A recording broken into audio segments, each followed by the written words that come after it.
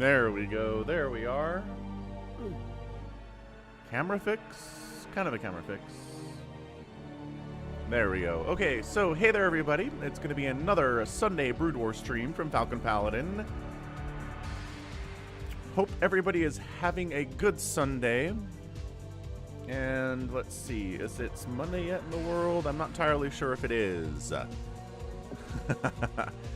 Alright, so, hey Dead Infested, first person here. We've got Radata Raditi as well. We've got Cow Juice. We've got Aki. We've got 2 moderators here today. Let's see, JLC is here as well. So, man, 3 moderators at the same time. What's up, Nibbler? We've got Barbu Vuik, I think is how you say that name.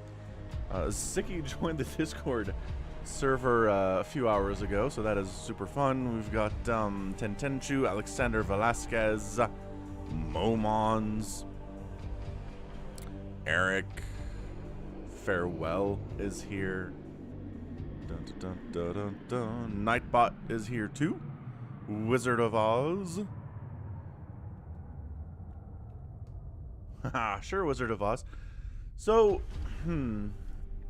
So the way that works is basically I have a monthly monetary goal to hit in Patreon, and once we hit that goal, then I set up the date and the time for the tournament. It's just basically anybody can join the tournament. There's cash prizes. I think I put a $200 prize pool into the last one that we did, and it was a lot of fun. So yeah, that's how that works. Salad 77, John Doe's in the house too. Emma. Let's go. Litany Against Fear is here too.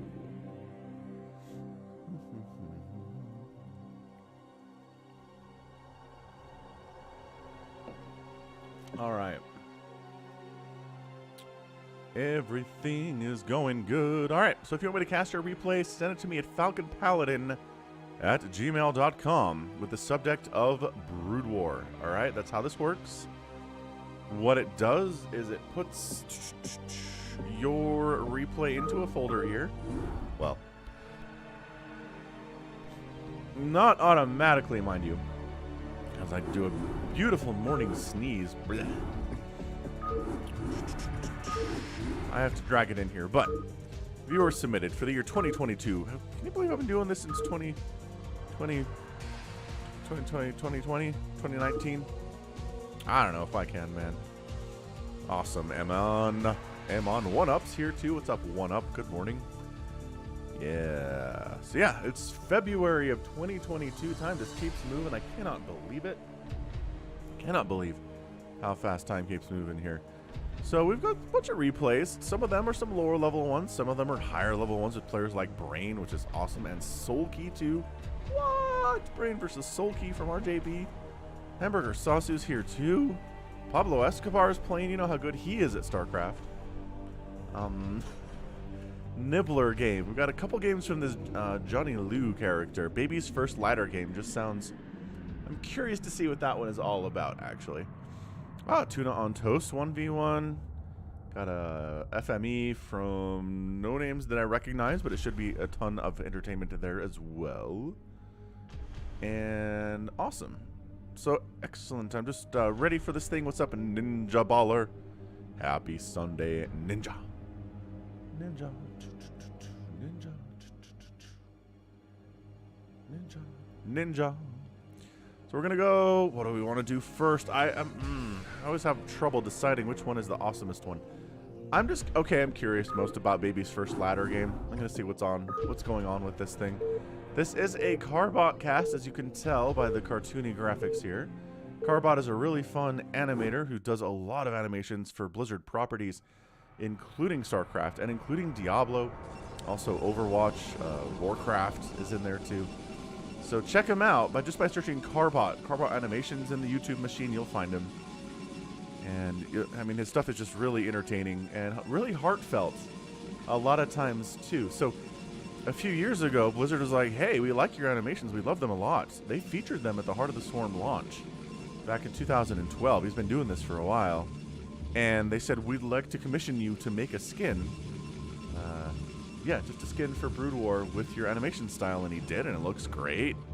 And I like it a lot. I know some people don't, but that's okay. Everyone has their own personal opinions about the world around us and things that exist therein. So, okay. So we got Toss Riggy top right. I guess I should introduce these players. And top left, it is Johnny Lou. So we're throwing up a pylon in the middle here, which indicates we're probably going for some proxy gateways. I mean, technically, if you put your gateways in the middle, the distance to rush to any of these other 3 locations is equal. So, I mean, it makes sense why you would do this. Oh, yeah. The Diablo? Heck yes. Sonyo knows what I'm talking about.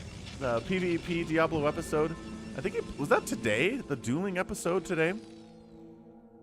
Yeah, it's so good. If you played Diablo 2 back in the day, hilarious stuff. Oh, look at this.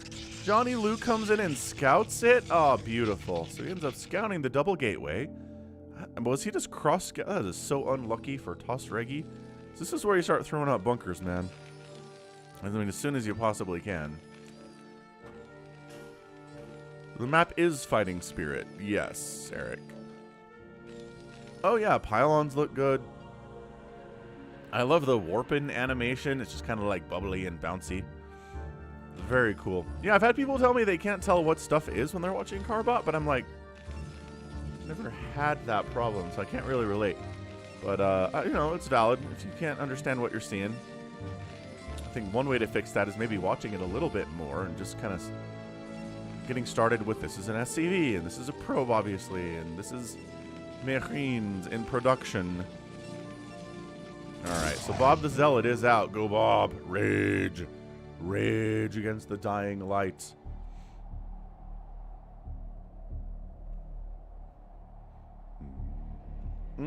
Okay, so that Diablo video was yesterday, so thank you.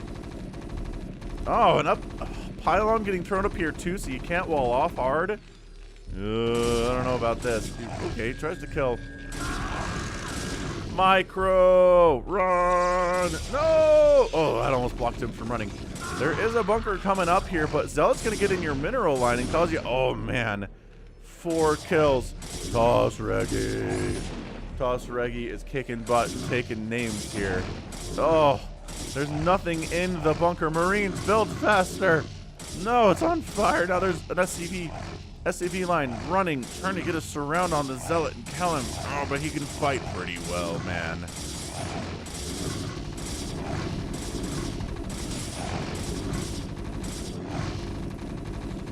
Come on. Oh, they got him. They got him, but there's 2 more Zealots here. The bunker is dead. Oh. Incredible. Ow.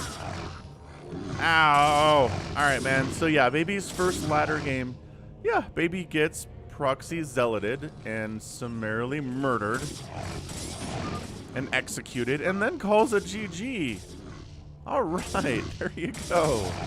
Rhaegar. Sounds good, man. Ah, rest in peace, Baby. Baby's first ladder game goes about how you would expect, losing in about 4 minutes to a proxy gateway zealot style attack. Ow. So yeah, 14-3 units killed is pretty much the entire deal. Pretty much the entire deal. Alright, that was interesting.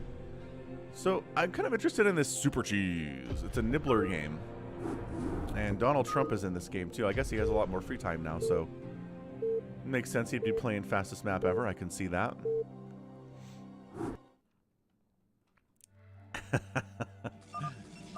JLC MCU referencing here. Alright, cool. Well, it is top versus bottom. So, let's do this thing. We've got ourselves Team 1. Top left, it is DRNKNTGR. Wow. Call him Dern. His teammate way down here is Nibbler playing the Zergs. And then we have Doritos, which is a fun name. I like Doritos a lot. It's like Doritos. Maybe we'll just call him Doritos. Team 2 is a pink Terran player named Galina Depil.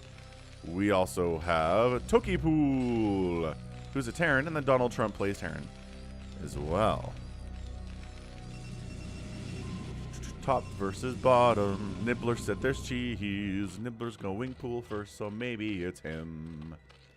Maybe it's him. Anyway, thanks for hitting that like button, everybody. We've already got 32 likes. Woo!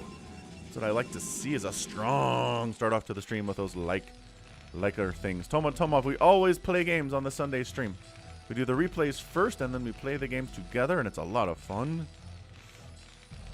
They will be the best tanks, says Dave C. Yes, in fact. Cyber Surfer in the house, too. Happy Sunday. Cyber Surfer. Your name always takes me back to the 90s, dude. Reminds me of the 1997, 98, when the internet was new, and Hollywood didn't know what it was, and terms like Cyber Surfer were real, and people used them unironically. Ah, good times for sure. So, I don't see any cannon rushing, and I really...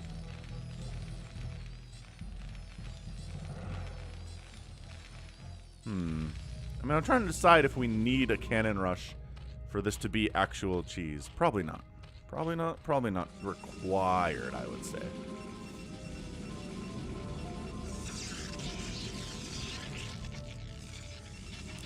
Alright, man. The cutest unit in CARBOT is the Zergling. Look how cute these guys are. They got little wings. They're so happy. They're puppies. They'll show up and lick you until you die. Run. Go kill some stuff. Yes. Yes, I like it a lot. What do we have to deal with this? No bunker. Maybe a couple Marines. Never mind. Maybe one Marine.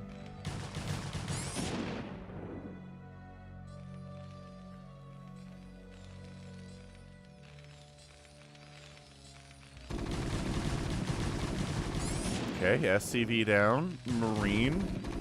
Getting smashed in the face here a little bit. Run. Run. Oh, that Marine didn't run nearly well enough. Look how happy they are. They're just here to play. They're just here to play. I sure do, Tentenchu. He sits on top of my printer on my desk. That's my CARBOT Zergling. He's adorable. Bunker. Get in the bunker. Get in the robot, Shinji. Get in the robot, Shinji. Oh, doesn't do it. Does not get in the robot, and as such dies. This guy, he gets in the robot, Shinji. Excellent. But SCV count is plummeting here for Galina. Or Galine. Nope, Galina. 3 SCVs remaining. Oh. Absolutely just death and defiance here. Okay. So Terran's in a lot of trouble. And then the follow-up of Marines. A Firebat. More Marines. And then, oh no. Big Marine ball heading into Nibbler. Nibbler. Get some sunk. These are not sunken. So Nibbler's gonna die. That's not good. That's actually very bad.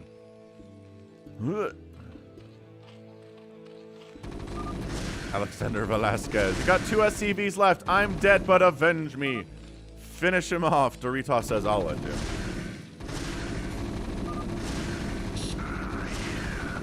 You are not okay, says Doritos. It's true, he's not okay. He's mostly dead, in fact. Oh! That is final drone. That was his final drone. I'm dead. Come to me, says Doritos. I can't. I'm dead. I got nothing left.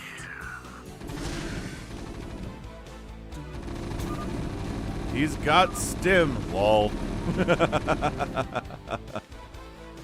All right. Trump is building that wall. There's a bunker up, but it's entirely unnecessary. Like, ridiculously unnecessary.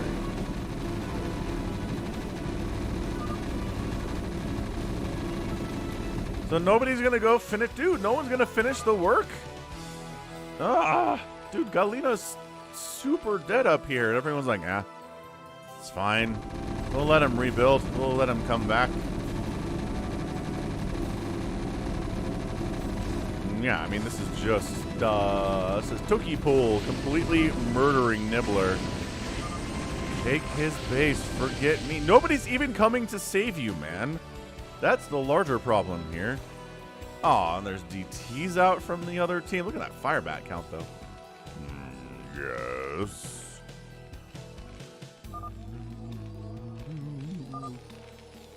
Let me watch, says Nibbler.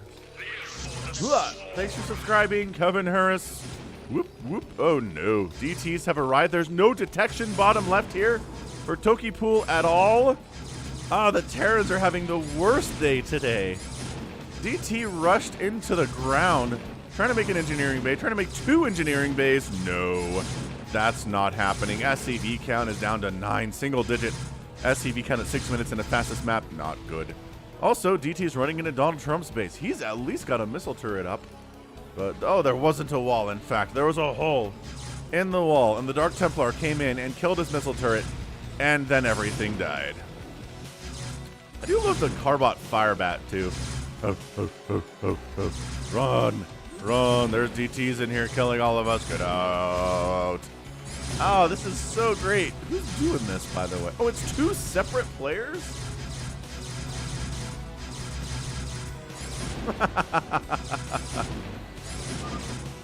That's funny. They both went DTs. And yeah, they're totally wrecking up here, too. All 3 Terrans get DT rushed. That's incredible. Toki Pool leaves the game.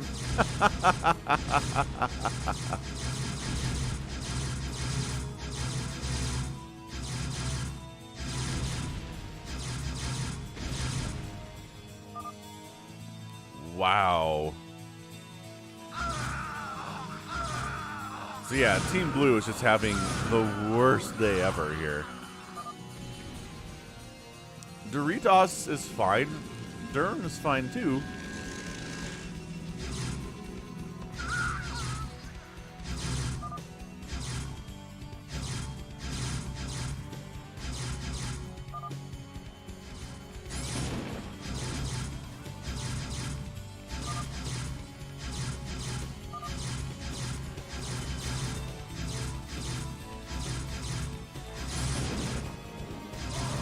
So I don't know how this game is not over is the larger question. I guess they're going to force you to kill their flying buildings. So please somebody make a Stargate or like Dragoons at least. There we go. There are some Dragoons here. They totally avenged Nibbler. They are the Avengers. Doritos and Dern.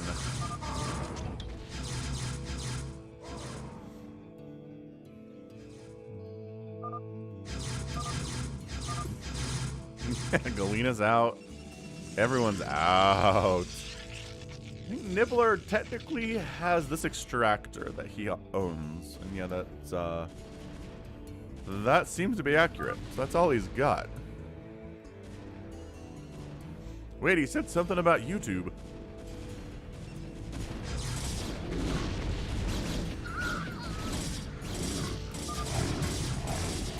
Donald Trump has left the game as well. GG. Why did I think this was a longer game? For some reason, my brain was like, this is like a 16-minute fastest map. Nope, it's not. But that was super cheesy for sure, Nibbler. Good job taking down top right Terran and then getting murdered. But you got avenged and you won. So that's all that matters. Doritos, 48,000 points. And Dern, 34,000 points. That's how it works. DTs, man. Getting the work done. 100. Look at this. 101-1 kill death ratio for Doritos. That's beautiful. 101-1 and 36-0 for Dern. Crikey. That's the most, I mean, anything to 0 is the most efficient thing ever. Oh, you can watch this here. That is true facts. Thanks for supporting the channel. Nibbler. That was a lot of fun. That was great. Okay, let's do, I kind of want to go Tuna on Toast here. Let's do some Terran versus Zerg with Tuna on Toast. Tuna on Toast is a great Zerg player. He is one of the top tier level players that do play with us during the games on Sunday here. So curious to see what he's going to do. He usually sends me fastest maps, but I am totally down for a 1v1 with him. So in the fairness of my colorblind viewers, we're going to red versus blue this sucker because red versus orange is a nightmare here on Largo. Top right, it is Magic Bullets 08. And in the bottom left, it's Tuna on Toast, which is delicious, mind you.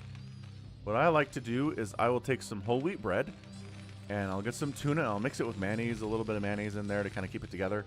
And I'll put it on the bread and I'll put some cheese on it, like grate some cheese on there, and I'll put another piece of bread on top and I'll put it on the griddle and I'll toast it up so it's all toasty and warm and melty and delicious.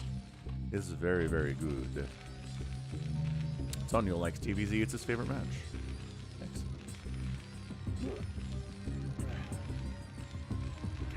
camera issues, production issues. You're welcome, Eric. See, Farewell knows what's up. He's got all the pieces ready to go. So I was making banana bread last night with my middle child because we had some old bananas.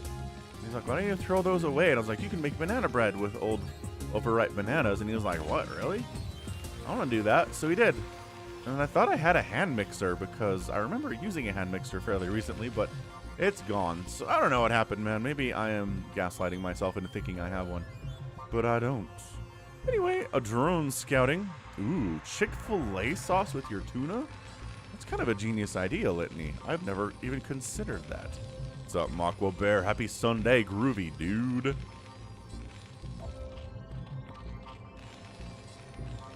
Alright, so not walling off, instead replacing the concept of walling off with a bunker right next to your command center, which I don't...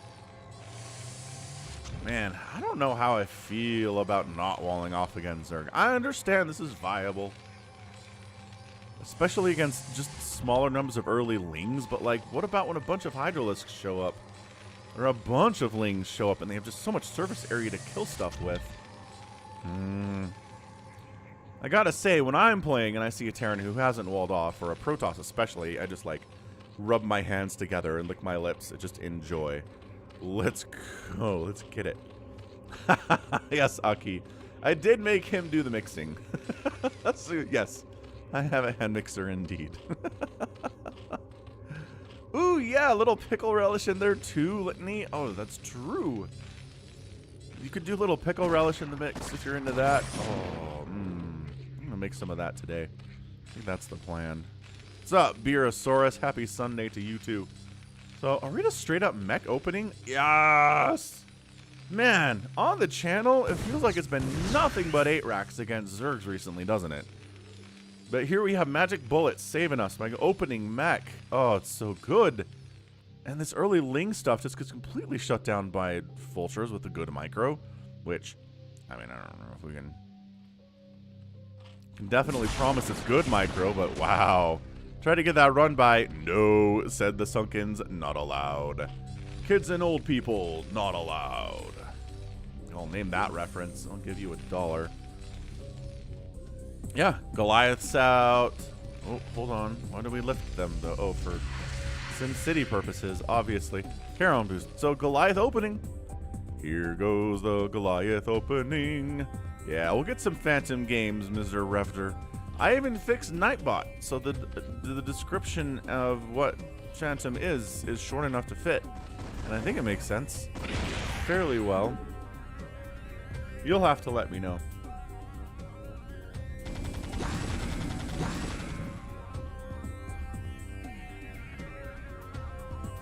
Alright, man. Goliaths look great, too. They got that little shiny window reflection on the front there. They're a little derpy, but also a little bit intimidating. And yeah, you're just not getting through 4 Sunkens, man. Gotta start some of that tank production, bro. And by that I mean you're not making tanks at all, you're going for the Goliaths. And the answer is going to be Mutas. Tuna's going to go for that 2-base Mutalisk play now. As always, Goliaths do half damage to Mutalisks, so you'd think Goliaths would not be a good answer. But Goliaths with Charon boost range can hit the Mutas from so far away and get those extra hits in. Extra hit, extra hit, extra hit, extra hit. The Mutas have to close the distance to get into basically melee to attack. So that means the Goliaths have so many extra hits, it kind of overcomes the fact they're only doing half damage the whole time.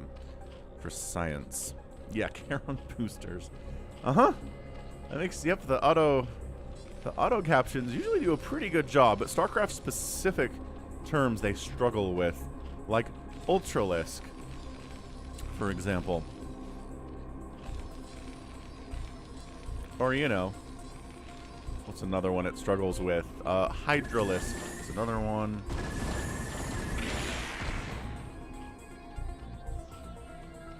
It's just CARBOT for replay, Jedi Master. So you can just turn on CARBOT for the replays for anything ever. I can load up a replay from a game that was played in 2008, long before CARBOT was even a thing, and use the CARBOT scan, and it totally works. This is very cool.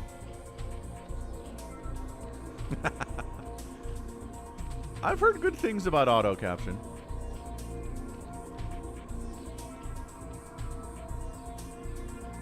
So it's kind of a weird Goliath contain attempt. These lings are no answer. And the mutas are just like, nah, is cool. We're just going to go attack on the other side of the map where you're not ready for it. And that is true. There are no turrets here. There are 4 Goliaths. Look at him bypassing the natural. He's like, nah, I got the main, bro. So the bunker's up. That's going to help a little bit against these mutas. Killing 1. Not killing another one, though. Excellent, excellent.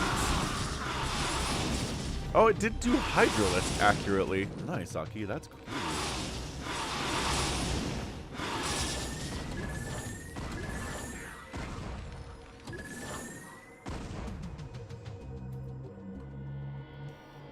Alright, so a bunch of SCVs make a run for the hills, I guess. What are you doing up here? What does this do for you at all? Oh my gosh, the Overlord's gonna scout them. Oh my gosh, it's gonna scout them? Alright. So now the mutas... No, go left. There's a bunch of undefended SCVs over this way. I don't think Tuna knows.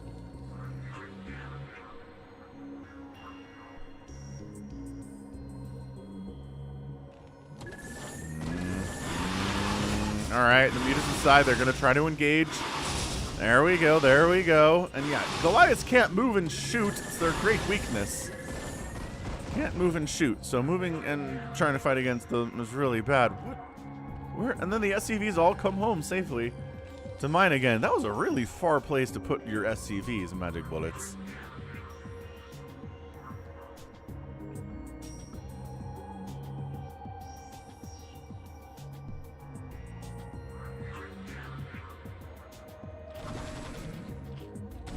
Man, are you honestly going for this? There's lurkers and 4 sunkens and a bunch of zerglings here. This is not happening. This is not happening. Massive Goliath play. The good thing is it's kept Tuna on toast on 2 bases. And guess what? Magic Bullets on 2 bases. He's up 28 to 22 workers. 2 base to 2 base is a tough thing to experience as a Zerg. You want a 3rd base real bad. You have to move out with lurks, I guess, is your best bet. But also what I like is just getting a ton of Zerglings with like 2/2 upgrades. Or even just 1/1 upgrades, right?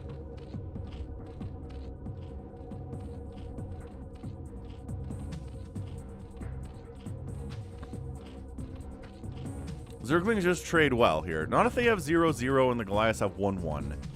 But big link surrounds with some Hydra support is also pretty good. Hive on 2 base here from Tuna. Interesting. And Muta's doing what they can.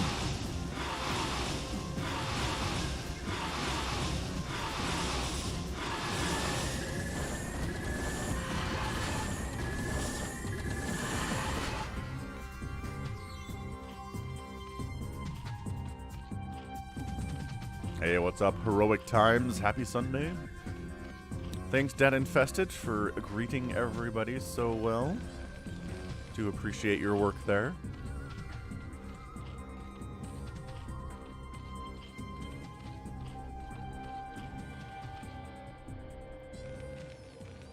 You know, if you're Magic Bullet, I'd love to see him take a 3rd base. You're pretty much preventing the Zerg from going 3rd.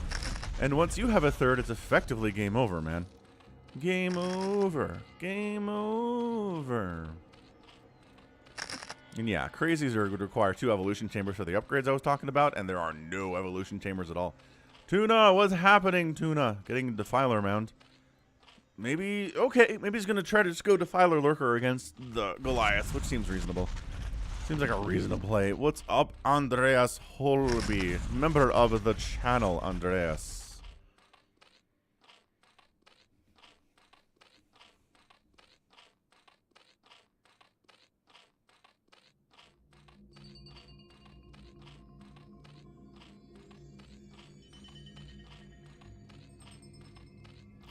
A calm falls over the Western Front.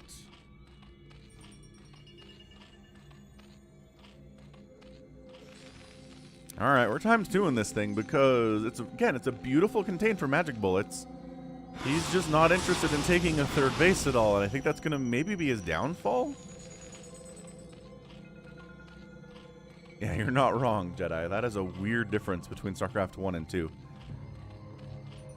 Engineering bay lifting capabilities. They downgraded the engineering bay for reasons. Alright, so we're gonna get some consume up here.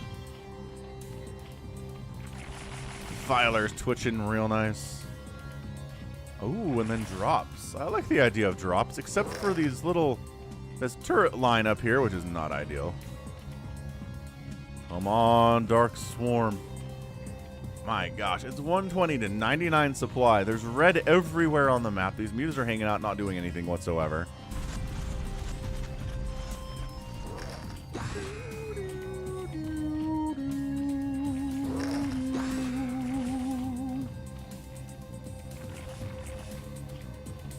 Yeah, no science vessels. I mean, Magic Bullets is a man after my own heart. It's just, it's fun to mass up a single unit. Oh, nope, nope, nope, nope, nope, nope, nope, nope, nope, nope, nope, nope, nope. Ah, Tuna, no. Tuna, no. What is this, Artosis? A third base is almost done. A third is almost done for the Magic Bullets. Oh, okay. He found a better angle for his crazy drop. Dude, this is crazy. Okay, so the Katena's real. But this is happening too. Dun da da dun dun da da dun dun da da dun dun da dun.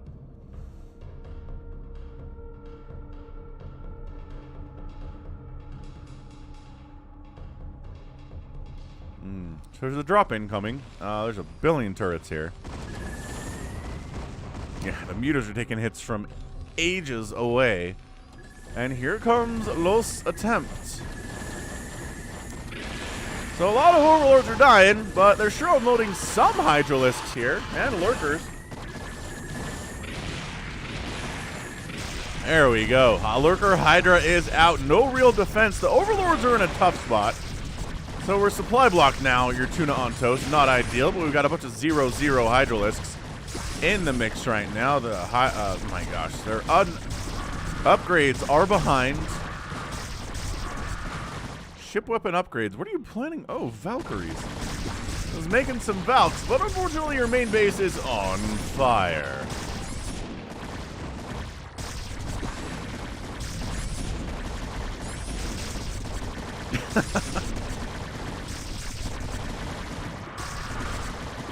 Alright, so Magic Bullets loses his main. He decides not to try to bring his Goliaths back home to save this, or use, I don't know, some of these Goliaths maybe. Johnny Lou, what's up? Ah, you're very welcome. That was, got another one of your replays that made it into the folder today, Johnny. Makwa Bear. Gnarly, dude, not groovy. Come on. I could say gnarly if I want. Although, gnarly is a negative connotation, right? So, fair point. Fair point. Okay, so the main base of Magic Bullets is gone. He's supply blocked into next week. It might be worse if these supply depots go down too. Which seems entirely doable, actually. Wait, did I? I did. I clicked. I clicked by accident.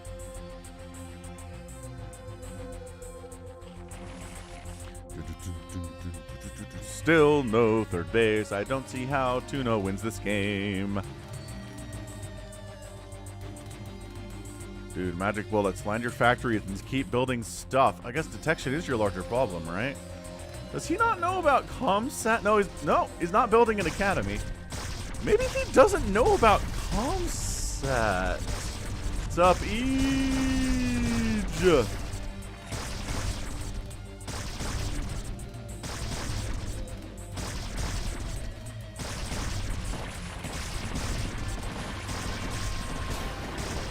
If his barracks dies, he can't build additional factories, which is annoying. Academy.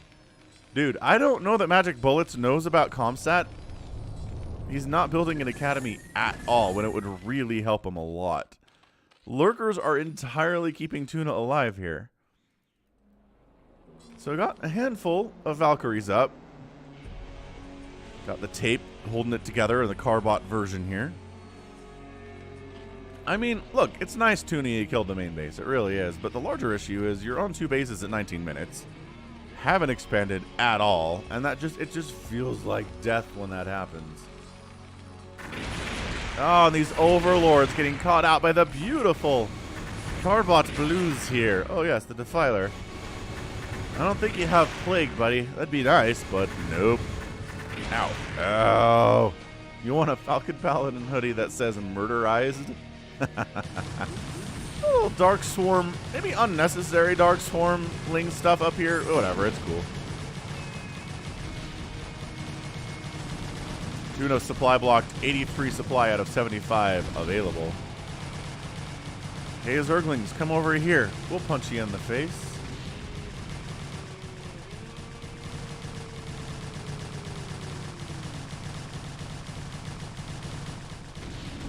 And we're Dark Swarm Ling running out to deal with these. Oh, man.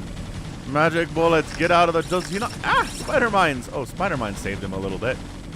That's nice. The Hydras aren't going to help. They're inside Dark Swarm. They're protected. Ow. Spider Mine kills a bunch of Lings, but also some Goliaths. As is tradition here. Come on. It's third base time. It's third base time, Tuna. You have 73 supply. Not great. These lurkers are not moving in. I guess there's because there's one missile turret here. He just uses missile turrets for detection. And he's going to try to kind of take this bottom right, if at all possible. But again, Magic Bullet's big weakness today is that he doesn't have the ability to comsat.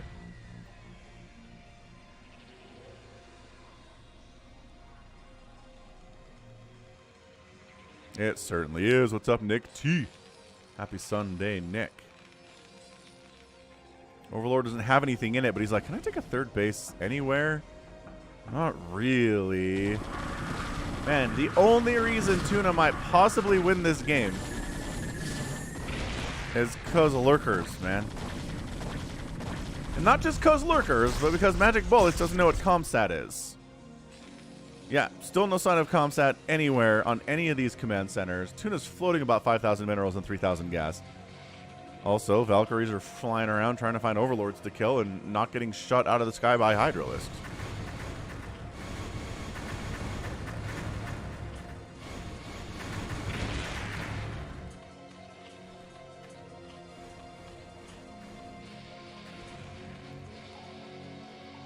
Man, there's a lot of Valkyries. This is maybe... I'm going to go with this is too many Valkyries. What's up, Dodger? Happy Sunday, man.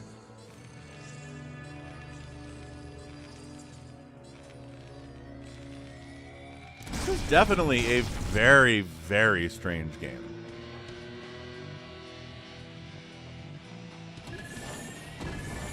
Tuna, build more stuff. I know you're kind of supply blocked.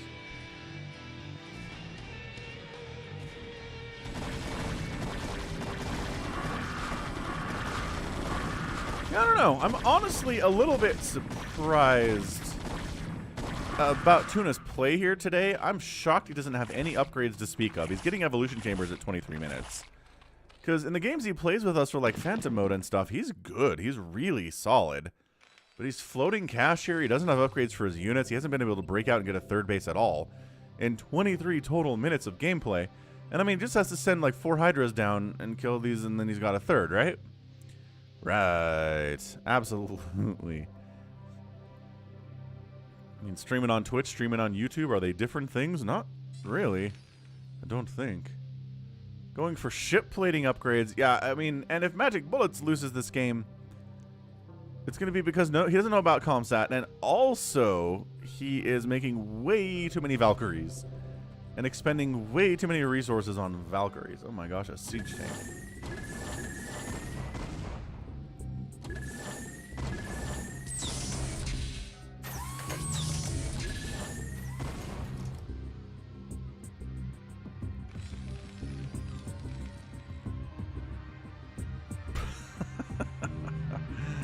Oh, tuna.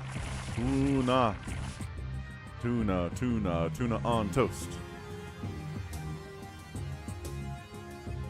I mean, I assume Tuna has... I know Tuna has range. And yeah, he's got speed. He's good. So at least he got those upgrades, and he's finally working on missile attacks and carapace. So the upgrades, they are a-coming.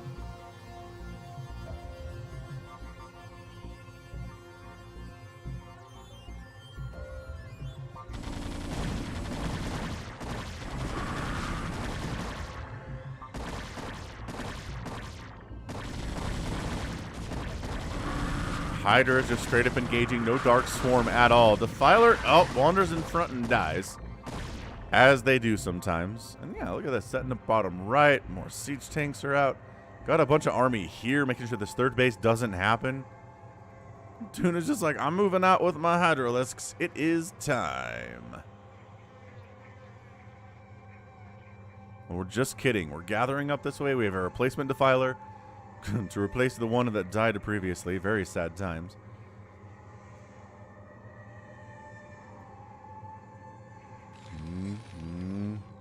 Tuna has no income. That's it, man. He's done. Good thing he has the bank. That's nice. He's consuming Hydralisks for energy. Desperate times. Call for desperate measures. What's up, member of the channel, Mr. Bagitka? Happy Sunday, man. I don't know that supply blocking Tuna is going to matter all that much here, but, you know, I guess forcing him to use resources on Overlords instead of on, like, Hydras and Lurkers and Defilers would be pretty good, actually. So, yeah, let's do it. Again, it's too many Valkyries for this purpose. And I think Magic Bullets wishes he had maybe more Goliaths and Siege Tanks. But this is, you know, this is fine. Basically one-shotting Overlords up. Alright, here we go. Dark Swarm, engage. No. Dark Swarm, almost engage. Dark Swarm, engage. Ah! Look at that. He's pulling back this time, but no, more. Beautiful, beautiful Dark Swarm usage here from Tuna. See, this is why I think Tuna's pretty good. He just uses the Dark Swarm so beautifully. He doesn't have the upgrades yet. He's working on it.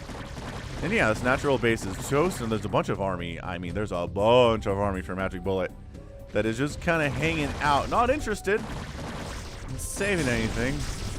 Also, all these supply depots are going to die. Gonna supply block Magic Bullet, which is always horrifically terrible to try to come through here.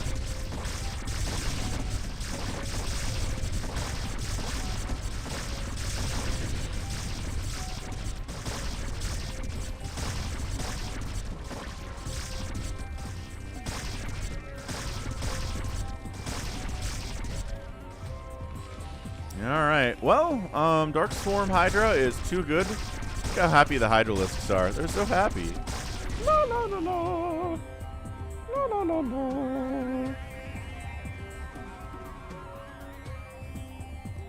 And then Magic Bullets is like, alright, we're going, let's do this thing. Magic Bullet is supply block. These Lurkers are going to be the death. Dude, no Science Vessels, no Comsat. No Science Vessels, no Comsat. He only knows detection exists because of missile turrets?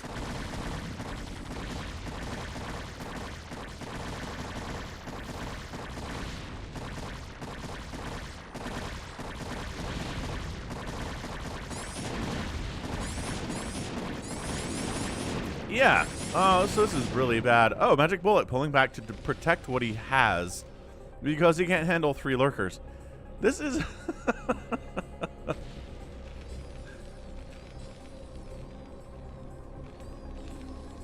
absolutely insane. What is even happening here?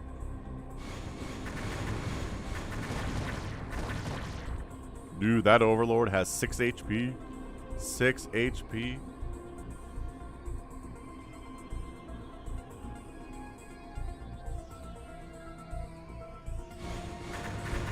He's really trying to kill these Overlords, but this group of Hydras is like, no. Stop it. Leave them alone. Well, the Valks go ahead and sacrifice themselves to supply block Tuna again. Tuna doesn't have enough money to make another hatchery. He's going to have to do some long-distance mining to do that. I can't believe he's on 2 bases at 29 minutes. But you know, 1-1 Hydras with the Dark Swarm support is pretty good against Goliaths.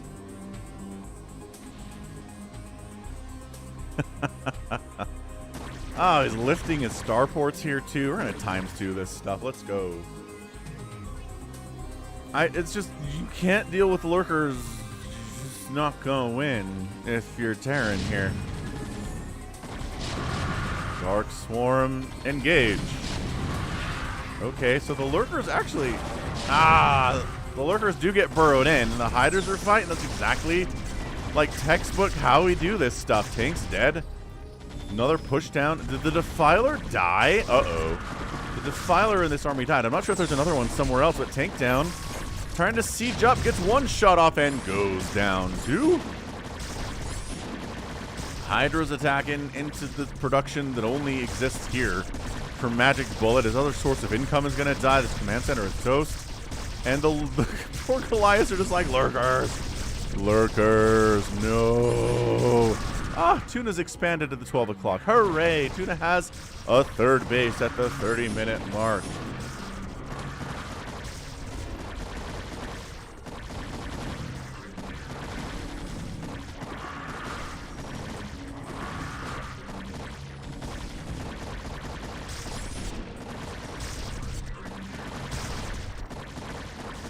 Oh, man. All right. So, yeah, that's a lurker GG play here today. Magic Bullet is very dead. I really want to just find Magic Bullet and take him aside and teach him about science vessels and about ComSat stations. ComSat add-ons, because this is just, I mean, I'm a Zerg player at heart, but this hurts me to see. Lurkers are getting way too much done. Like the possibly the only reason he didn't die here is because he had like 2 lurkers.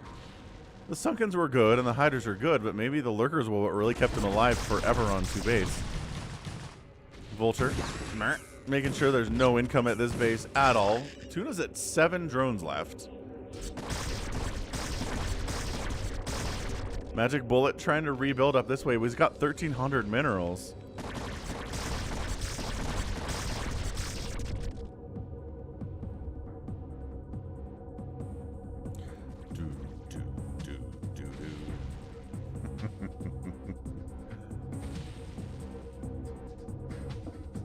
Yeah, Tuna's got 1/1 upgrades on his Hydras and Lurkers.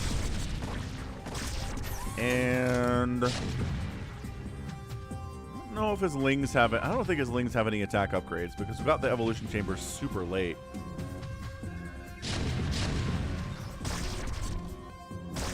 I mean, Tuna still wins this thing because it's 53-8 total supply, and that's just not something you come back from if you're that far down. If only, Dr. Anime, if only. And then Magic Bullet's floating his buildings and making it really hard for Tuna to chase them down and kill them. And Tuna just lost his hatchery at the 12 o'clock. I don't think he got any resources out of this at all. So suddenly really on the back foot here. If he had just taken this base and put some like lurkers right here. That's all he had to do. Kill these spider mines. Put some lurkers here. Profit. 52-10 total supply. Bases up. Siege tanks here. Are there defilers left? Yeah, because we see them.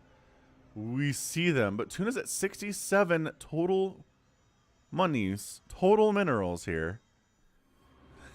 Gonzalo Duarte. You are right to feel that way, sir. You should not feel bad. It's nice. He's got his starports back, but starport is real bad when your opponent has pretty much nothing but Hydralisks. With defiler support, too.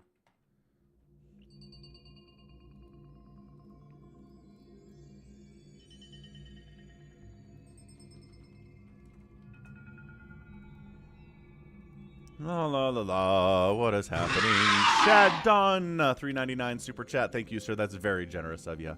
I do appreciate it. Hope you're having a great Sunday. It's very fun for me. I'm having a great time. This is Tuna. 2 base Tuna. 2 base Tuna at 34 minutes, man. No income at all.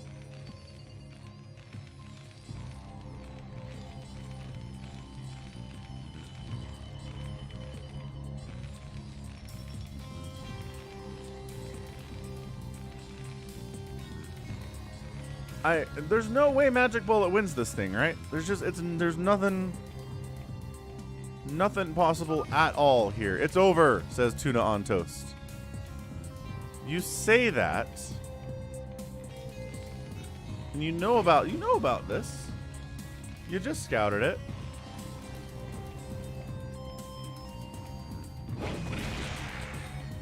Oh my gosh, CARBOT Race. We never see CARBOT Race. They look good. They look smooth. They look fancy. I like them. Yeah, Carson. Okay, so now we're dead. 2 siege tanks with no detection at all. Against Hydro Lurker Dark Swarm is not happening.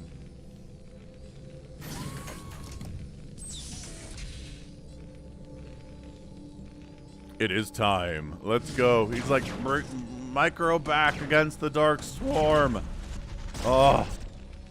And the Lurkers are in the death position.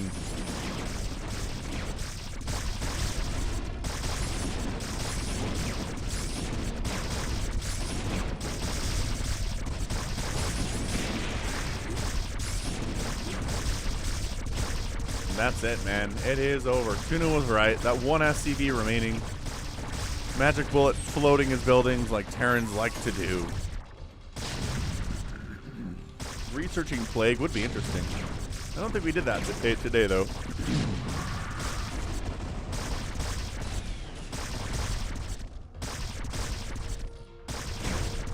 Magic Bullets. Dude, the weird thing is Magic Bullets macro was not bad. Magic Bullets had factories out. There you go. There's the Rage Quit. He had a lot of Goliaths.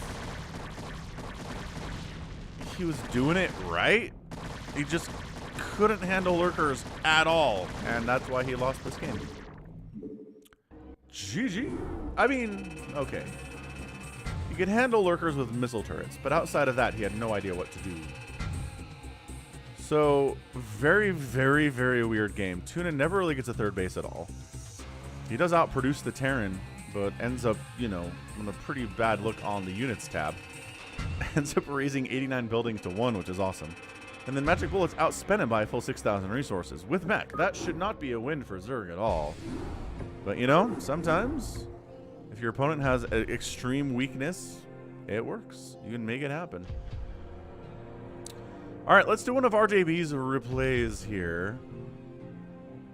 Let's go, man, I'm kind of stoked. Let's go fastest map HamburgerSasu versus 458. Both incredible, incredible fastest map players. If you're a fastest map fan, HamburgerSasu games are always amazing. The macro's crazy go nuts. You're not wrong, Carson. He could have been more annoying than he was. So we should be thankful, I guess. All right, fastest map, right side, HamburgerSasu. Left side, it is 458.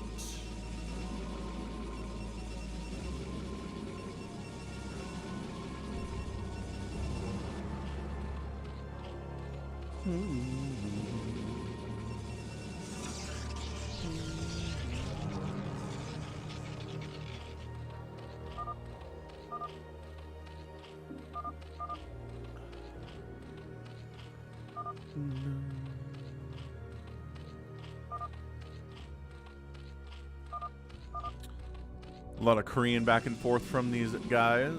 Gateway opening from Protoss as per usual, throwing up the hatch at the choke. Hamburger. I like that strategy. I think it's better than trying to set up some SimCity defense back here.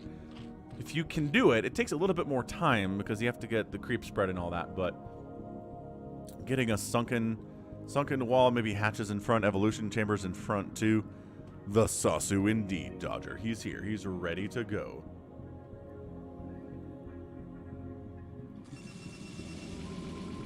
Cannon up in case it's a pool first play, but it is definitely not super early aggressive lings from Hamburger at all. There you go. So now you get the sunken here. And the Zealots try to go for a run by, but you're taking sunken hits, and there's lings here to support too, and some drones that body block and turn themselves into further. There you go. Beautiful stuff here from Hamburger. Fantastic opening against a 2-gate from Protoss. Oh, gonna try to throw up the forward pylon shove. That usually means it's going to be forward Reavers, traditionally. Right? You get the robotics facility up here. You start making Reavers like crazy out of 6 robos. And just scarabs all the way down. Curious to see if that's what the attempt is going to be here or not. I really would like to kill that pylon, but there's too many zealots out. So, oh, hang on, hang on, hang on. Got it. Oh, he got it. He sniped that. Beautifully done. Okay, so forward pylon delayed. At the very least, the strategy that 458 is going for here is delayed.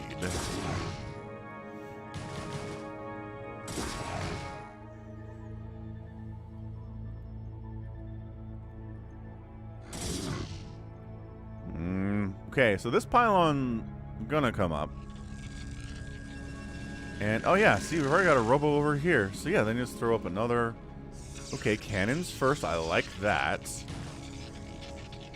What's going back on in Zergsville? The answer is a lair and nothing else, dude.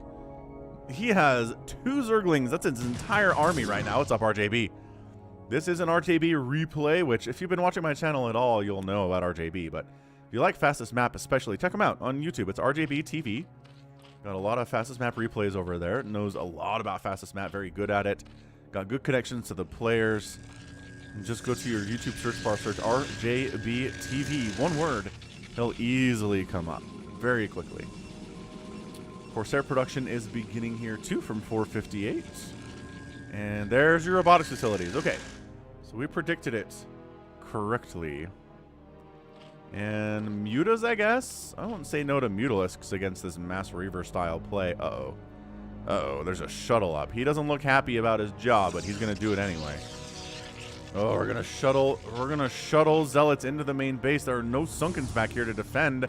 There's maybe attempting a couple here. All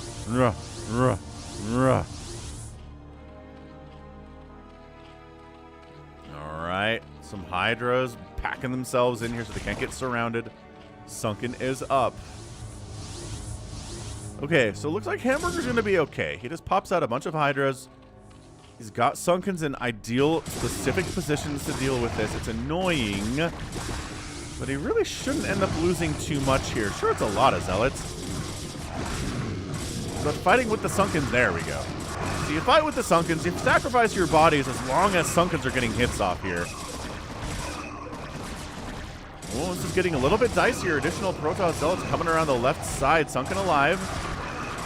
Fighting, fighting. I wish I could see how many kills Sunken's got, because I feel like it'd be a lot, but that is a cleanup for sure from HamburgerSasu. So nicely, very nicely done. Hey, Symmetricals at Appalachian State. You guys have a killer Division II football team, right? I'll never forget Appalachian State versus Michigan. I want to say it was like the first game of the season for those two teams, 2007, maybe 2008.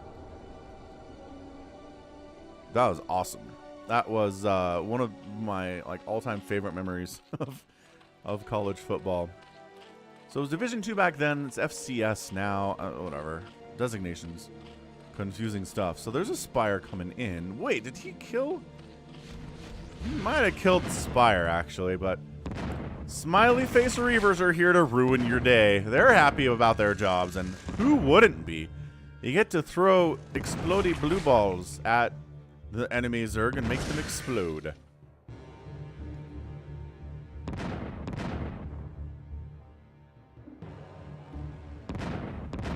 Kapow, ka-chow.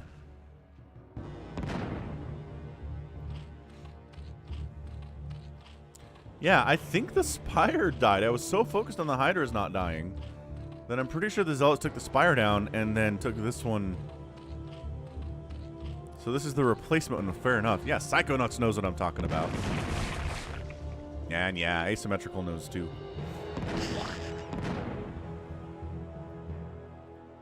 I'm not sure that Michigan is ever super... Well, they've recovered from that. What am I talking about? They were like top 5 in the country this year, so Michigan's fine. Don't worry about it. Ugh. Farewell. Has some PTSD about that game, though. I smell a Michigan fan in chat. Yes, the croissants are here. Croissant. Mutas, yep, to deal with that, but then the Corsairs to deal with the Mutas. Scourge to deal with the Corsairs. It's a huge game of if you give a mouse a cookie right now. Okay, Corsair count gets nailed down. Oh, but the Reaver count gets reduced as well. This is great. This is so good. Second line of Sunkens. Third line of the Sunkens. Go. Corsair goes down. Okay. Mutas are injured, but they need to focus these Reavers as much as they can to take them out. And indeed, that is a dead Reaver. Okay. All right. All right. So Reaver's down. Only a handful of Zealots remaining, which is still pretty darn scary, especially because they have speed. But there are enough Sunkens and Hydras here to handle it. Get it. Punch it. Punch that Sunken right in the face. Punch it. Punch it. Punch it. Win. No, it does not win. Can't win against a single Sunken, especially if you don't have all of the upgrades. By that I mean, you have 0 of the upgrades. Take down the forward position. Take it out. Take it out. Yep, okay, so the forward position is taken out. 458. Still has a 38-16 worker lead, though. Holy schmolians. Did I miss a drop of some kind? I don't think maybe I did. Dang it. I think I missed a drop. Is there any way HamburgerSasu really has 16 drones at this point without losing a whole bunch? I mean, there's Hydras in position to deal with a drop. It seems entirely possible that I missed a drop here. So we're going to say nicely done. 458, getting that drop down on Hamburger. Big Hydra push. Hydras have no upgrades, so no upgrade Hydras, at least as far as attack and armor goes, against no upgrade Zealots. You do have speed, but no attack or armor upgrades either. Ah, of course, asymmetrical. The streams will go. The streams will continue.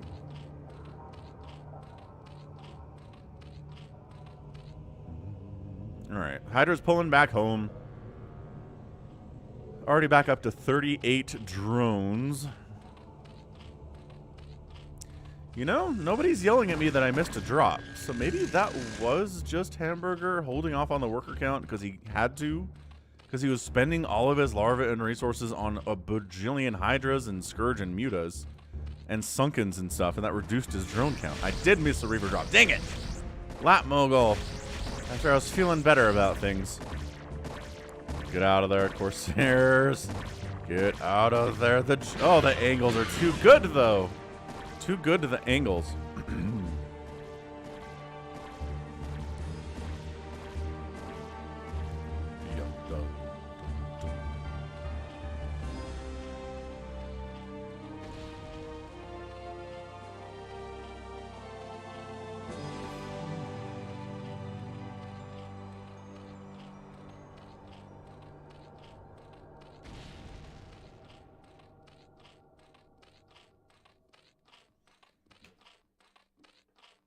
Alright, so a hush falls over the battlefield as it does at times, which means it's time for the ×2.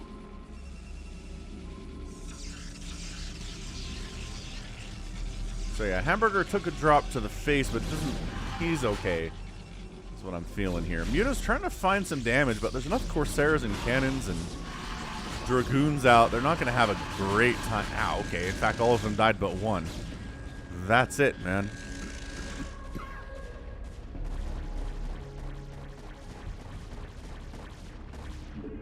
That is such a massive Zealot push here.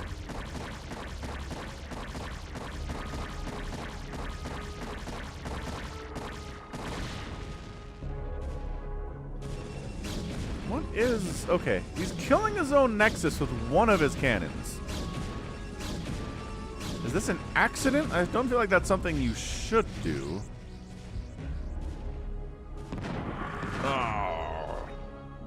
What's up, Pablito Pavlov? Happy Sunday, friend. Scourge Ball is trying to chase down those Corsairs. Zealot Reaver, we're back. We're back too. Queens out. Got some Carbot Queens here today. That's fun.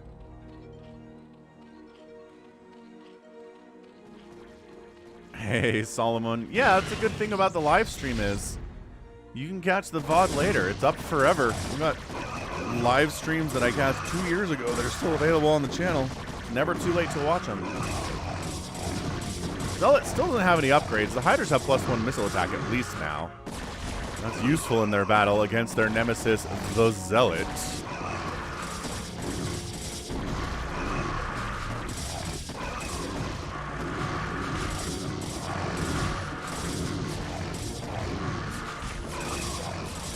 Zealots hacking away. I really wish they had attack upgrades. I feel like it would be great. They'd be much better if they did. And yeah, Dodger, it's a CARBOT stream. It's how I do for official CARBOT designated streams, is the CARBOT. So I like, you know, Overlords getting thrown out all over the place. Vision is fantastic for HamburgerSasu here.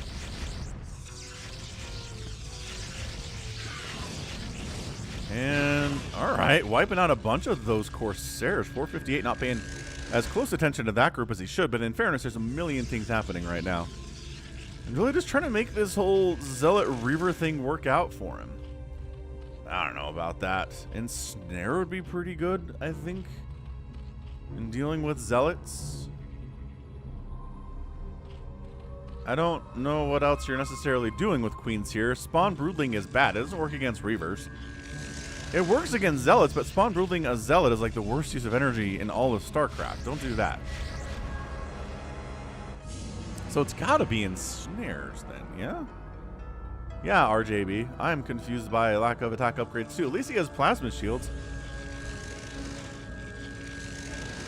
which applies to everything Protoss has, so that's cool, I guess.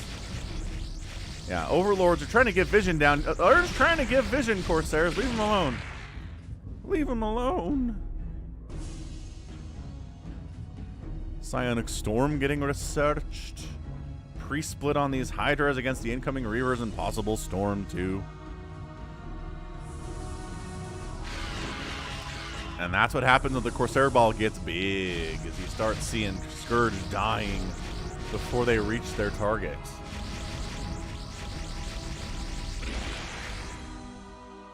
Okay, here we go. Big drop. Big drop coming in. Where's the Corsairs? Escort Corsairs. Here we go. Meeting up. Look how efficient they are. Killing some Overlords. And then also escorting. Just kidding. Not escorting this drop at all. Which is, oh, this is going to succeed for sure. Except there's a bajillion defensive lurkers here. So, big Reaver shot though. But then Reaver dies pretty much instantaneously after that. And Hamburger's still at 74 workers. So, like, that is some incredible drop prevention strategy here. Literally throw up 12 lurkers all around your main lair or hive, and drops have a much harder time killing your stuff. Man. Protoss has got to be frustrated with that one. He got it all the way down there, didn't lose any of his shuttles before he got to the location. And then ka-chow. Nothing happened. I mean, some drones died. We saw that. Some drones died there, but not enough to really knock Hamburger down to anywhere that we're worrying about.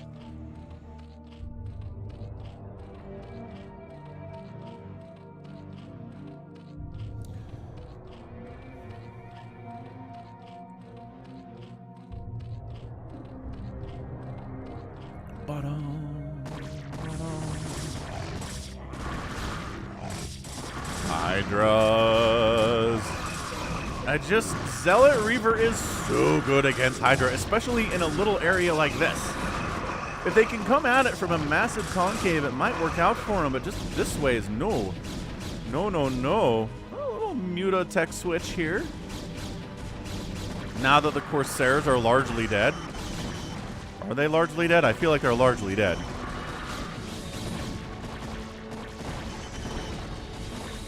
Yeah, Dragoons, you don't want to fight Dragoons against these Hydras with 2-2 upgrades. Definitely not. Come on, additional upgrades not happening. All right, cool. Whatevs. So, Devourer Mutalisk tech up this left side. Hey, what's up, Bjorn Budinger, member of the channel, Bjorn. Long time member of the channel, Bjorn.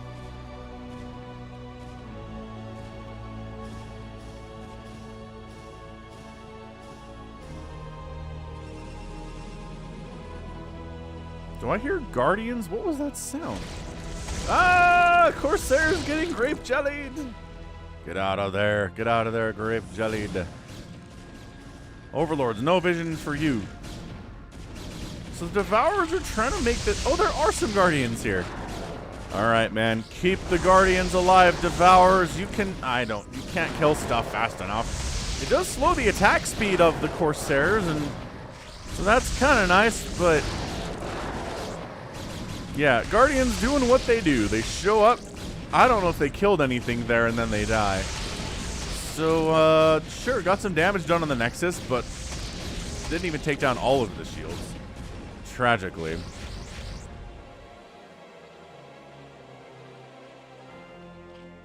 Double Defiler Mound is neat. Maybe worried about one getting sniped or going for crazy good upgrades here, right? The one thing in Carb I do struggle with sometimes is the upgrade graphics, right? Sometimes I don't know what something is, but that's Plague. Plague's on the way. Nidus Canal coming up. Ooh, maybe to Nidus there would be fun. Another Muta attempt. I just don't... Not really on board with this attempt here.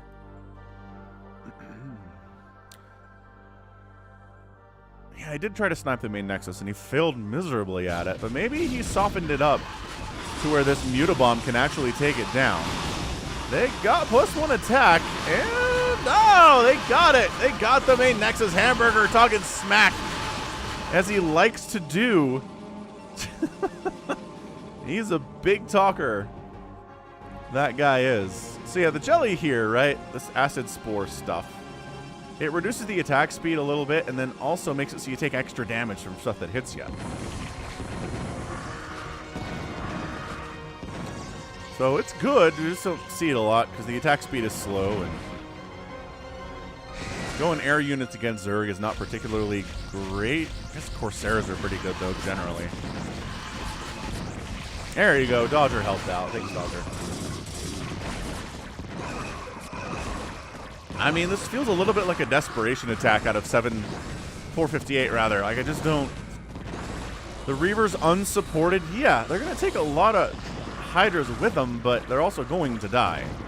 You just can't, with this much Ling Hydra against a handful of Reavers, it's not going to work. 184 to 171 supply. The income is slowed up a little bit because you have to go all this way to mine your minerals instead of just right here, which is amazing. So that's annoying. And there's your Nidus. Yeah, see the Nidus Canal doing stuff, singing some opera here.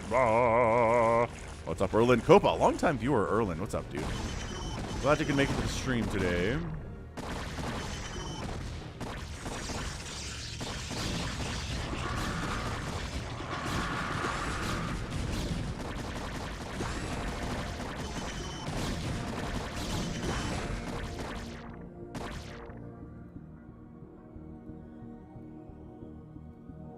I don't know if you're getting through here either. Storm has been researched.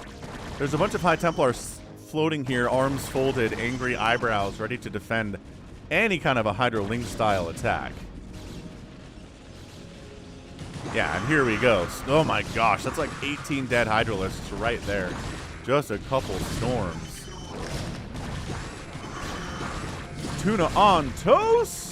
Thank you for the super chat. Mike the Mutalisk will begin to see it later. Hydra versus Dragoon, both inside Dark Swarm. Lol. Always funny. I like the invincible nature of this Dragoon right here. And the attack gets shut down. And 458 doesn't have anything to say. He's not chatting about it. And yeah, Tuna. I don't know. I feel like I've seen you play better in Phantom modes before. Like spending your money better, expanding better, getting upgrades. So I don't know.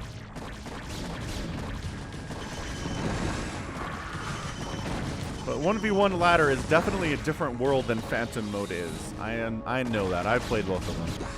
I get what you're talking about. But anyway, thank you. Mike and I appreciate it.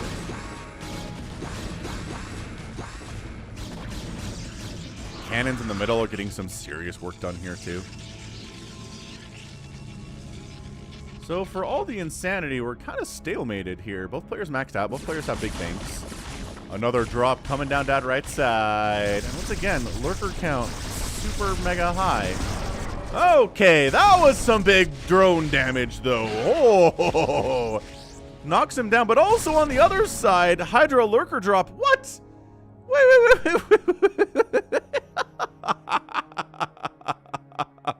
How is that a GG? What's up, Adam Q? Wait. I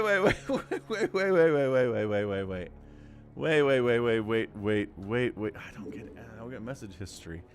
So, all right. Yes, excellent Lurker Hydra drop here at 458's base. Kills a lot of probes, probably. These Nexuses might die. I guess you just don't have enough to clean that up. Is that the problem for 458? Because he did terrible damage to this worker count for Hamburger. There's 22 drones remaining and exactly 22 probes, which is hilarious. But I guess maybe the concern here is that this got cleaned up, right? So Hamburger can just rebuild 1 million drones, get back up economically pretty quickly, whereas this is not getting cleaned up very easily at all, right? These lurkers are going to be hard to dislodge. Are there any observers out? I don't even know. I guess you could reaver them. There's only a couple High Templar back here. There's nothing in these shuttles. The production tab is Dragoons. Yeah. It just doesn't seem like a ton. It's 4 Hydralisks and 3 Lurkers. And I guess maybe, sure, you're going to have your probe count reduced much further over the next 4 to 5 seconds of the game. Right? So yeah, your worker count's going to be garbage. Maybe you're just raging out because you lost this Nexus. And you might end up losing these 2 as well, and you're mad about it. But, weird place to GG out. Maybe RJB can give his insights too. Yeah, I felt like he was going nowhere. Maybe just frustrated. Good match, though. That was great. Very fun stuff. Thanks again to RJB for sending that one in. Excellent. 328,000 points for Hamburger, 316 for 458. Killed 450 Zerg units. Lost 297 Protoss units, but got outproduced by more than a 2-to-1 ratio there. And then total spent fairly even, but sometimes fastest map's a little bit misleading that way. So, Kerchunk, nicely done. Let's go a... What do I want to do here? I want to do this. 1v1. Binary Burghs. I've never cast a game on this map before. I don't know if I've ever seen one, honestly. So this was sent in from somebody I don't know. Don't recognize the name, but you know what? That's great. Send me your replays. If I've never cast you before, we'll get you cast. We'll get you on the channel. We'll get hundreds of people watching you play StarCraft. How's that for intimidating a little bit? So our options here are yellow versus yellow or gray versus pink. Magenta, that's rough. So bottom left, we've got ourselves a gray Protoss player, Demon Hunter. Top right, it's going to be Blue Terran, who is a Magenta Terran instead. All right, so let's check out the map real quick on Binary Burghs. I feel like I did the thing. All right, so let's see. High ground main base. Your natural is down around. What's up? There's a snake here that I can't select. Huh. There's a little minerals only base here for your natural, which sucks. Dude, there are no places to expand on this map at all. I mean, this is your second closest gas. This feels like a StarCraft 1 map. This feels like a map that was developed in March 1997. Like right when StarCraft 1 was released. There are no places to expand. I guess you take maybe this if you're the Zerg. I guess it's Protoss versus Terran, so it doesn't matter as much. Dead Infested remembers this map. Well, I'm glad somebody does, because I am a little confused here.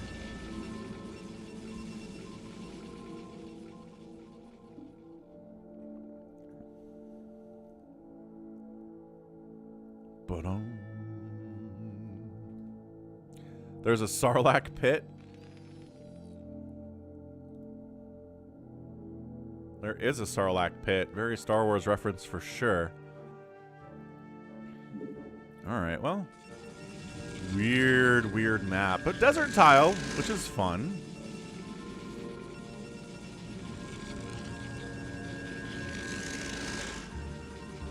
So 3-gate opening here is Demon Hunter.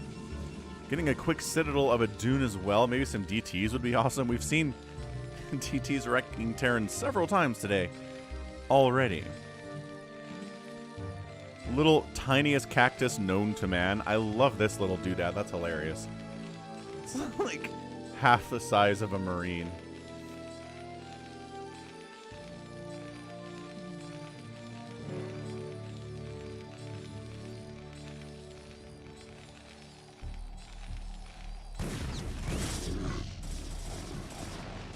So, Zealots have arrived. No DTs yet, but maybe we're working on it. And we are. Dark Templar are on the way. I love that. He's like, hey, worry about these Zealots real fast.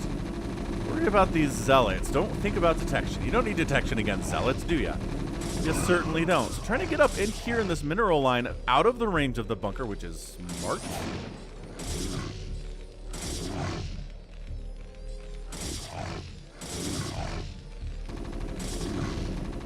Bardaboo, send the replay to the email address. We'll get it next week, man. That is the tradition. Unless you're RJB. RJB can send me a replay the day of. Spider Mines! Oh, the Spider Mines are a good answer to DTs, though. That's for sure. Oh, man. All of a sudden, the revenge on the other side of the map, though. Okay, this game's crazy. So, yeah, now there's DTs hacking away at the SCVs. And there's... I mean, are there any probes remaining at all for Demon Hunter? No. There are no probes remaining. DTs keep wandering into Spider Mines and dying over here. What's up, Smash Stats? Smash Stats. DTs. Womp, womp. Womp. Womp. Womp.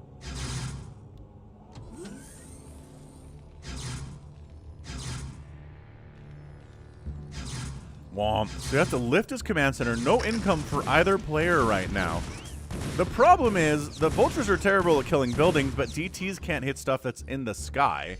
And also there's spider mines out defending here as well. And Demon Hunter leaves the game. Hang on. I gotta rewind this one a little bit. I gotta see the part where the vultures show up. Okay. All right.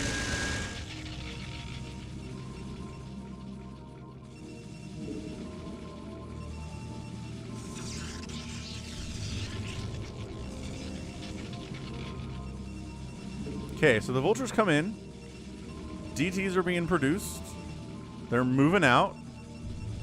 Vultures immediately throw down Spider Mine. 5.5 minute Spider Mine. This DT is just, I'm out of here, man. Just kidding, I'm coming back. I'm gonna save you guys. And then he gets smashed in the face by a Spider Mine. Okay, that's it, man. So that is just literally what happens here. Jason Jeff. Thank you for the super chat, Jason Jeff. Appreciate it, man. Happy Sunday to you. And I just want to see this Dragoon pop out and get instantly murked.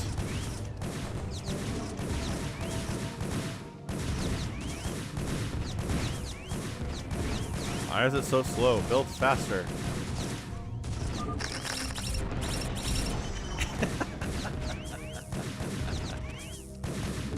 All right. So it turns out DT Rush is countered by very fast Spider Mine research. We learned something today. Well done, Blue Terran. 21-9 worker kills. I mean, Spider Mines kind of work as base defense as well, which is hilarious.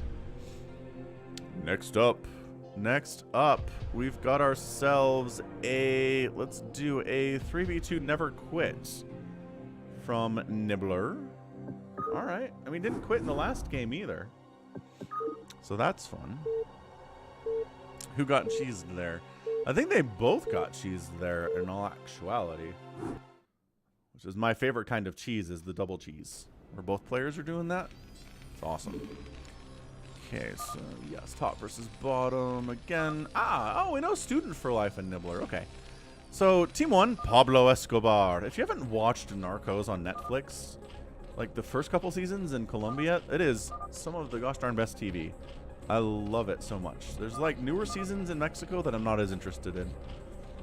But the Pablo Escobar story is amazing. Then we have Student for Life, his teammate, and then also Nibbler. Bottom left. Team 2, Toretto, and Fernando, and Anchor, which does not start with an O, or end with an O, I guess. Get that Terran, says Nibbler. So probe moving out, probe moving out. We cannon rushing? Is that the plan? Oh yeah, there's a forge down here. Oh no, Colombia, no. See? He knows the Pablo Escobar. And Pablo Escobar leaves the game? Pablo, what happened to you, man?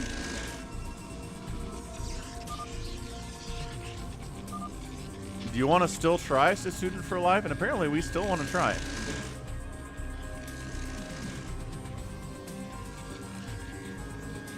So, alright, we're going to set up a cannon contain.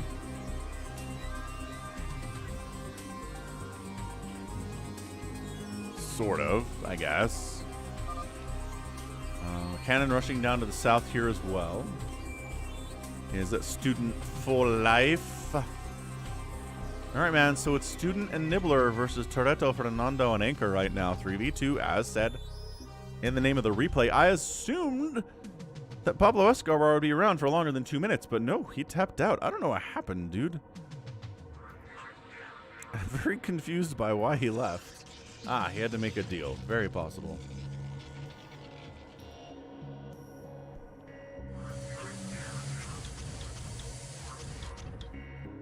Oh, I'm hearing the bunker is getting loaded up. Excellent, excellent. I don't know, man. Nibbler sends me losses, Lat Mogul. He's sent me a couple losses before. So it might just be like, you know, this is a 3v2. We fought hard. I'm very proud of it, but we lost in the end because it was just too much. I could see that being an outcome here for sure. So this cannon rush doesn't happen. Throwing up some proxy gates up this way, I guess. I mean, there's really nothing to defend against a huge incoming attack, except for this one cannon, which is not done yet.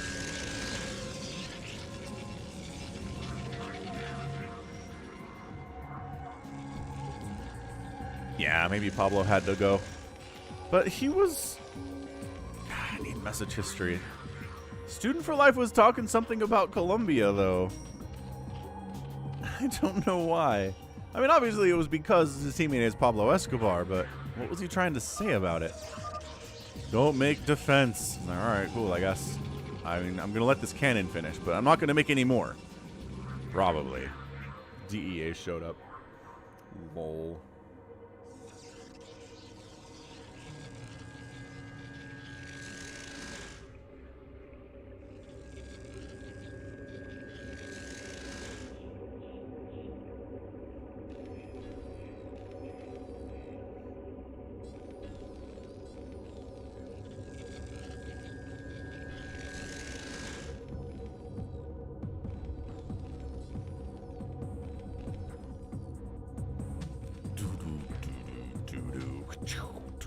Yeah, sunken stabs would hurt.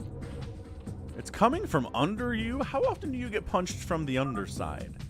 It's not a lot, is it? And a few zealots are going to crack 1-1. True fact, man. Nibbler just has all of the Zerglings known to Zergkind, which I support. I'm a big fan of all the Zerglings known to Zergkind. Is that 45 total supply, 20 drones?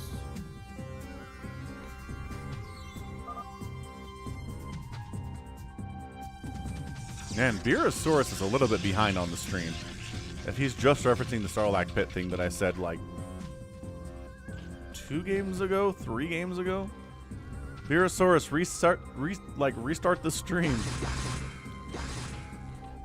Alright, we've got enough Overlords to save the day, but do you have enough Overlords to save the day against all of the Zerglings ever? Oh yeah, incoming Zergling swarm, love this stuff. 2 Sunkens, 4 Sunkens, not enough. Okay, so I mean, this has happened to everybody, especially Zerg players, man.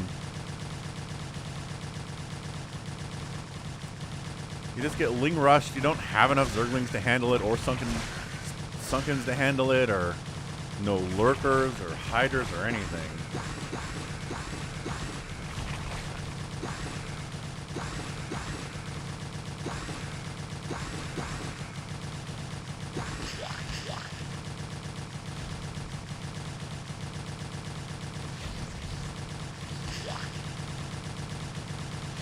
how they're eating it? I feel like that makes more sense than clawing, which is what they're trying to tell us the Zerglings are doing.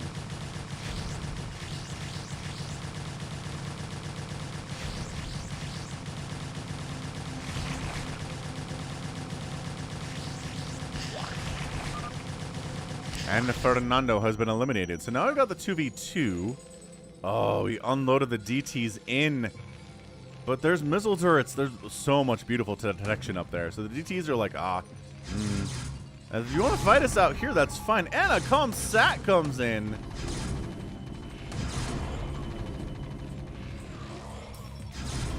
Okay. Sniping out some of those siege tanks is a great way to do this. Hey, what's up, love? Happy Sunday to you. From Romania, right? CARBOT Sunday it is.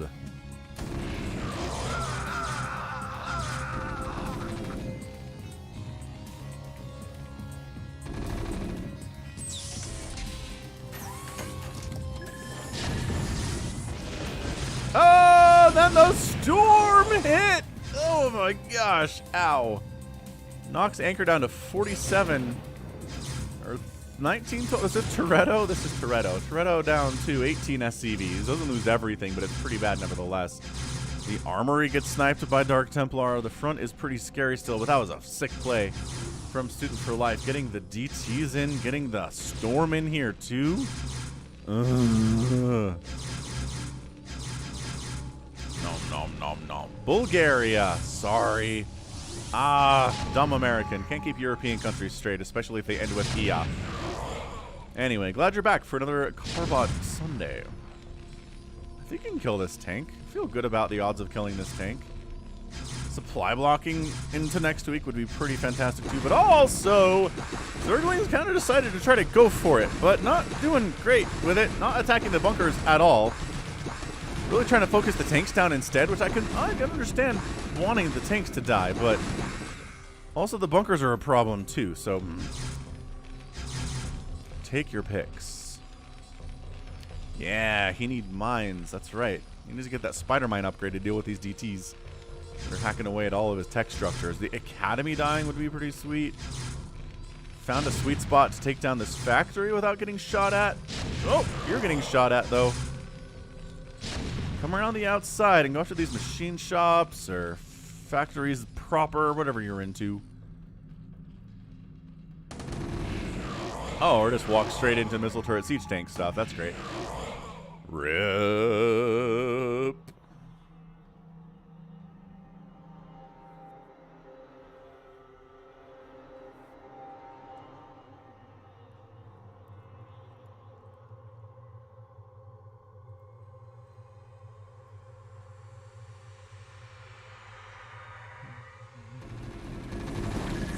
And we're into Hydras for Nibbler, which I mean, I support this, except that it's not working very well. Usually Marine Tank is pretty fantastic against Hydralisks only.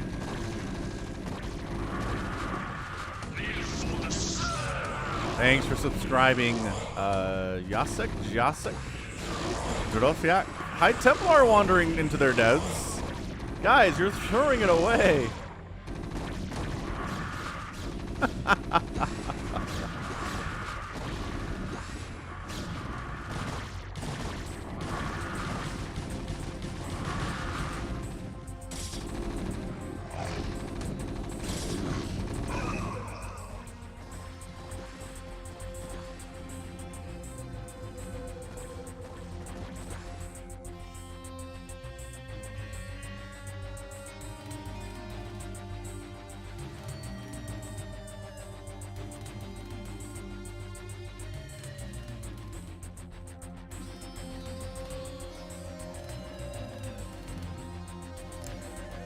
Well, floating engineering me over to see what's happening at Nibbler's base.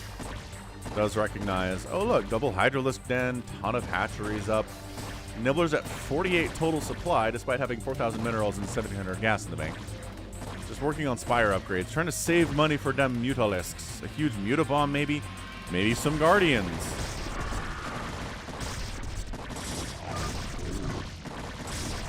Lurkers out from Anchor here.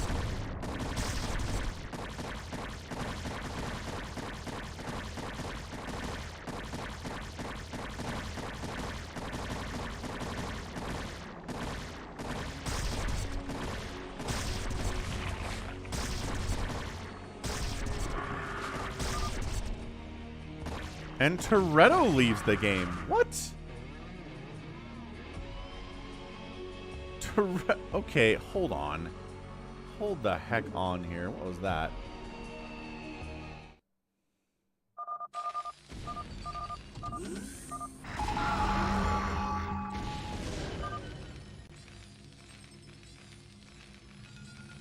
So Nibbler says, there's lurkers. Toretto's got 35 SCVs. He's mining well. He's got a bit of a bank here at the same time. He also has some SC. Oh, okay. He's out. That's it. He just leaves the game. Some very weird leaves today.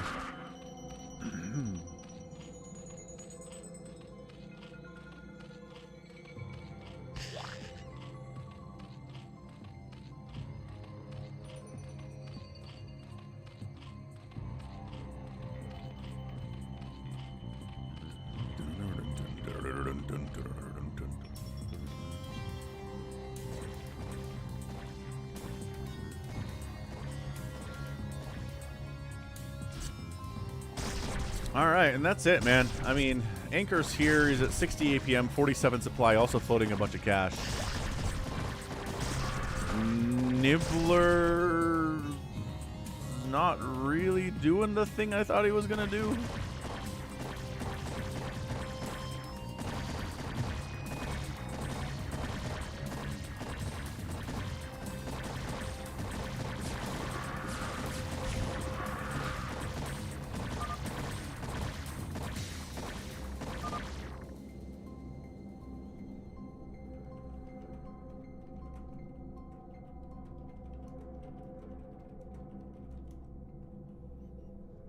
And that's it. Bit of an anticlimactic ending to that one, too. But hey, got the win anyway. Never quit. Never surrender. That's how this works. All right, you know what it's time for? It is time for a Brain versus Soulkey PvZ. Heck yes. On Neo Sylphid.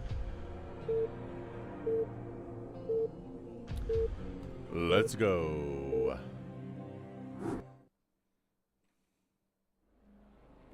Bonk, bonk, bonk. All right, Neo Sylphid, left versus right, red versus blue. Left side, we've got Brain, ASL qualifier Brain. Right side, StarCraft legend, Soulkey.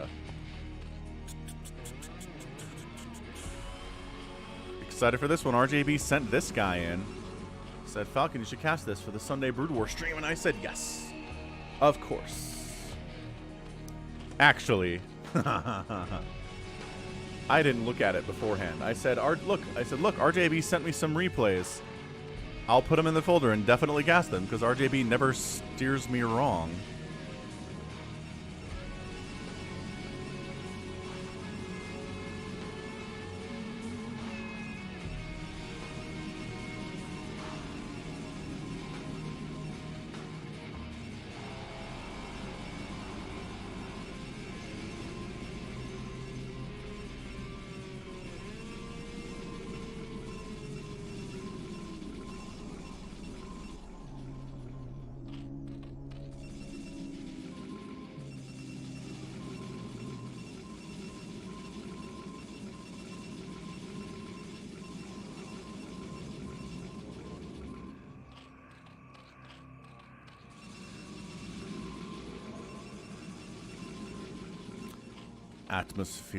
Atmospheres happening here. Looks like we're going for a hatch first for Soulkey.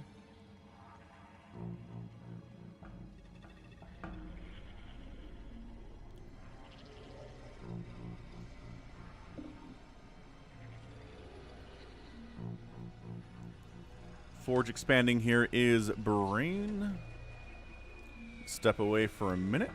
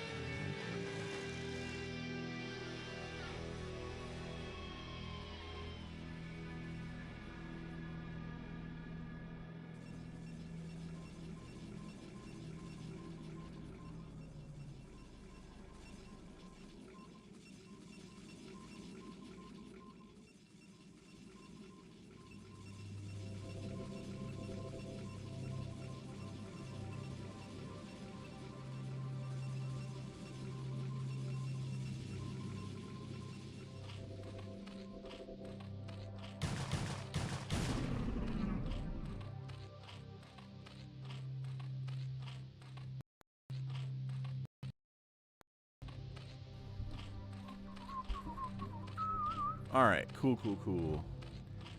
Third base is already done here on Neo Sylphid for Soulkey. Loving that. And maybe for the first time in this match, we got a little bit of some Zealot pressure coming in.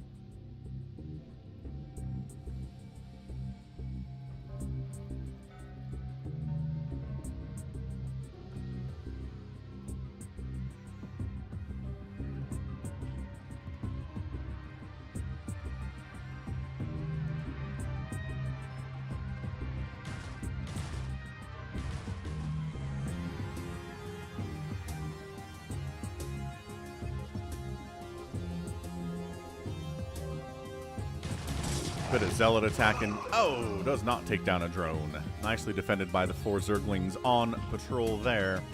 Spire opening, yes, makes a ton of sense because there's Corsairs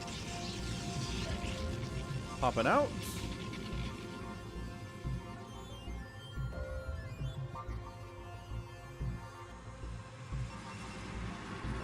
Zergling is going to poke the front a little bit here.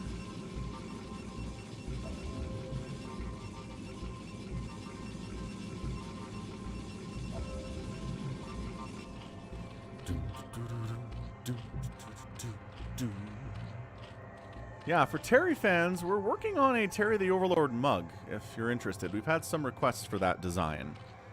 So I know there are some Terry fans here in the chat today. Just watch for that on the store at falconpaladin.store. Mako Bear knows what's up.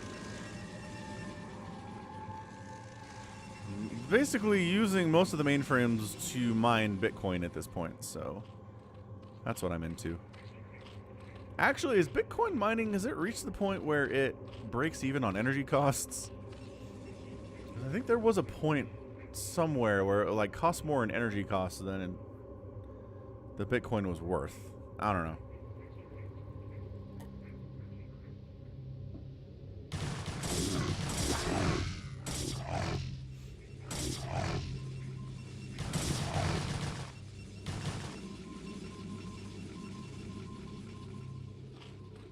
So a couple Scourge out. Mostly Zerglings here, though. Soulkey is not going for that Mutilus Cancer to the Corsairs or with the Protoss in general. Instead, opting for the Hydralisks. Yeah, Lings versus Zealots, not really ideal until the Lings start getting upgrades and Adrenal Glands especially. Once they have Adrenal, they really go trade well against the Zealots. But for now, it is the Zealots' time. So Soulkey trying to hold off. Hydra's getting some extra damage in here too. There are no Sunkens, there are no Lurkers to help with this. Drone's got to pull in, providing some additional buffering, some additional DPS, just little bits.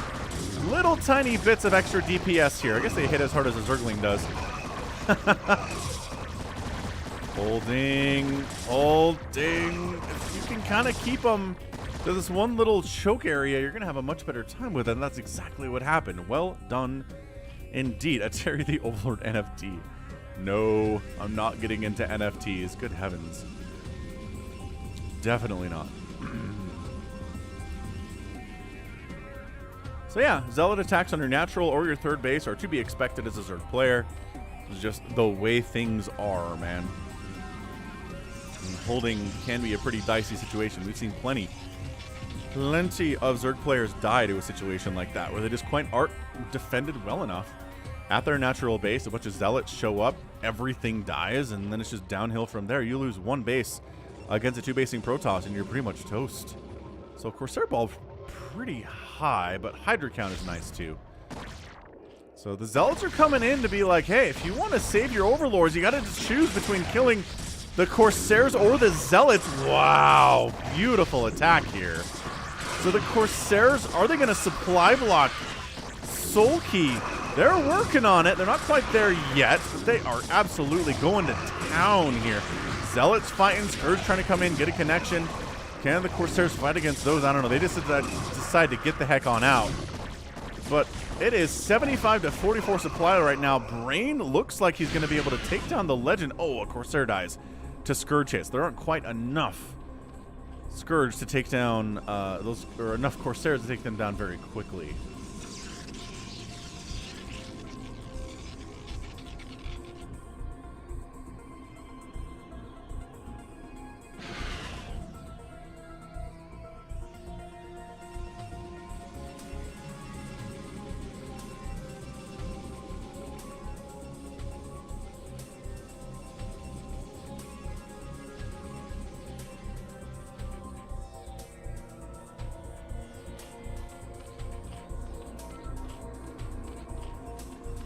Storm getting researched. If you're not getting Storm as a Protoss, you're probably doing it wrong against a Zerg player. It just makes your life so much easier once you start taking into that. In particular, Hydra's +1 attack on those guys. On the other side, the Zealots have +1 attack and +1 armor, which is great. And just, again, in the middle of the map engagements are where Hydras really struggle against these Zealots, right?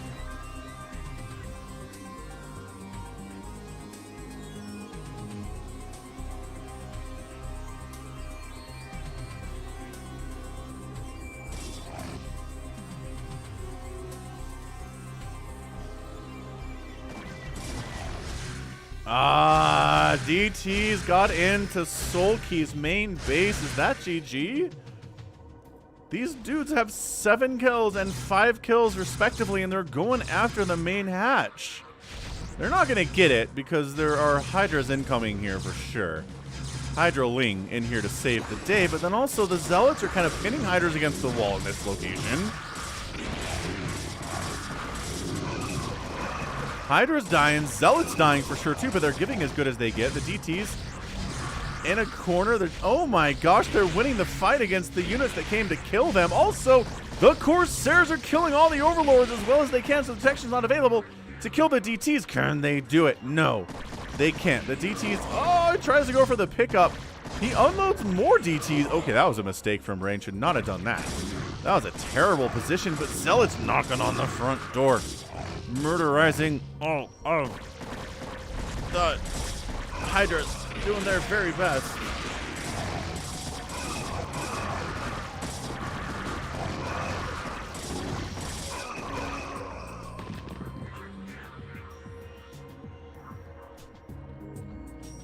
Okay, well, it's 49 to 28 total supply right now in favor of Brain.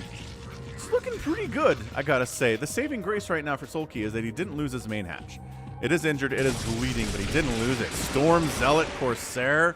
Good combination if you're trying to deal with these lurks. Does he have detect? He does, and he has an observer too.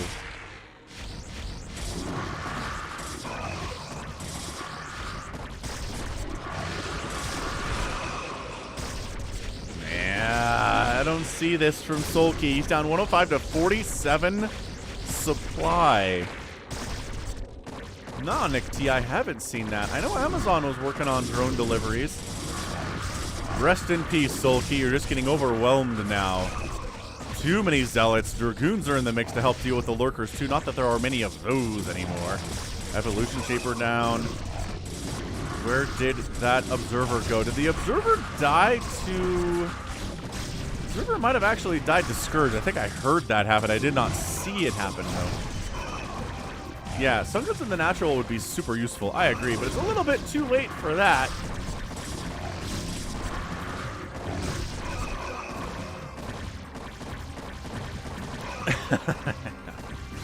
Tosis needs to take a third.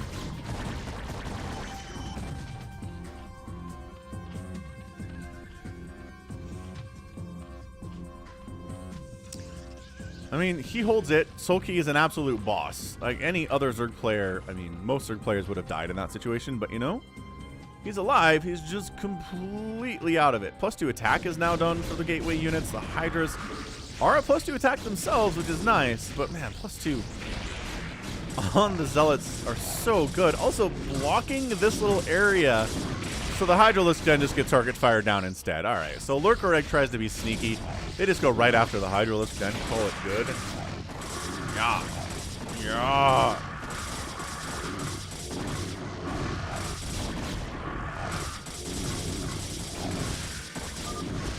And that's it, man. He out. Soulkey taps out. Brain is your winner. Very nicely done. In 14 minutes and 8 seconds. Again, check out RJB at RJB TV on the YouTube machine. So, I mean, 150 to 50 units killed there. That is a 3-to-1 kill death ratio. The produce does not make sense for the Zerg player to win that at all. The math is off. And then outspends the Zerg player by a full 4,000 resources or so. So, Brain taking down Legend Soulkey. Looking good, man. Loving that. We're going to do I attempt a cannon rush, just because I haven't seen a cannon rush against a Zerg in some time. And it's on Ascension. And it's Johnny Liu again.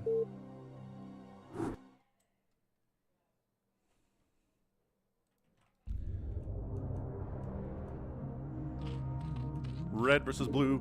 Left side of Ascension, it is a red Zerg player named Ombuku. And on the right side, it's a Protoss. He's blue. It's Johnny Liu. Johnny Liu. It is, isn't it? CCC.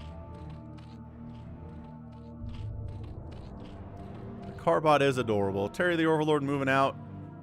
Looking none too pleased with his life. But that's okay, man.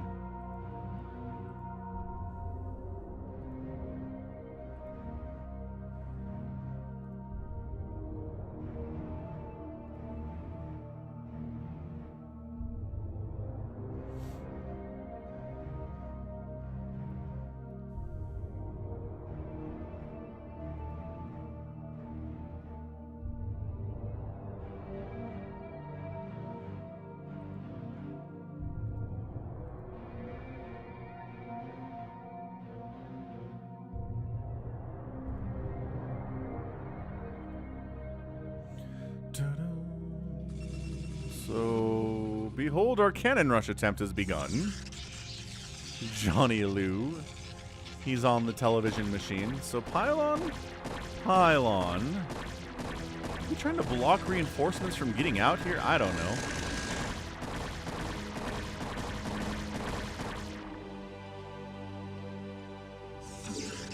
Alright, so there's your cannon. Cannon coming up.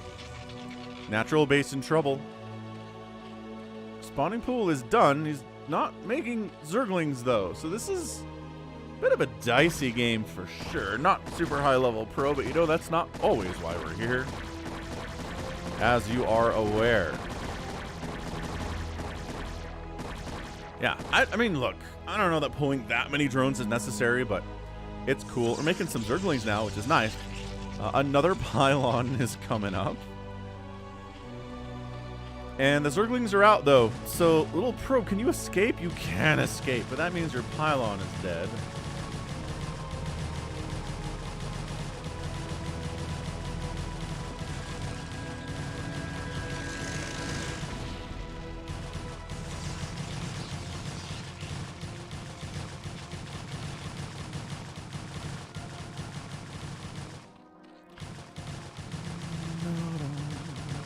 Okay, so Cannon Rush fails miserably.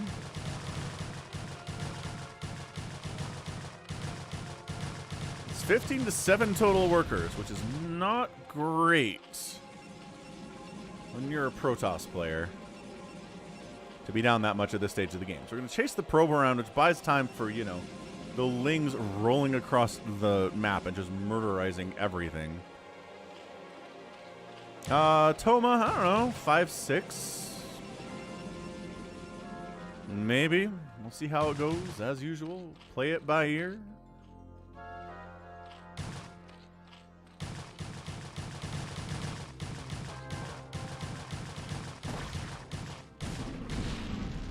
Zerglings cross the map. Terry the Overlord sees what's up. Johnny is not throwing up defensive cannons to deal with an incoming Ling swarm, and I'm not sure he has enough money to make enough cannons to save his butt anyway. That said, Ombuku is not interested in moving out. So here's a pro tip. There you go. If you get cannon rushed and it fails, immediately run everything you have across the map and see what you can do. Because if you're getting cannon rushed, that means your opponent is not making gateways and stuff. Right? They don't have the ability to have a ton of defense ready to go. And even if they do have the ability, they're spending money on cannons instead of on probes and gateways and things they need to actually win the game.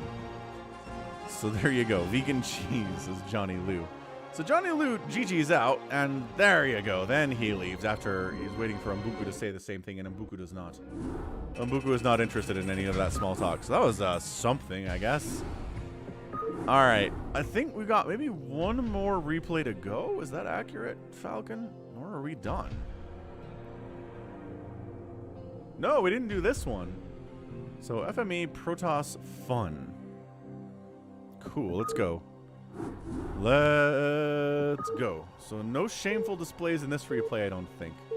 At least it's a little bit longer than the other one. So that's a good indication it's not a shameful display. Dunk dunk. Dodong. Alright, so Team 1 here on fastest map. Top right, Chevy Chase.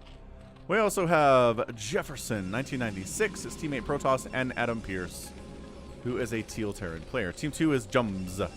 Protoss, top left. Magenta. Bottom right. Two-tone. A pink, very light pink Protoss player. And Uchihas, who's a Zerg player. The only Zerg player on the map? No, there's two of those. Chevy Chase is also Zerg.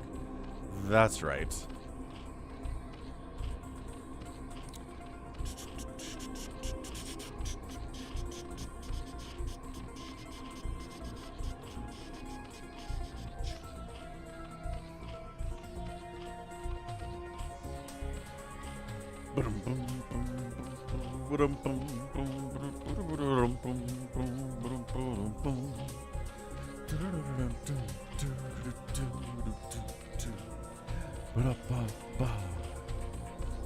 Ah, proxy sunken. Coming up bottom left. No. Uchihas throw up. Oh my gosh, his spawning. He went. Yeah, you got to pull some drones here, friend. There we go. And that'll shut it down quite nicely, actually. So nice. All right. That could have gone a lot worse for Uchihas, but he pulled the drones, handled it well. There's Lings coming to kill him, though, which is the larger problem than a Sunken coming up on his creep. So here come Los Zerglings. And I think we're just dead. I guess you fight. That's all you can do here is fight. Maybe make this a Sunken. That'd be nice. Maybe your attention's entirely elsewhere. I don't know. Uchihas is down to 8-7 drones. Trying to fight 1v1 against. Nope. Ling versus drone. Not going to work out. Sunken. Make this a Sunken. You have 700 minerals, Uchihas. I guess it doesn't matter. Oh, he's doing it. But it's not going to work because he waited way too long. Got his own Lings out now. So he's going to fight with those and his drones, which is actually maybe going to save his butt here. So Chevy Chase is at 6 drones and Uchihas is at 4 drones. Dude, fight. Uchihas, you're killing me, dude. Save your own stuff. You have Zerglings. There we go. Saved it. The problem is that it's a team game, and Terran enemy is going to come murder you in the face. So you survive the incoming attack, and your opponent doesn't have an economy to speak of, and that's exactly how this should work. But in team games, if someone else shows up while you have no economy, instead of the first guy that tried to kill you, you're in a big amount of trouble.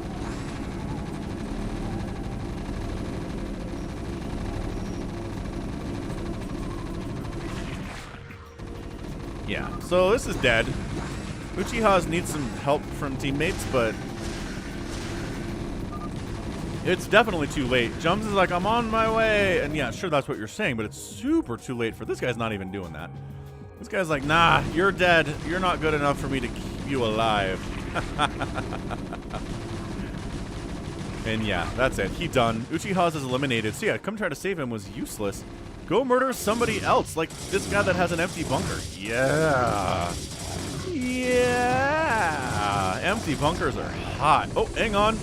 Bunker not so empty anymore. A lot of zealots bouncing around, not attacking anything at all. What's up, Infested Viper? Happy Sunday.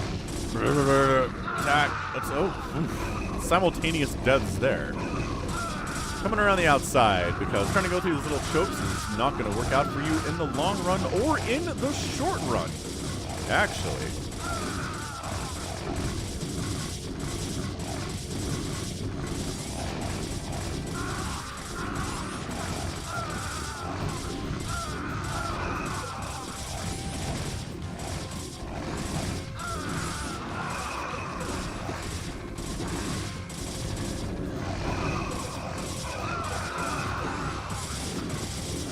Alright, so our guy over here is dead. That is revenge for killing Uchihas. Also, man, zealots are so good early game. Empty bunkers are tight. He's trying to repair his own command center and save it, but also his SCVs are getting murderized too. He's got 7-5 SCVs remaining. The Marine does not get inside the bunker and pays the ultimate price for it. Command center getting focused. SCVs are trying to repair. It's sort of kind of working, but killing this CC would really take this guy out of the game entirely. He has enough money to rebuild another one, but it's going to take a while. And oh my gosh. 8-7, 8-100. It's going up and down here. The SCV repair is too good. I cannot believe how good the SCV repair is here, but at the end of the day, no. Forcing a liftoff, it is burning down. I don't know if you can save it, is the problem.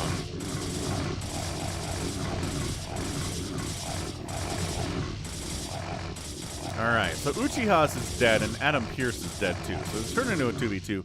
Chevy Chase is macroing up a little bit. He's only at 9 drones, which I feel like he should have more at this stage, if that's what he's doing. Zealot count super high for Jums and Two-Tone, which is a very Protoss thing to do, but 35 workers for Two-Tone and only 17 for Jums. So let that be a lesson to you. Make workers for better Protoss play.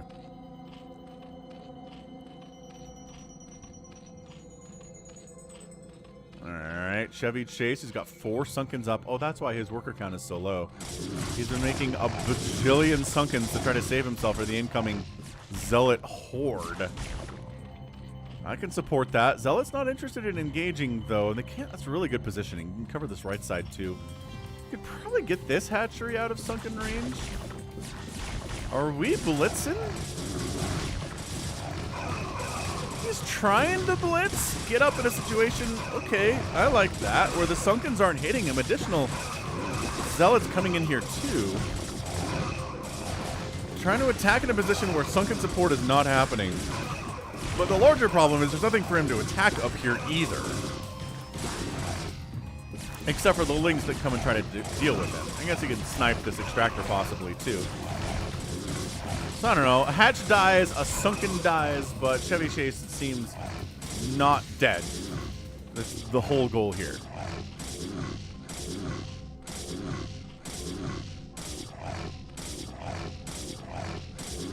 Alright, so we made enough Zerglings to clear those out. Only 6 drones for Chevy Chase, though. That is the larger problem for the longer term of this game.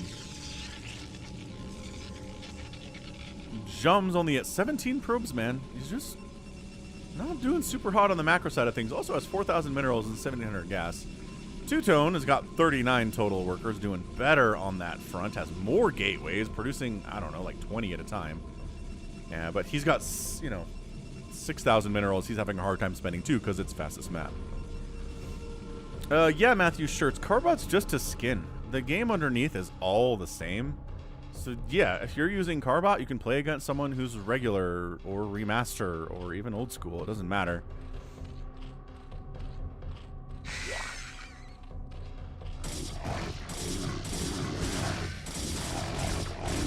Each player chooses what their skin is.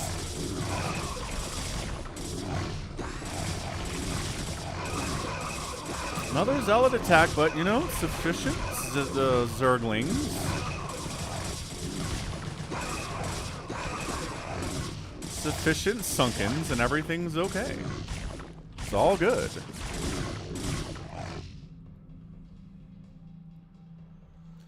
So at this stage of the game, I mean, Jefferson's sitting here at 92 total supply. He's been very quiet. He hasn't moved out at all. He's worried about getting attacked, which I can totally understand. Apparently... Wait. Adam Pierce is trying to build a command center in... Wait! In Jefferson's base, and Jefferson said no and completely shut it down. What the heck? Dude, your teammate was trying to survive, and you're like, no. Bad. I can't share my unlimited resources with you. I won't have unlimited resources anymore. That's very weird. Zealot harassment continues. Maybe going to take down another hatch. Oh, drew the Sunkens. Drew the Zealots up to their des. All right. Well, round 2 happening. Dragoons coming in next of all.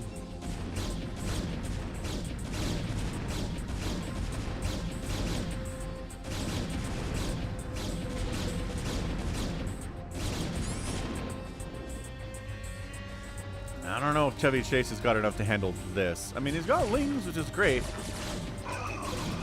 Yeah, finishing off these hatcheries would be cool, but or just kind of moving and attacking whatever the AI wants to, which is not usually going to work all that well.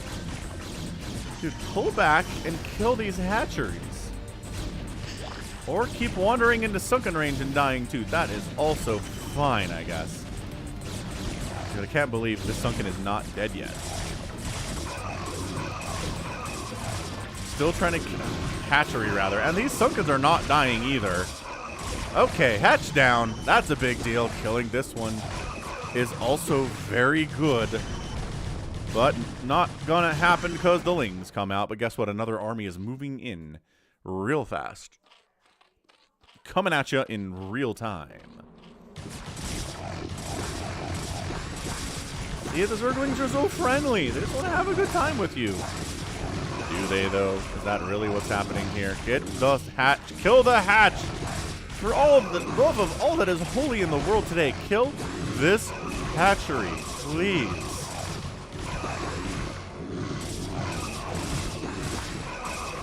Got it. Oh my gosh, we got it. Okay, so we're down to 1 hatch for Chevy Chase, which is bad. They only got 7 drones. He's continually getting assaulted by zealots. And some dragoons sometimes, but also zealot centers getting cannoned up by Team Blue too. Yeah, Jefferson is not interested in this being a team game. He's not helping them survive. And if they come to him for protection, he says no. I mean, Chevy Chase is doing a pretty good job defending, considering he has exactly 7 drones and 1 hatchery. But the overwhelming is happening right now.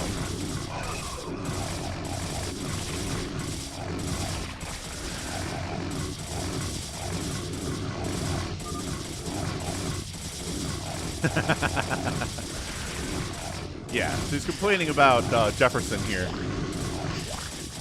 Like, he sucks. Yeah, I mean, he's a terrible teammate. I mean, he's 125 supply, which is not terrible. He's making carriers too, which is kind of fun, actually.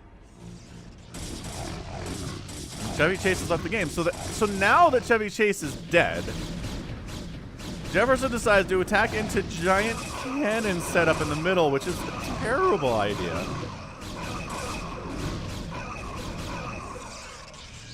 Yeah, that went extremely poorly. That was a terrible, horrifically bad trade.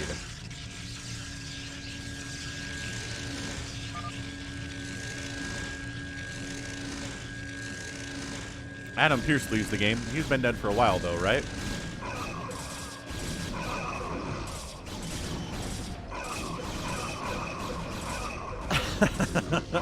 Jefferson 1996 is at 125 supply now. Two Tones at a full 187. He's got his own carriers coming in. Ton of zealots here, too. So they're going to be carrier zealot cannon versus carrier zealot cannon.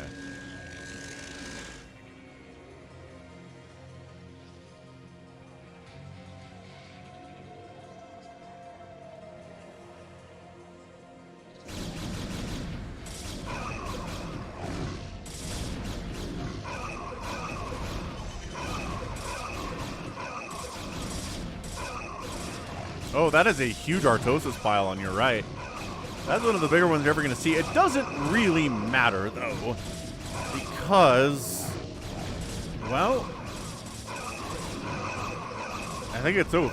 I think Jefferson 1996 said, "My teammates don't need my help. They're gone now. I don't need their help either."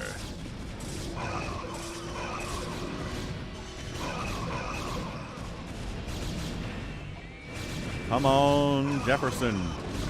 You're gonna die.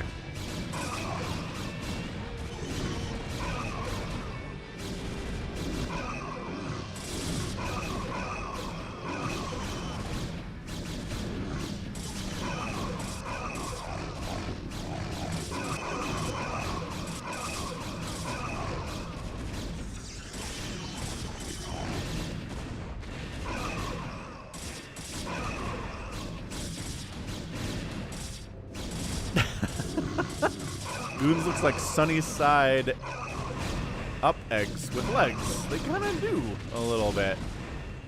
A little bit there. Hello, Chinese characters, possibly. Hard time determining Chinese versus... I'm pretty sure that's Chinese, though. Feeling like Chinese to me. Well, I'm glad you're back. Welcome back. It's been a long time.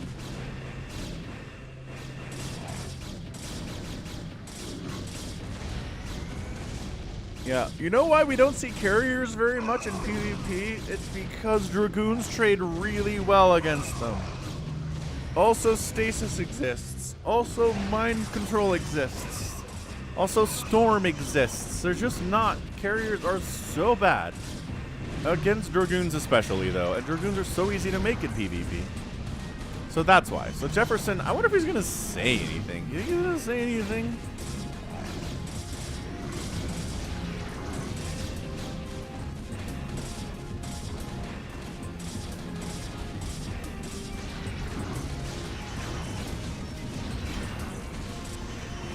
Yeah, so the carriers all died. Jefferson, it just leaves the game. Ah, he doesn't have any parting words for us, Jefferson. GG, man. I think Team Red has a good chance of winning that game if Jefferson is not the worst teammate of all time. 137,000 points for Two-Tone. Nobody else over 100,000 points today. Units killed, Two-Tone 213, Jums 122. Chevy Chase 114, not too shabby. Lost 122 units there too, tragically. Tragically. All right, I think that's it. Let's go ahead and start playing some games on the BattleNet. US West, yeah. And as per usual, let's just phantom mode this thing up. I just think it's consistently entertaining. It's different every time, I guess, unless RJB is involved, in which case he's going to kill people fast, even if he's not the Phantom. I have new rules. If you do a command exclamation mark Phantom, then you'll get the rules, or the basic concepts put out there. Some Envy and Wrath is John Doe. That seems like a John Doe alternate name there.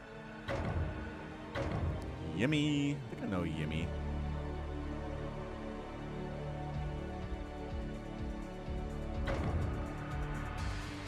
Ah, Dead Infested's in here. Cerebrit Nargil.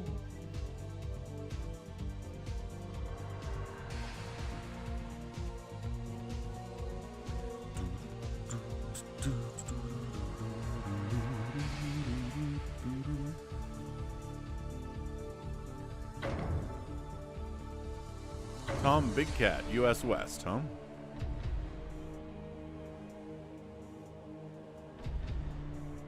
Tom Big Cat, who you?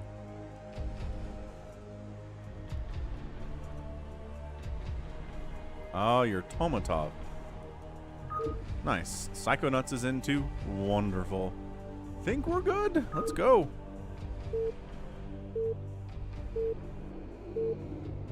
Aki, do you think that's a fair... I mean, that's about all I can fit in there. And I think it's a reasonable explanation of what Phantom is. I think that's usually what people are asking about, right? Alright, we've got Cerebrit Nargil, John Doe's Envy and Wrath, Tom Big Cat as Toma, Tuna Onto, Psychonauts, Mr. Bagitka, Rhaegar, and Yimmy here today. We got a Protoss, Terran, Zerg, Terran. Oh, good split. Good racial split here today. I like it. I was worried when there were so many Protosses early, but 4 Zergs is almost unheard of. Rhaegar identifies as a Paladin. Mr. Bagitka identifies as a Paladin, and John Doe identifies as a Paladin. So there can only be 2. So somebody's lying here. Who is it? Is Rhaegar lying? Is Mr. Bagitka lying? Is John Doe lying?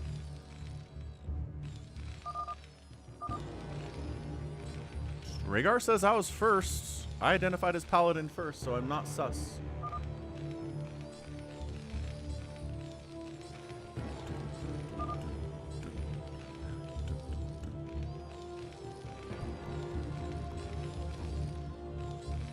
Alright, Rhaegar says he's actually a Paladin. I can support that.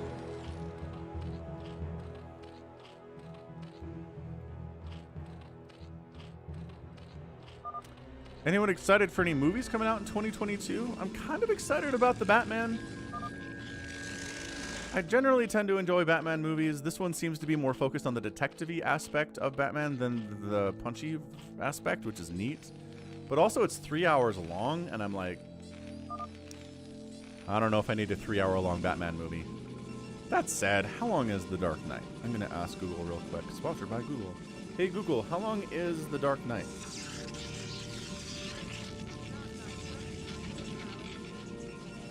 So yeah, 2.5 hours for Dark Knight, but full 3 hours for the Batman, which is crazy. Crazy stuff. I don't know. I mean, I do like my Coke Zero when I'm watching a movie, and 3 hours is like, I'm gonna need a potty break, dude. Give us a bio break in the middle of that film. Maybe we need it if your movie is 3 hours long.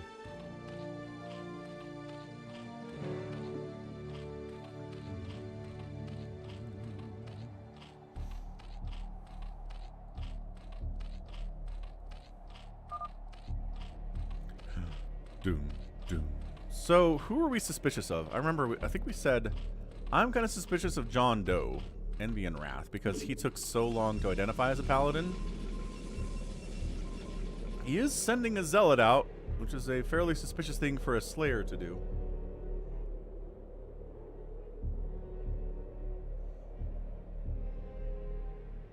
I triggered your Google, Chris. That is funny.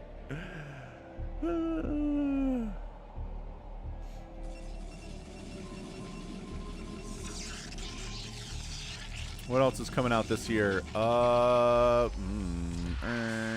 Ooh, Multiverse of Madness in the MCU is happening. Doctor Strange film. I think that's going to be crazy. Very interested about that one. See how Key agrees about the theater intermission idea. 100%. So Zealots haven't tried to kill anybody, but do we trust them? Do you trust me?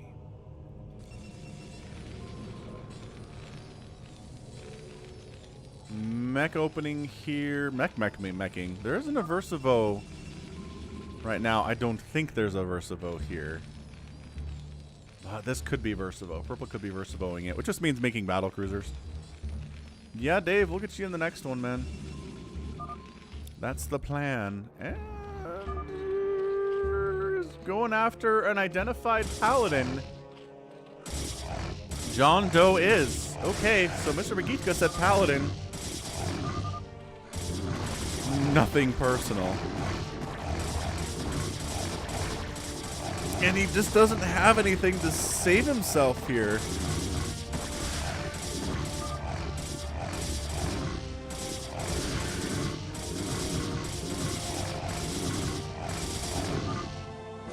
You are a phantom, says Mr. Bagitka. Who is phantom, says Toma. I mean, it sure looks like John Doe is one, but, you know, you guys have to make your own decisions on that front. He could just be trying to kill who he thinks is the phantom. And he's a paladin, and that's his job, right? Ling's coming out, trying to save the day, but that's not happening. John Doe says the game is over. You got me. Was he phantom? Oh, and you also have to identify in chat what he was when he dies and leaves the game, please. He was phantom. Ho, ho, ho, ho. John Doe. Of course, this could be the play where the phantom kills one of the phantoms to gain the trust of everybody else. But he's really still the phantom. Okay, so the two people that identified phantom are John Doe and who was the other guy that said he was? He's very quiet. Rhaegar. Rhaegar hasn't been saying anything. So Rhaegar says that he's a paladin. This is one of my favorite things in CARBOT is the little Zergling in the swimming pool, spawning pool. Oh, so cute. Such a cute thing. Sounds good, Barbu. Yes, I will put your replay into the folder for next week. Thanks for sending it in, man.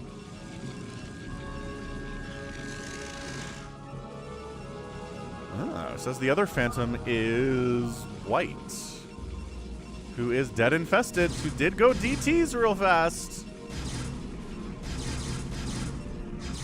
So John Doe, one of the Paladins going down would really suck, but also identifying yourself as a potential Phantom is a problem. So DT's on the defensive. What's up, Maximum Fish? Happy Sunday, Maximum Fish.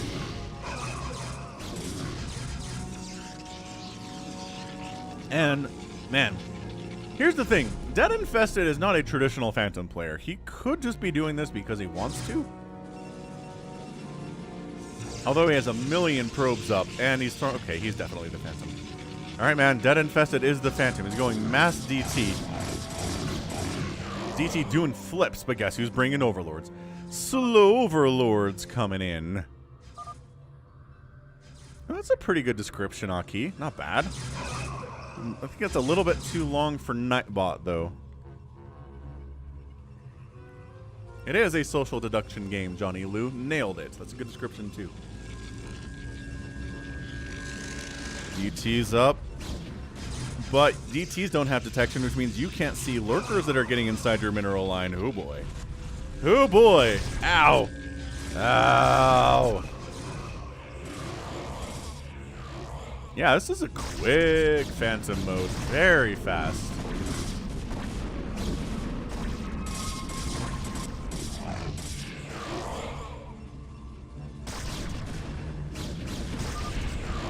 He's out. I think that's your GG. Oh, he was a Slayer. See, I told you. Oh my gosh. He had a lot of probes and his gateway count was huge. Dead Infested, your macro's impressive, dude. You threw me way off. I mean, the fact that you attacked John Doe is also something of concern. And now Brown's... What? Oh my gosh. Maybe it was Brown the whole time. Toma. Toma's attacking red anyway. Yeah, I told you Dead Infested's a non-standard Phantom player. He does what he wants. And sometimes that means being a Slayer and acting like the Phantom.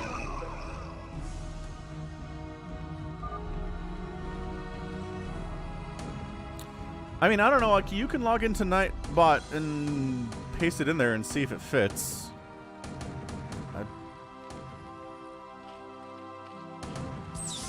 You have the Nightbot access, I believe.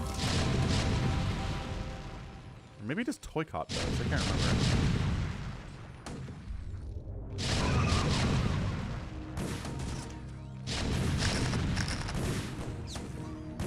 Coming to help. A handful of Marines. Wait, is he just attacking? Okay. So he's going to defend against Toma here. Toma's just here to finish off John Doe. He's not saying anything either. He's just like, I'm here to kill stuff.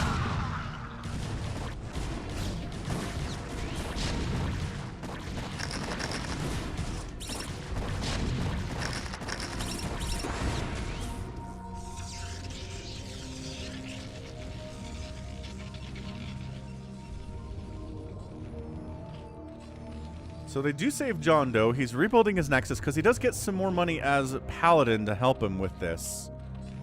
And his special role. Oh, God, he could still be. He could still be Phantom.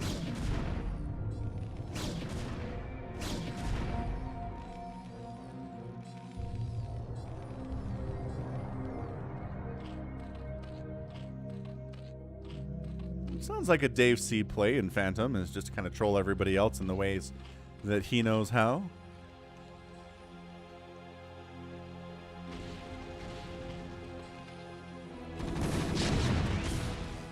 I mean, boy, look at all this stuff. Toma could definitely be Phantom. He's acting like Phantom.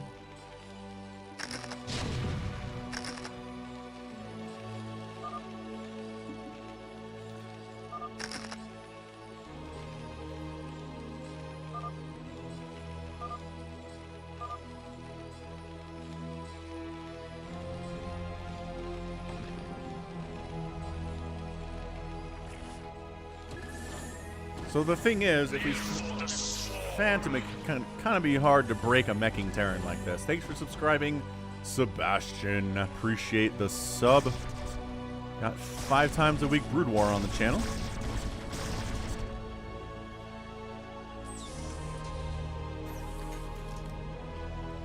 Yeah, Lot Mogul, definitely. Hey, Dave C, remind me of what your Brood War name is again. Is it just Dave? I feel like it's something just Dave.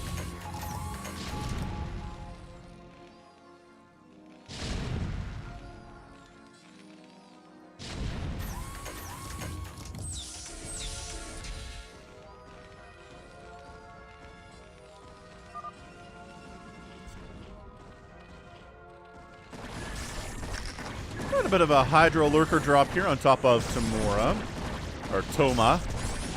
And I like it, man. Going after the tech structures, science facility going to go down, starport going to go down. This armory's going to die too. Supply depots are out at the same time. Loving that. Are we all here to defend John Doe? I guess that's what everybody's working on team-wise.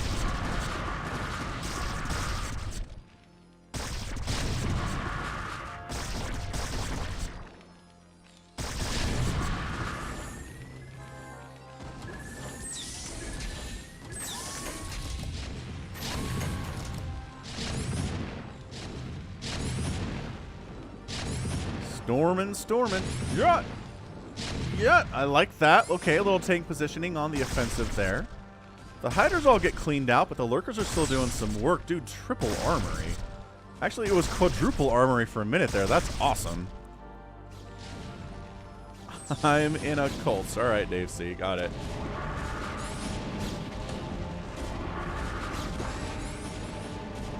Teal, Mr. Bagitka is up here, but he hasn't unallied purple, so he's... Why is he taking hits from purple? Oh no, from red. Wait, red is trying to... Red ally. Okay, then he does. Smart. Smart stuff. Lurkers get cleaned out because he knows what ComSat station is. Beautiful.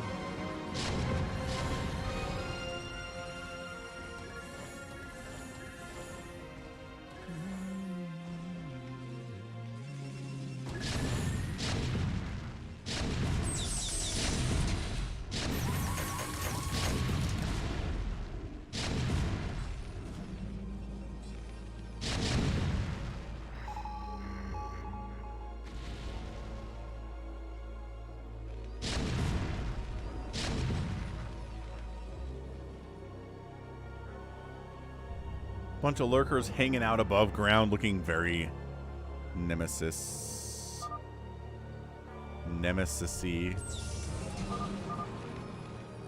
Why me? Says Toma. I mean, because you tried to kill the identified phantom, that's why.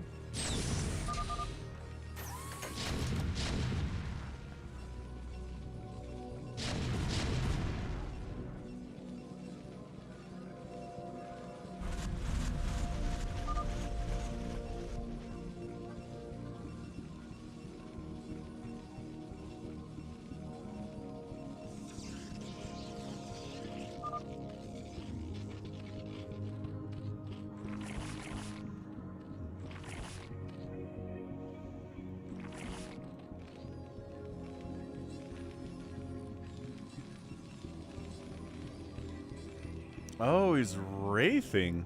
I thought maybe purple was going for battle cruisers based on the build, but nope. It's definitely Wraith Ball trying to get something done, but the turret count is pretty nice here from Toma. He should be able to handle that, no issue whatsoever. I mean, if everyone's allied here, right? Everybody outside of Toma's on the same page. Then you just, I think you just kind of A-move and you win. There aren't that many siege tanks up. I mean, they have 2-2, which is real scary. And a bunch of Goliaths in case, I don't know, some Guardians show up or whatnot. But if everyone just kind of works together, there's enough people left to make this happen, is what I'm trying to say, I guess.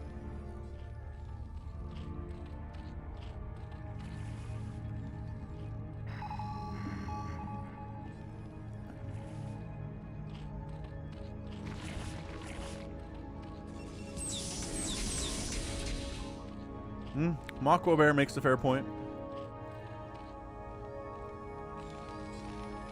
Do you have a game where you are, Makwa, that is like this, though?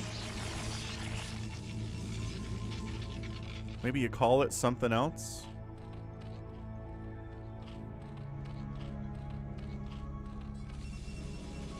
Dave C is not in a cult. I wouldn't be surprised if Dave C was in a cult, though. That'd be interesting. Alright, so maybe huge drops, too, right? Maybe attack, pushing front, distracting, and then maybe coming in with drops from somewhere else. But once again, the anti-air ring is pretty strong. This is a decent angle to drop on top of these siege tanks. That actually helped the front push quite a bit, too.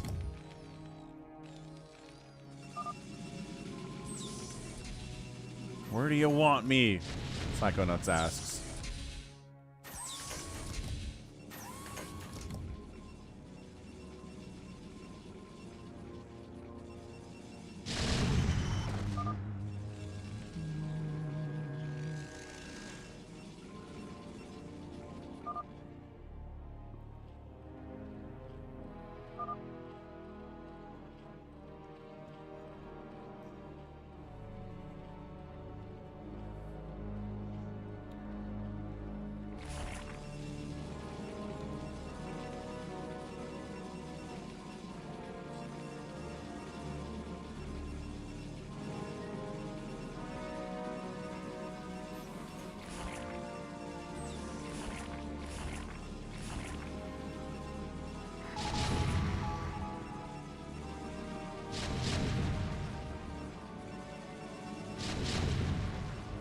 Amendment.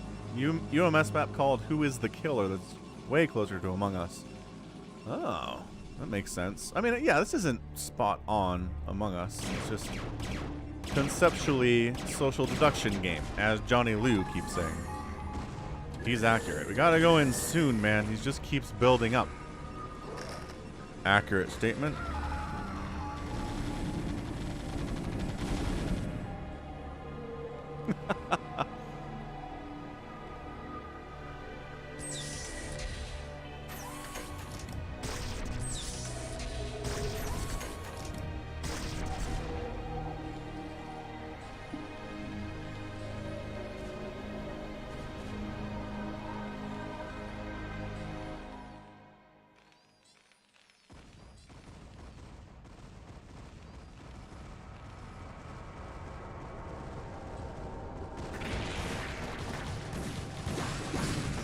It's a little Dark Swarm attack up here. Sort of. Some Zerglings.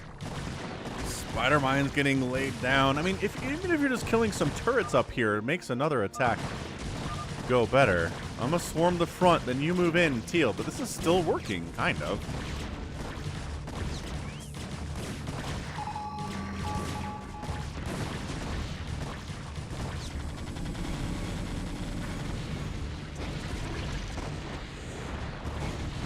Oh, Valk's really good to get those Wraiths. They need to get the heck on out of there. You're attacking invincible units.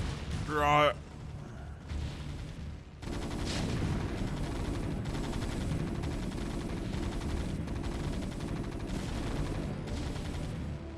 Alright, so Teal's going. Blue might as well go too. Bring the Guardians, man.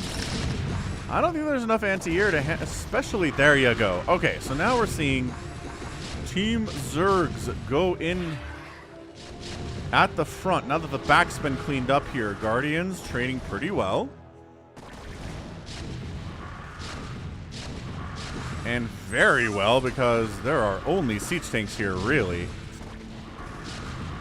Guardians, whittle down that tank count as well as you can, Guardians.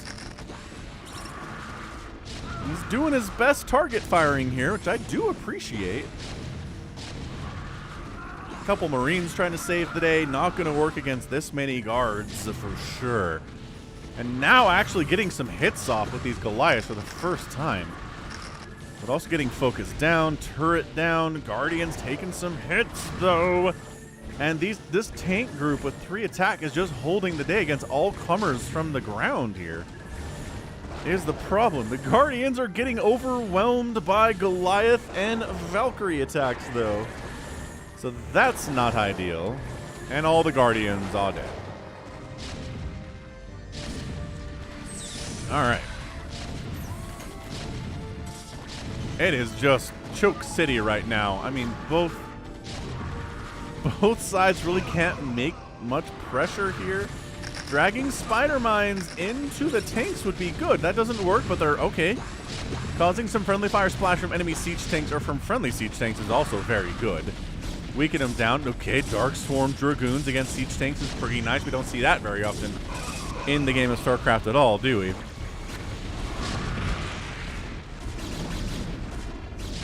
All right, the push is real. They've made it through. They're through the natural base here. Not that the income is necessarily required for Phantom. He probably has a ton of money floating already, but producing as much as he can, but he is getting whittled down right now, right? There's only a handful of tanks on the front lines. There's some tanks not really helping out over in this area. He could maybe move over, but I mean, that's it. Once these tanks are dead, I think that's your GG, and I think Toma is out. So whether or not he's actually the Phantom, we'll have to see. What's up, Prank Cassette?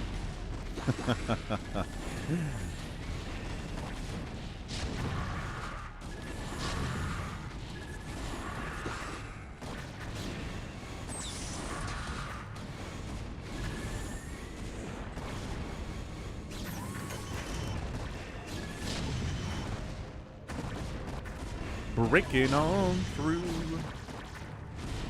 A break on through to the other side.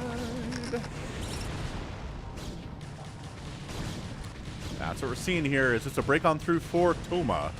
Can Toma hold on? No, not at all. Now the only question is Toma the Phantom or not? That is the question of the day. Little Radiate is happening. Zerg units of all colors working together.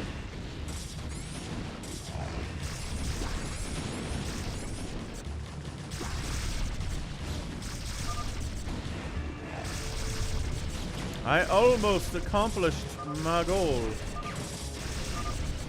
Ha ha ha, GG, and be the Phantom. He's not admitting to anything here.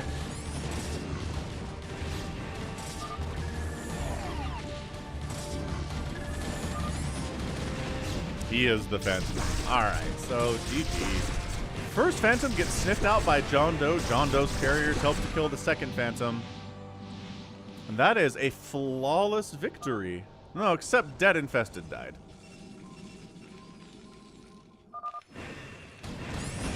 Dead Infested died, ruining our perfect score here today. But, you know, that's what Dead Infested does. Hey. Paid for this? Yes. You're always getting paid. Is this one of the fancy paid ones? No, but it's live. Yeah, I'm saying live. I'm already muted. You can wait if you want.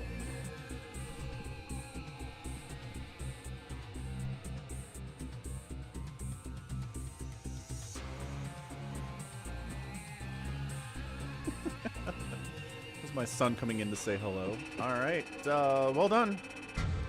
Tuna. Pretty good game there overall. GG. Let's go round 2 for Phantom mode, as is tradition. The people that weren't in the first game get priority for the second game. So Raging Gamer's in here. I'm down. Amendments in here. I'm down. Yimmy. Okay. All right. Hold on. Versivo's in.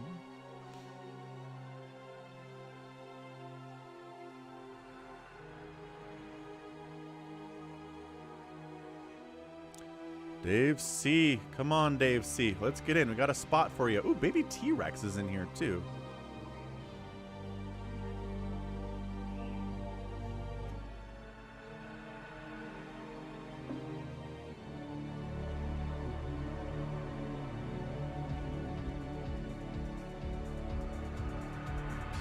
So Johnny Lou makes it in. We're going to replace him with Rhaegar, because Rhaegar was in the last game. Oh, I'm in a Colton, too.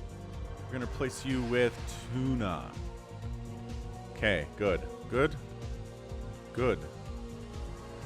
Let's go.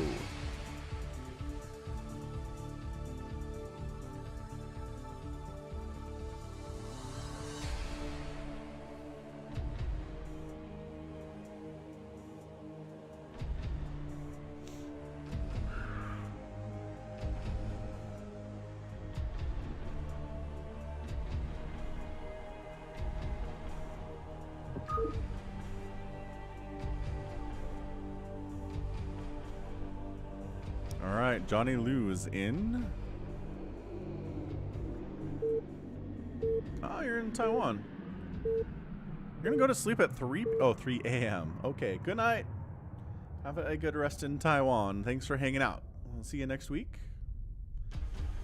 Toma lagging out hard here. Toma, the lag is real.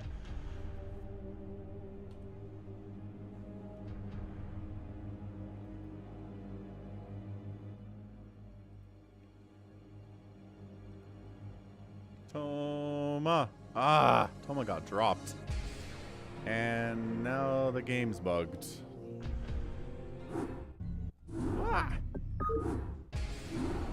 Remake. Toma, what happened?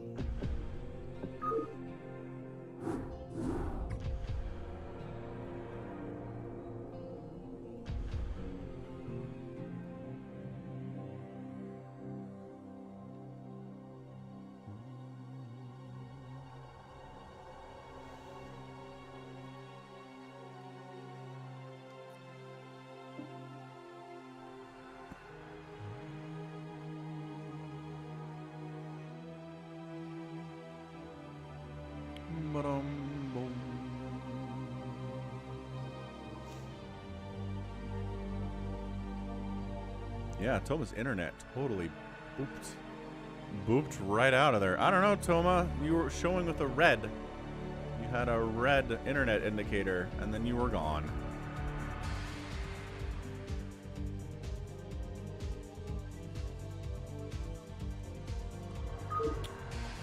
I'm in a cult is in. Johnny Lou needs to get in. Yemi, sorry, I'm kicking you out to make room.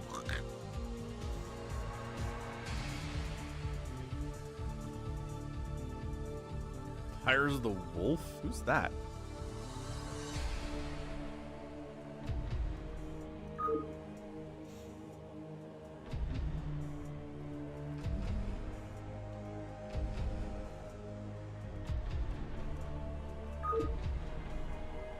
Okay, Arthur. Aaron. Oh, okay. Fabela. Got it. Thanks, Aaron. Anguished Wolf. Alright, cool. So we're going to pop you in, replacing Tuna. And you're going to replace Rhaegar. And I need to make room for Johnny Lou to get in here. So, Tuna, sorry, man. I need to make space. Go again, Johnny.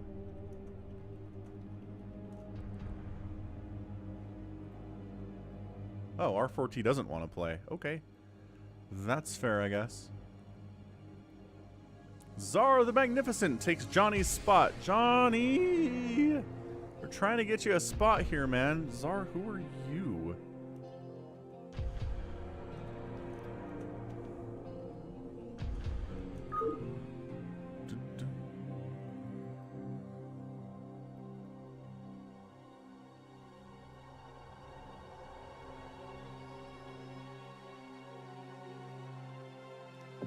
Okay, good talk.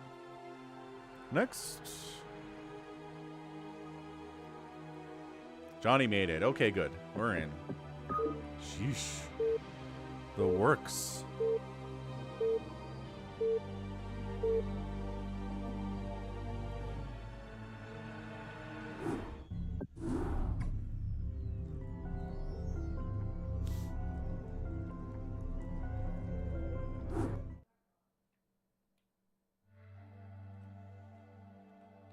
Okay, so we've got Versivo, Dead Infested, Johnny Lou, Raging Gamer, Amendment, Tires the Wolf, I'm in a Cult, and Baby T-Rex.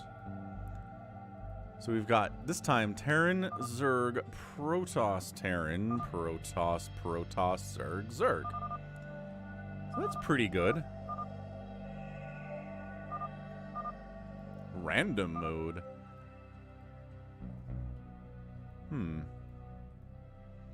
So we don't know how many Phantoms or Paladins we have. Is that the idea?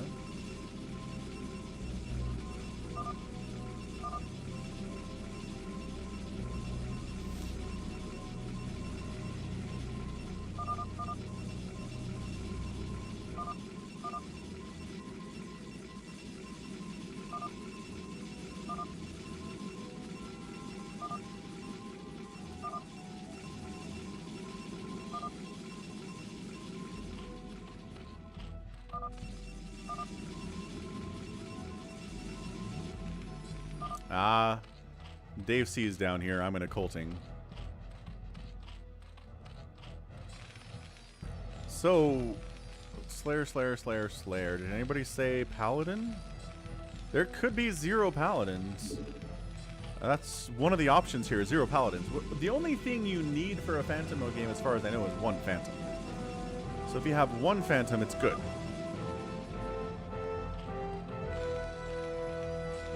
If there's 2 Phantoms and 0 Paladins, that gets tricky for sure. But yeah, nobody identified as Paladin, which doesn't bode all that well for the Slayers here. If there are no Paladins assisting, that could be an issue. Taken center.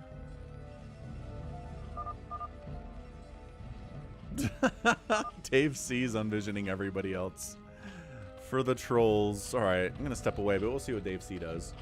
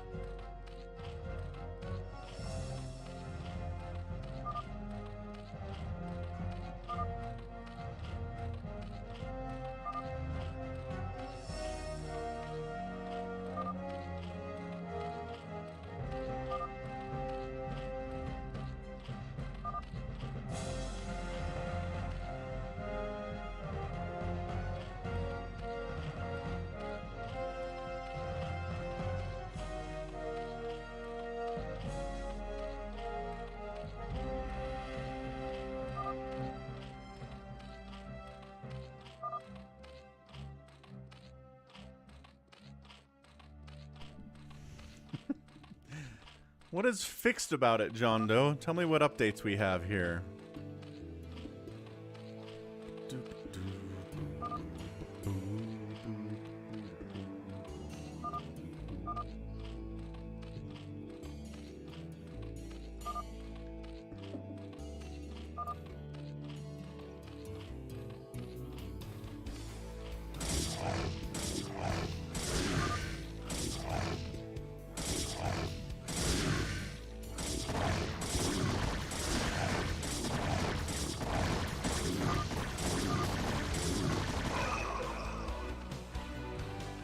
He'll never know you're actually spying on him now.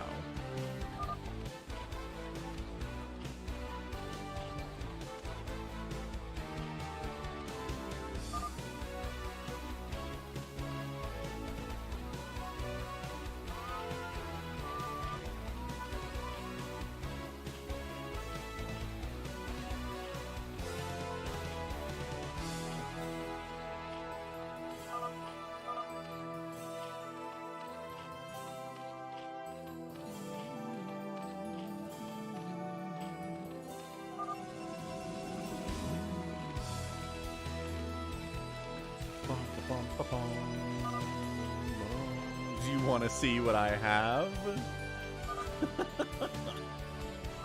Dave C. Good times. I'm blocking mid, says Raging Gamer. Come on, White. Don't do that. You're causing a traffic jam.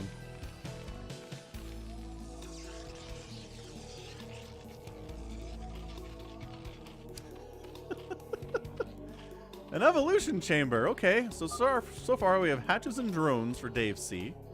We're gonna go double evolution chamber. Raging Gamer is trolling center, which is alright. This is already turning out interesting. I can support this.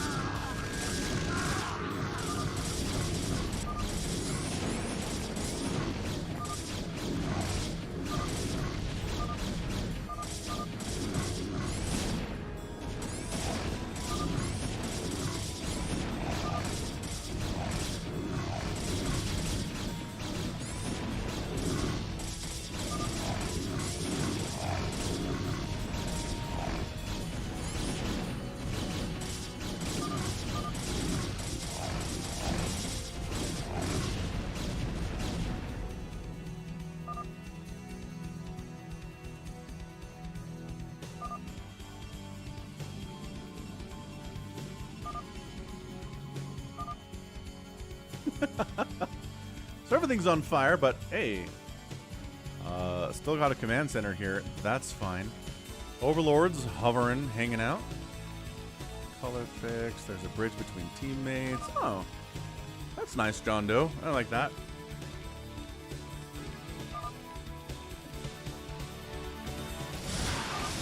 Oh, and then Mutalisk's going to town on Dave C.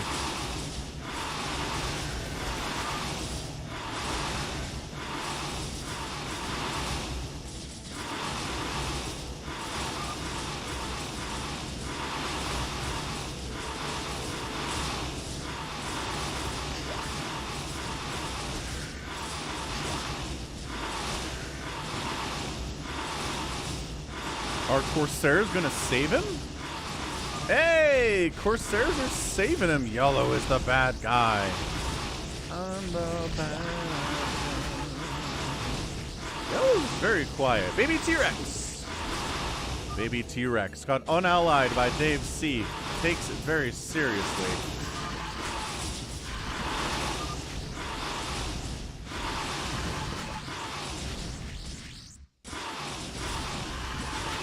Save him, Blue. Save him.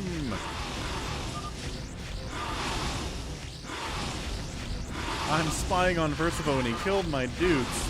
Blue unallied me. Yeah. Me allied. Back it up, Yellow. Just leave Red alone. Oh. No, he says. Let's kill Red, says Amendment.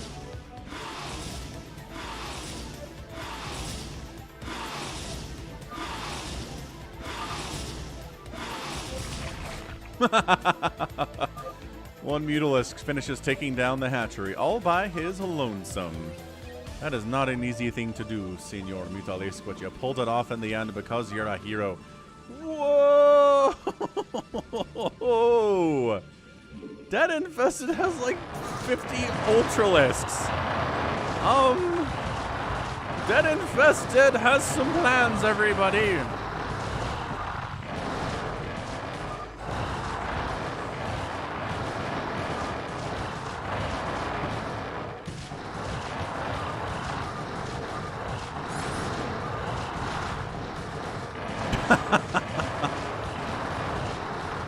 He's got some ultras that are trapped. These guys can't get past these hatcheries, and these guys can't get through here either. I love the Ultralisk Cavern, by the way, just pointing that out. That's nice. The lag all of a sudden, though. What happened? What happened?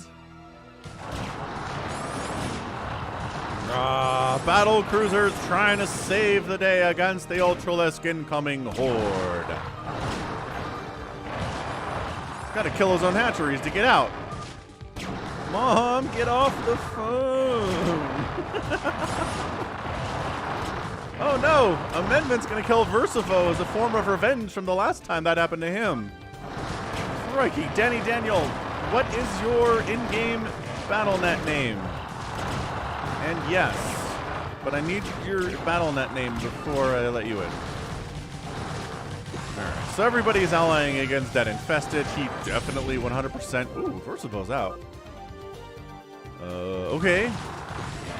Zergling's pretty bad against Ultras, it turns out. Armor is important, and they have a lot of it.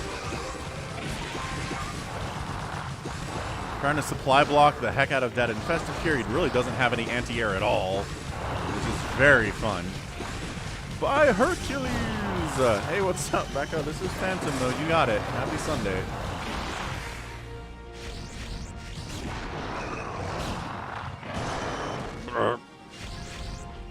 Yeah, there's nothing that can stop these Overlords from dying. So Dead Infested's getting supply blocked into the ground here.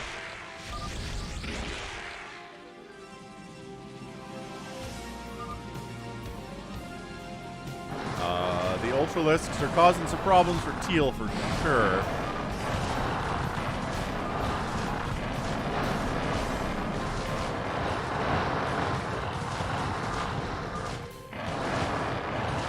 Save me, says Johnny Lou. Your Stone XDD. Got it, Danny. Thank you. We'll get you into the next one, man. Stone XDD. It's a little reaver action in the mix here, too. Back it up. Back up, Reavers. You're getting face smashed by all of the Ultralisks in the known universe here. Holy smokes.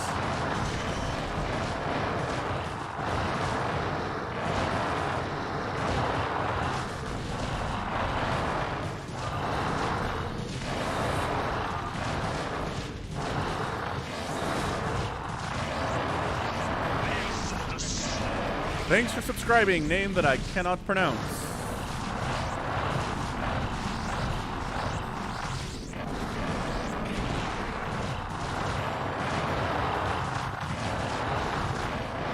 Sarah's making sure there's a supply block for Dead Infested is forever. US West, Danny. And the game name's going to have the word Falcon in it.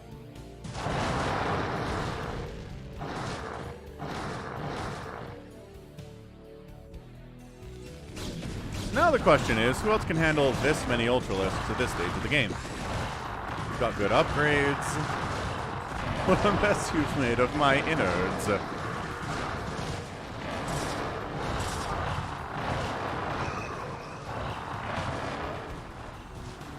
So Dave C is not going to be any help to anyone. I think he's going to try to fully upgrade his... No, he's not actually... Doesn't seem to be getting upgrades on these evolution chambers, so that's fine, I guess.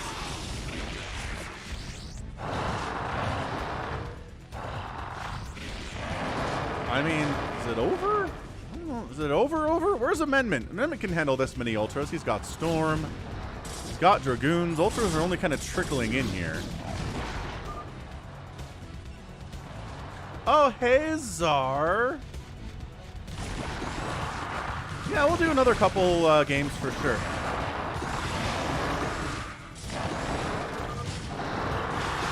So who's actually bad, says Dave C. That is the question that we'd all like to know.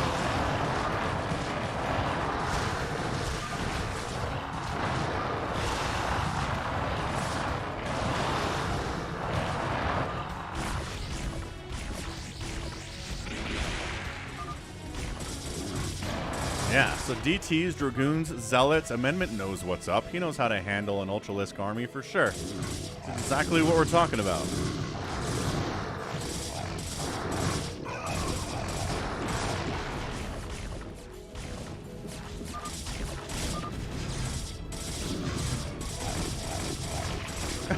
Leaving but a measly beyond Ezekiel to rebuild the entire glorious regime.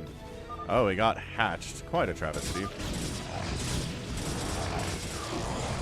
Yeah, he got handled, man. I mean, the Ultras are here, but they is getting stormed. Oh, little disruption web action.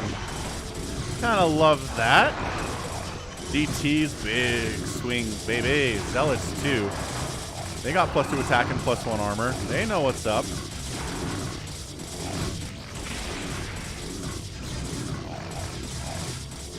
I mean, Infested Viper, you're not wrong. He very easily could be a paladin. It would be hilarious.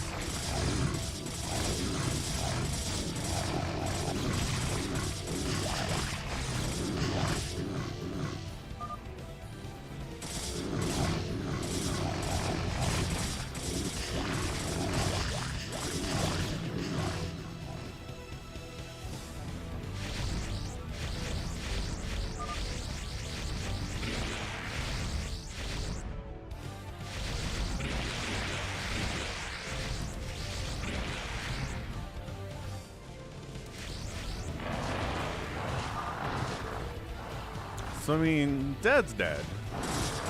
We know that. That's fine. Question is, though... get some scouts out. Is he the only Phantom? Is he a Phantom?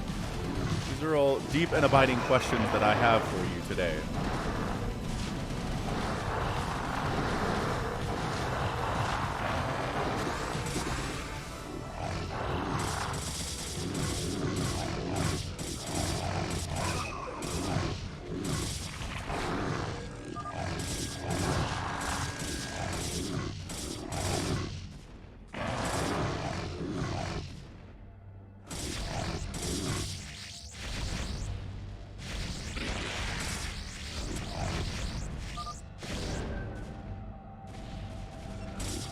Baby T-Rex is out. Dead infested buildings are falling very quickly here too.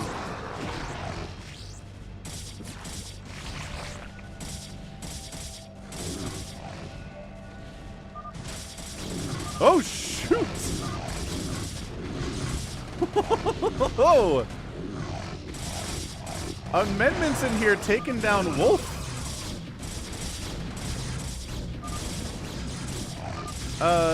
Yeah, Zara, that's fine. Thanks for identifying you in chat. We could do a fastest map. That sounds fine. If you'd like to join, we'll get you in there for sure.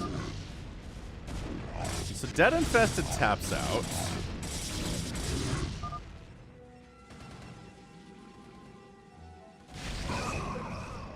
Oh, shoot. And then Pyres the Wolf is gone. Amendment is still killing people. So, was it Amendment and Dead Infested? Oh man, Dave C's not going to help us either. You were Phantom this time, Dead. Okay, that makes a ton of sense. And it really looks like Amendment is the other one now.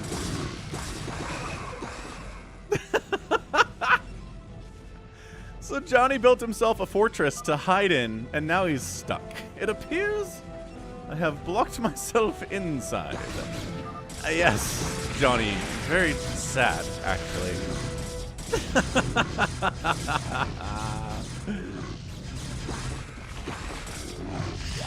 That was awesome. That was really funny.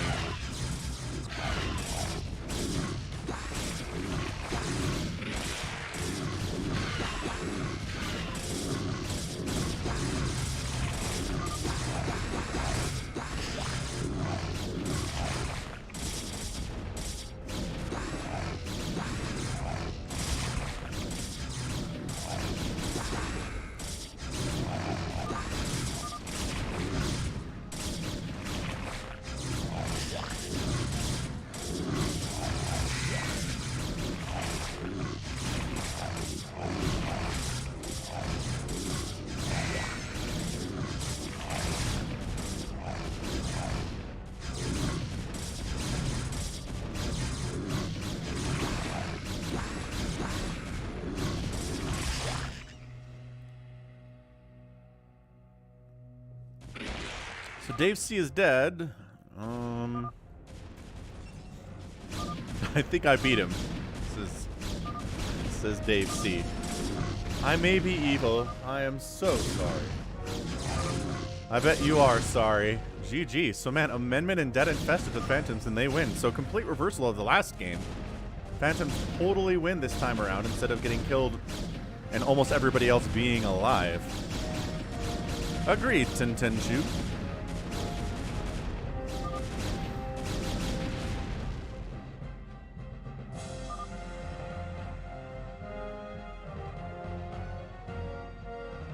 Alright, we're floating buildings, but it's over. Bam, sucka, GG. Well done, Amendment. Dead Infested does a lot of chaos early, allows Amendment to swoop in and clean up afterwards. Yeah, fantastic. Well done. Yeah, Amendment being Phantom is often pretty problematic, actually. He's good. He's one of the good players. Okay. Tell you what, let's do a fastest team. Fastest FME. 4v4 shenanigans. Using map settings, extended unit limit, SOC. Trying to make sure that Czar gets in here because he asked nicely in chat.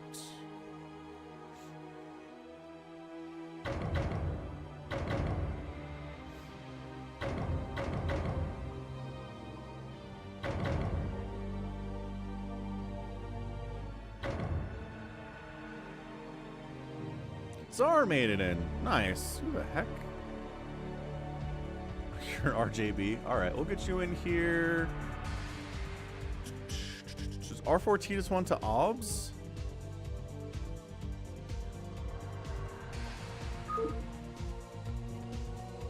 Sure, Yummy.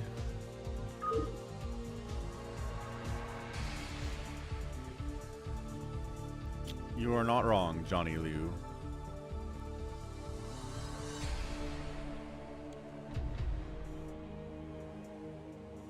Yeah, so he wants to OBS. So we're going to get him with Raging Gamer.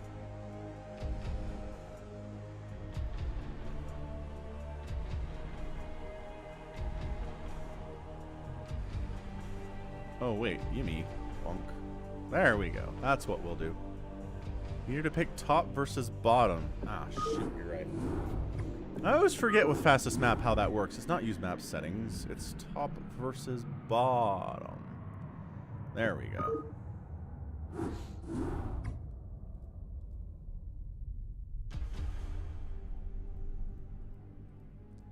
Three brain cells. It happens a lot. Dang, that filled up fast. Sar, Rhaegar, gimme Basic Instinct. Basic, who are you? Ah, of course you are. Is there anybody I want to replace you with? No? RJB and Super Noob are on the same team. That's true. Let's swap that out. So we're going to swap you with Yimmy, and then we're going to swap Ultra Super Noob with Rhaegar. We're going to swap Rhaegar with Yimmy.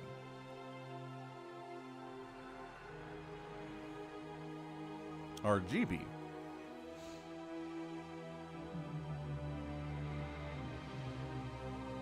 Okay, I think we're good. So we got RJBs on a different team from Ultra Super Noob. Maybe T-Rex is really good. Well, let's do it. Here we go. It is time.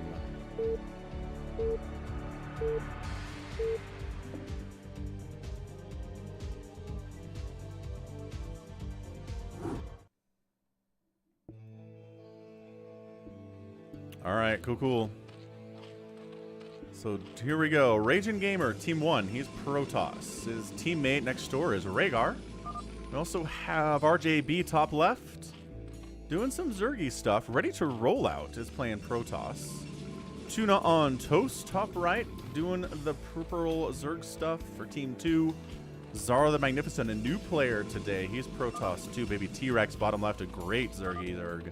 And Ultra Super Noob, who is not a noob at all. He's very scary. Very scary for sure. Alright, so who's alone and who's going to die fast? Actually, everybody seems to be next to a teammate. So that's nice.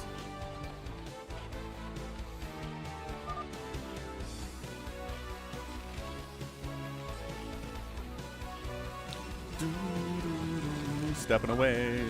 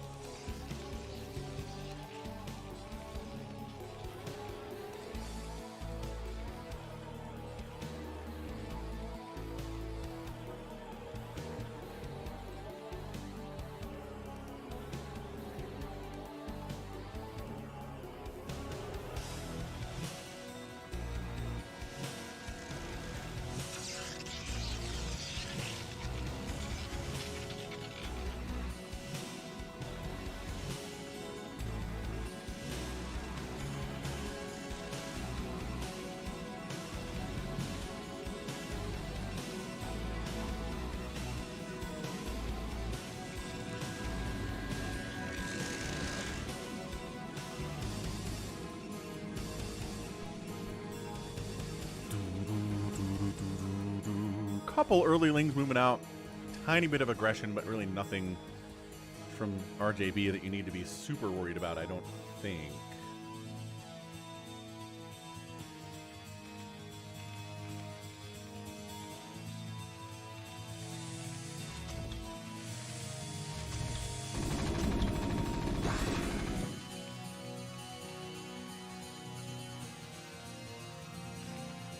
Yeah, I mean, you can be cute and everything.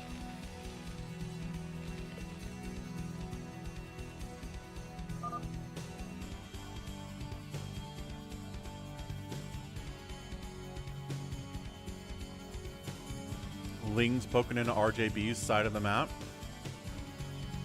Zar the Magnificent's at 42 supply, which is more than anybody else right now. So Zar is a little bit terrifying. He's playing well.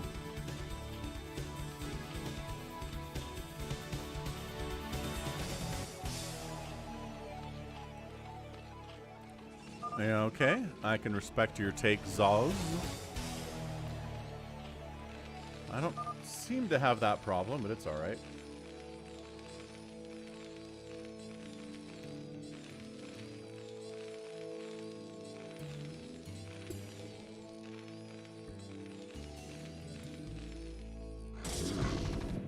Okay, a little Zealot Marine action. Never mind, we're splitting off into our different sides. Oh, so Zealot Marine heading south. Cinnamon's doing great, Becca. She's having a fantastic time. She hates that there's snow outside because then it sucks for her out there and she likes being outside. If that makes any sense. So she wants to go out, but then it's freezing and snowy and then she doesn't want to go out. And then she's mad. Anyway, who's dying? Looks like Rhaegar is going to die. Do a nice little Marine Zealot combined attack. Getting double teamed is always a rough situation to be in this world of StarCraft.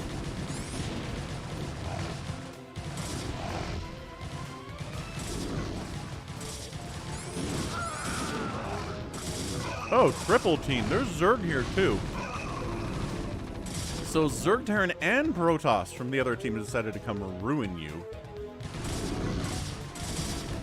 Ready to roll out, lagging just a little bit. John Doe's obsing. That's cool.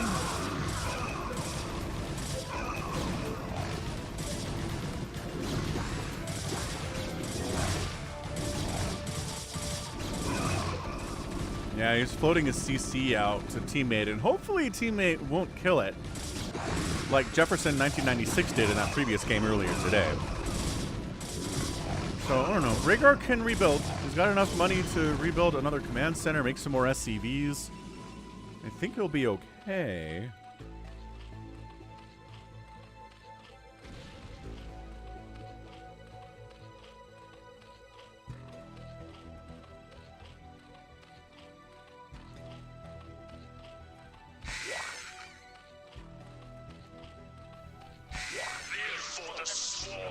Thanks for subscribing, Kodrut Bala. That is one heck of a name.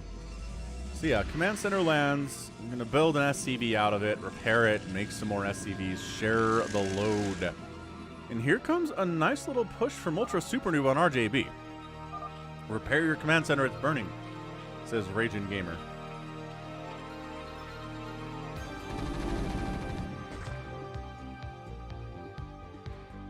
Alright, here we go. Sunken's up, Hydra's Lings ready to go. Got a siege tank in the mix. Not a whole ton of them, just the one here. Reinforcement support, maybe? From some Dragoons trying to help keep RJB alive in the top left, but tank firing. Oh, that tank can get close enough to fire on that mineral line, I think. Hard to do. Come help me, says RJB. Yeah, no, that's entirely fair. Assistance matters right now. Alright, so a ton of Dragoons show up. There you go. So now the Hydras and Dragoons working together to clear out this Ultra Super Noob attack. It's not going to be easy, but they'll do it.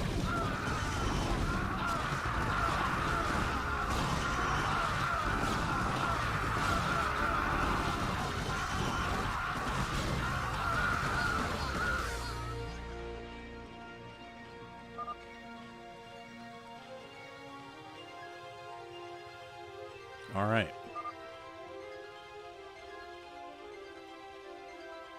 So now they want to attack Ultra Super Noob together. See if the counterattack will do anything to him. He doesn't seem to have it a whole ton. He's got a couple tanks, bunch of Marines, medics, sure. Haven't seen many medics today. How you doing, medics?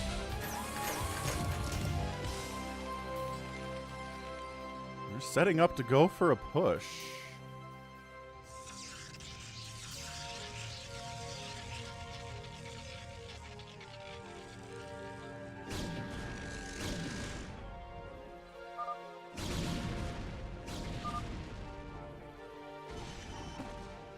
All right, here we go. Both sides getting some reinforcement support here from, I think that's Baby T-Rex. Yep.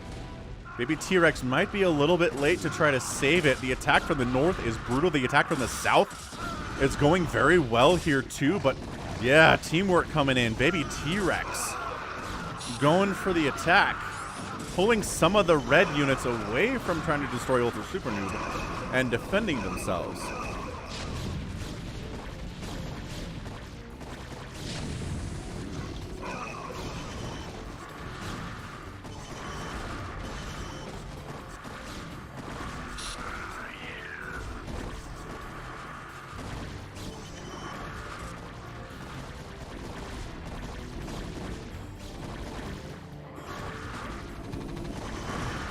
Some lurkers coming in from Baby T-Rex to support too. I like that a lot.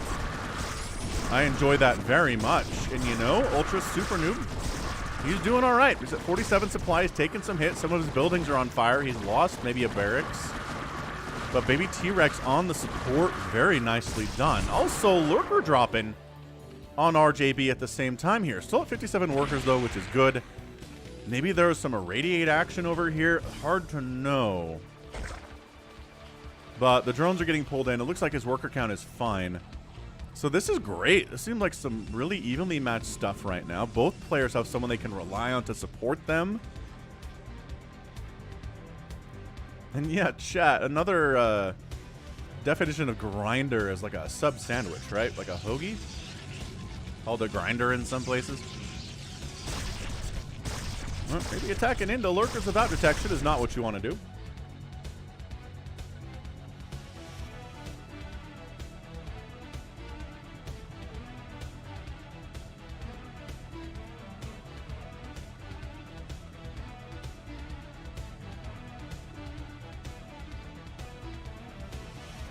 So combination of red and green here, which is ready to roll out in Raging Gamer. I like it. These two get working together.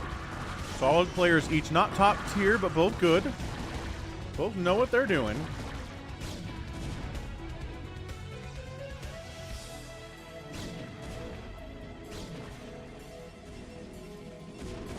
Yeah, this is going to be a good 4v4. I gotta say, this is great.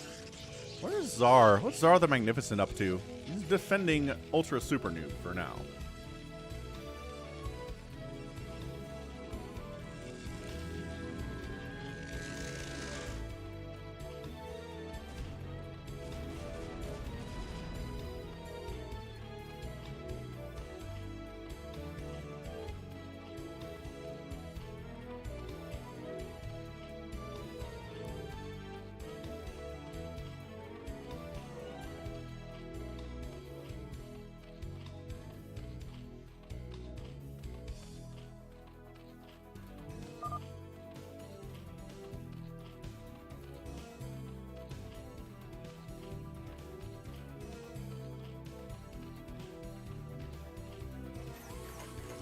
Little Hydra pushing up into enemy territory, see what's what.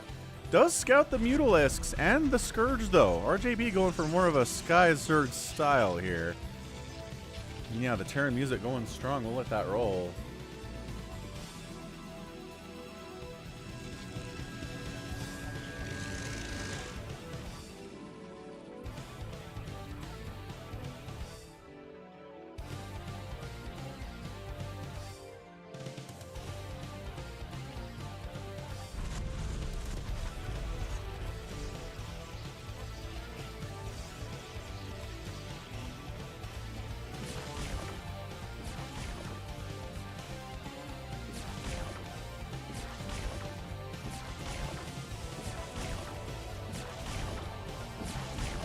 Killing his own evolution chamber because it's blocking access to this lair. Always very annoying stuff when that happens. Ah, high ground tank positioning here from Ultra Super Noob as well. Uh-oh. He's got tanks on the high ground. RJB hates that, but this is his map. This is nice. Nobody's died yet. Oh, I guess Rhaegar died.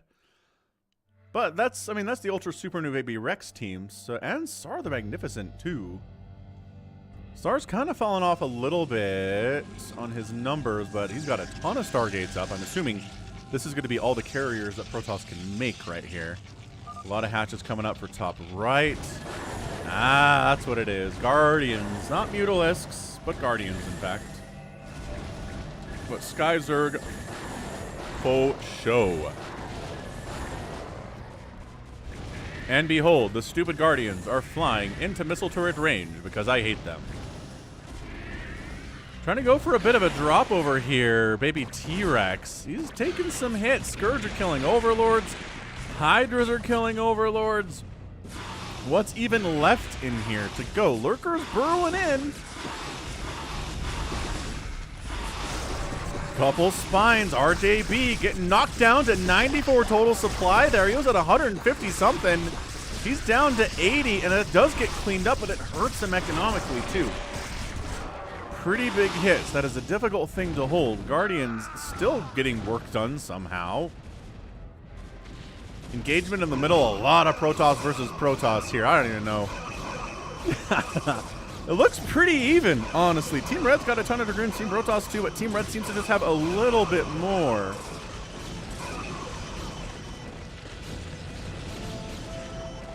Yep, John Doe, true fact, doesn't work on non-biological units. We do see Maelstrom and PvZ, though. It's pretty good to catch a group of Mutos in Maelstrom. Or Ultras in Maelstrom. It's really good, actually. Oh, man. Oh, man. Ow! Ow! Oh, Raging Gamer. Raging Gamer's income just got plummeted down to the 0. He ran some probes away, but he's losing more of them here, too. Also, very, very bad news, Bears. Trying to push straight up. Top right here against Tuna on Toast, who's holding his own. Hydras trade very well against Dragoons in general. Raging Gamer's like, ah, I didn't see this happening. Lift your CC, it's gonna die. Oh, and all of his SCVs are dead too. Rhaegar, he was trying to be alive.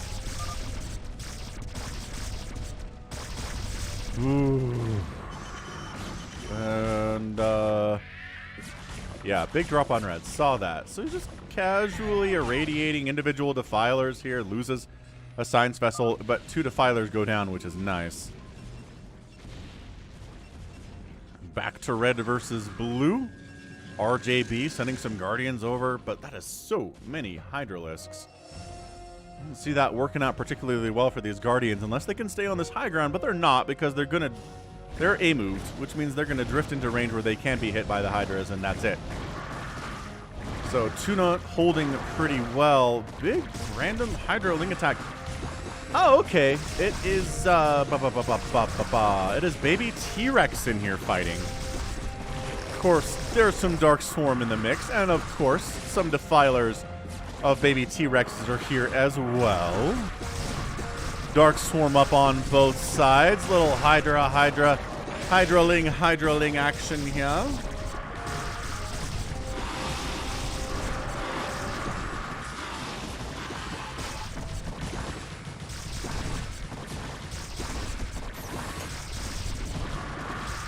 Lurkers trying to morph in. There's additional Hydras down this way. There's siege tanks rolling in. It is a concerted effort by Ultra Super Noob and Baby T-Rex to take down RJB here. Plague gets tossed down. Okay. I guess a Plague on the Mutas is super, super good. The Dark Swarmed Lurkers are having a great time, though, for RJB.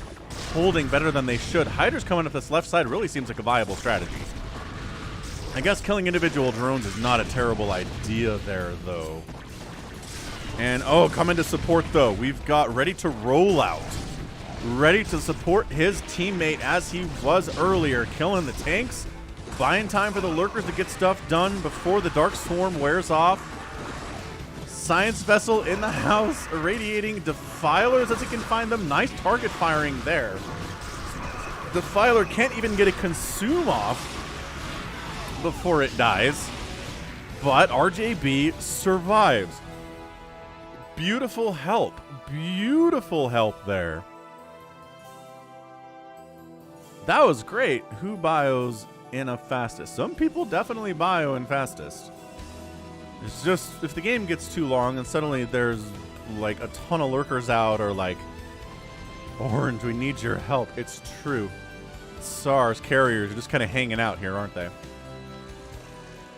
But yeah, before Storm and Reavers come out, sure, Marines, Medics, Firebats, they do a lot of good work. We see them in fastest quite a bit. Interesting little Wraith Ball attempt here. Interesting choice from Ultra Super Dude. I'm not sure what that's all about. And then is this another... Nope, this is actually a Tuna on Toast drop up the top side here against Ready to Roll Out. Good stasis. Oh, stasis catching a ton of these units, but there's still a million Hydras fighting.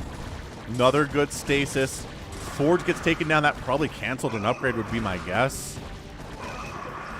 The problem... John Doe, is that the replay functionality for StarCraft didn't come out until Brood War was already out. For a while, actually. So, no. There are no original StarCraft 1 replays. I mean, what you could feasibly do as a nice concentrated attack from Team Blues coming up to take down Ready to Roll Out. Guardians are defending. My gosh, this is crazy. What you could do is have some people play StarCraft 1 against each other, right? And then you'd get the replay because it's on the latest client. But anything from back then is just lost. There are no replays. Raging Gamer's like, help! Oh, the Cloaked Wraith Ball trying to get this thing done. And the stream sniping accusations always happen when RJB and John Doe and Ultra Super Noob are involved. Nobody can admit they were just bested. It's always because of stream sniping.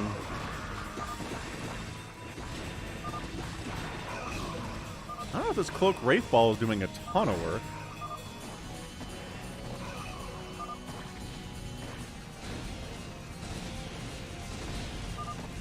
Ready to Roll Out is out.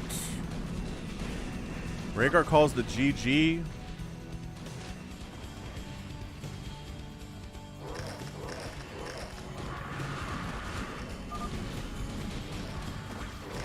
R4T is watching. So it's RJB and Raging Gamer who are on the same team here. Rhaegar left. But these are his Goliaths, so I think they're dead.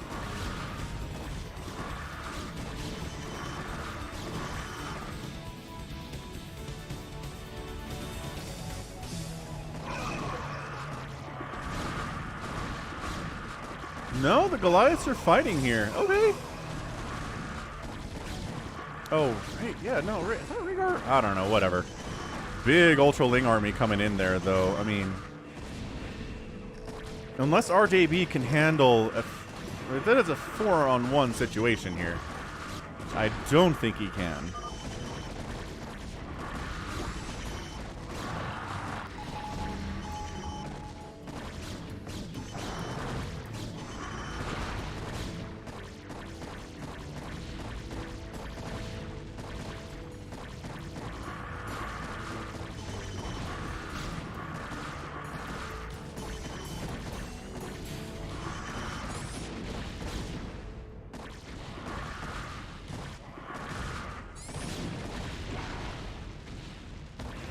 Yeah, carrier group is really high here. Plus there's siege tank support for them too. Bunch of Marines just kind of handling it. And Sar Magnificent finally shows up. And it's a strong army to be sure. So bottom right, Toast, top left, Toast. Dark Swarm is up.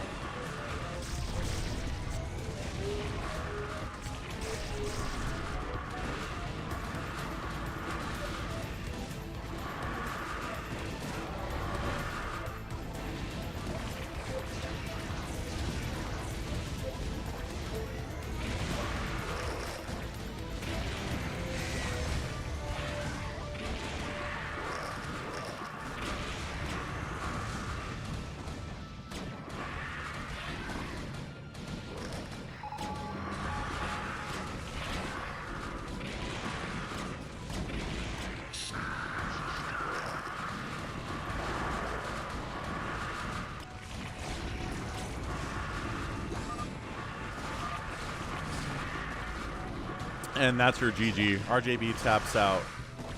Good game for all.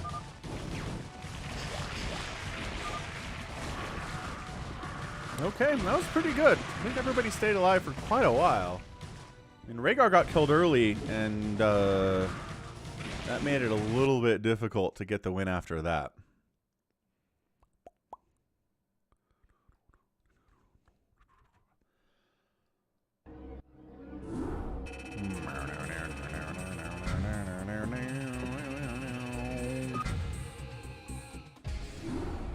All right, let's do a regular 4v4. Maybe big game hunters? No. I don't know. Let's see what we get. Let's see what I want to do here. All the way up forever to the maps folder.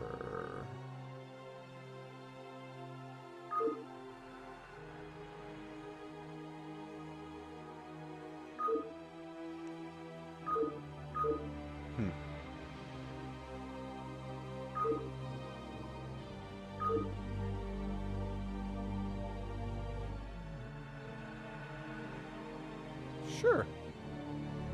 Let's do this. Let's do it. Use map settings. Heck yeah, let's do that. Maybe 2v2v2v2? That sounds fine.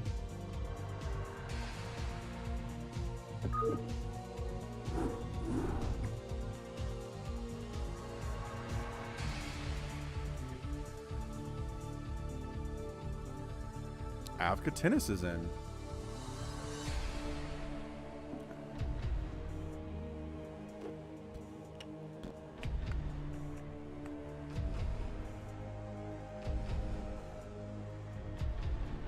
No.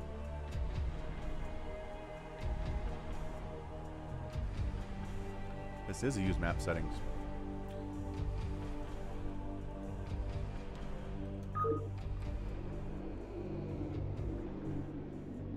Okay, so let's make sure these teams are fair. No, not fair. Hold on a second.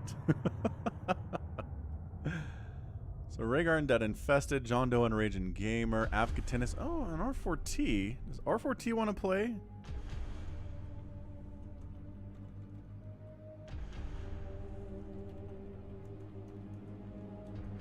Okay, he's playing. You know, I'm gonna roll with this one. I think we're gonna do this. Man, Ultra Super Noob and Baby T-Rex are too much. Let's do...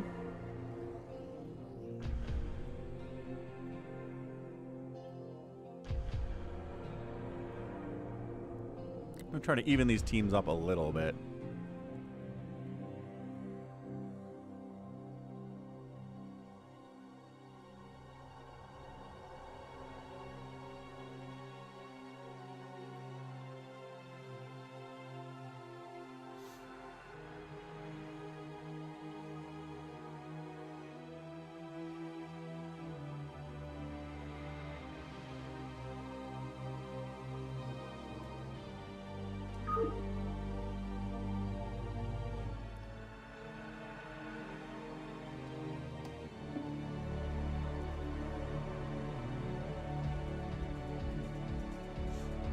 Dead Infested, please choose your race. Where did you go?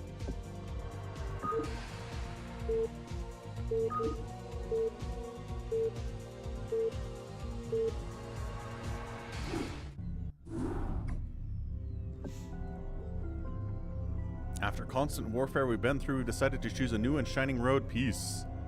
Jointly with our allies, we set down and shall begin to build an enlightened civilization of truth and beauty. Actually, what the heck is this? Build a civilization of truth and beauty. That's your objective, I guess.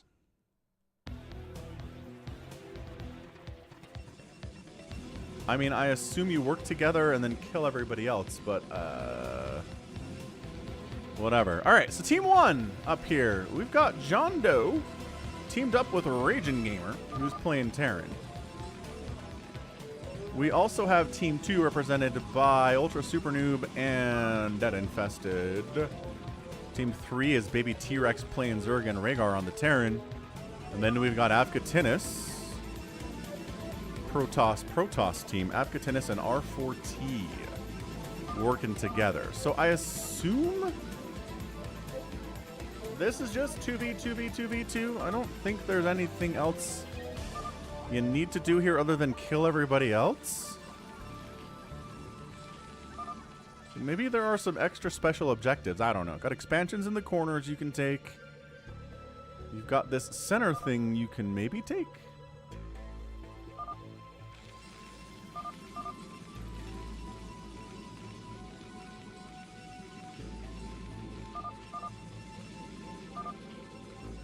I mean, that's what I try to do here, Dave C, is I feel like the teams, there's one great player on each team and then one not top tier player on each team, right? Not that they're trash. They're good. I mean, obviously, Dead Infested is really good, but he's not quite on the level of like a John Doe or an Afghatinus, you know? And that's fine. I'm not either. So this is a fun map. So, Becca, are there extra special like triggers and stuff on this map, or is it just everybody kills everybody? Because I feel like that's what we're doing here, right?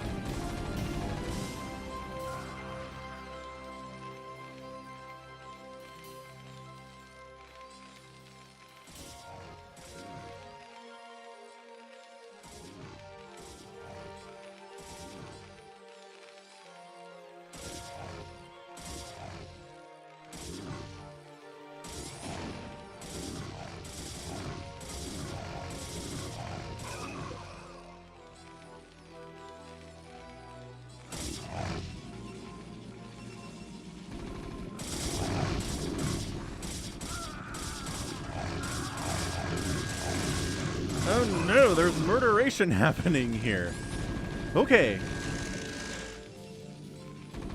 Oh, from both sides? Team Blue. Okay, so everybody's converging on John Doe and Raging Gamer, trying to kill those guys especially here. We've got Zealots, we've got Zerglings. Raging Gamer's getting double teamed, which is horrific.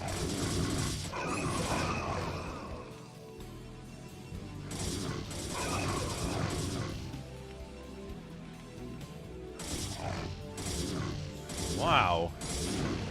So trying to fight this one Zealot with SCVs. They get him. That's pretty good. But more Zealots are up here from Afghatinus or maybe R4T. I'm not sure who this is exactly.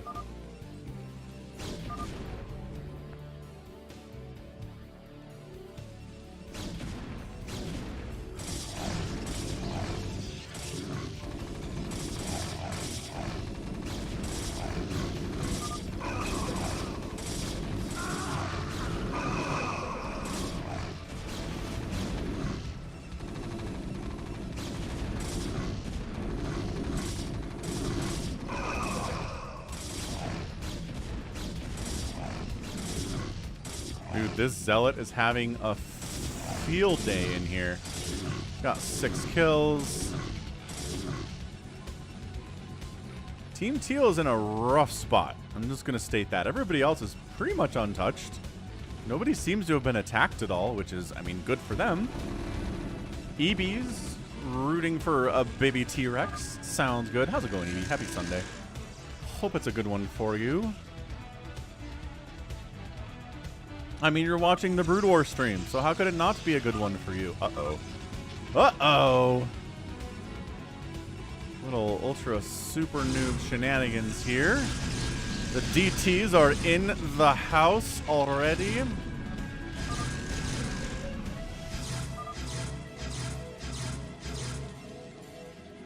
More lings. Ah, this is not a good attack for Zerglings. Back it out, man. Back it right out. Uh-oh. DTs. Oh, no. Sniping the Nexus. Whose Nexus is this? This is R4T's Nexus. R4T's Nexus. What's up, Saints1177? Welcome to the stream. Glad you could make it here. Oh, boy.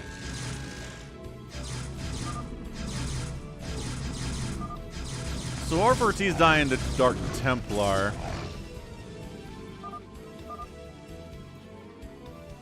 Okay, everyone. Rhaegar's going to get tanks.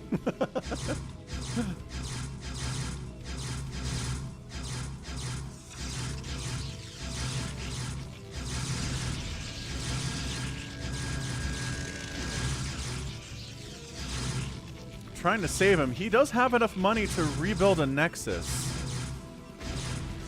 With these cannons coming up, he can... Okay.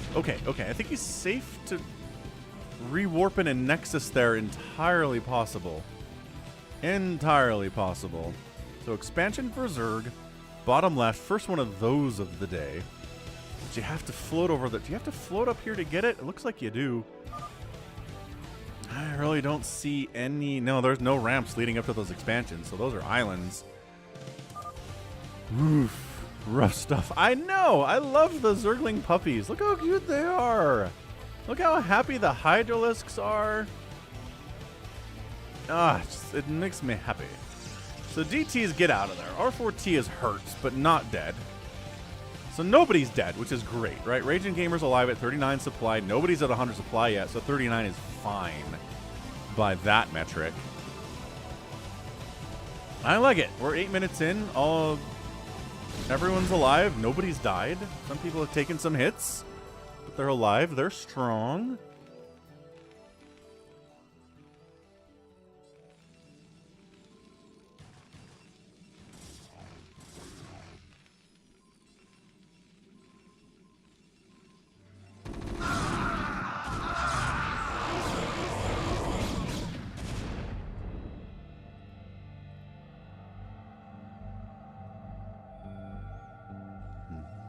Hey, what's up, Gareth? Member of the channel, Gareth.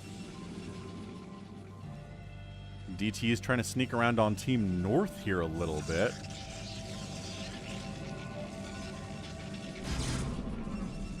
Oh, there's no detection up here? Oh, boy.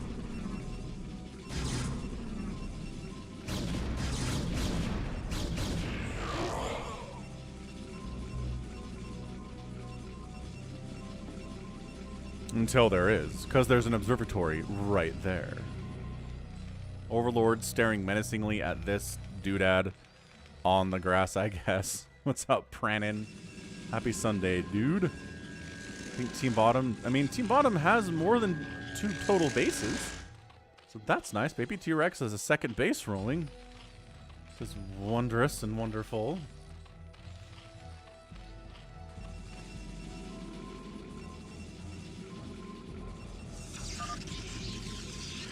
Like John Doe is doing his typical carrier stuff.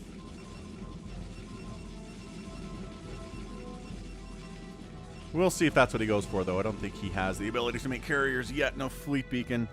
A little bit of a zealot push down to the south. These guys are on a mission. They're ready to rock.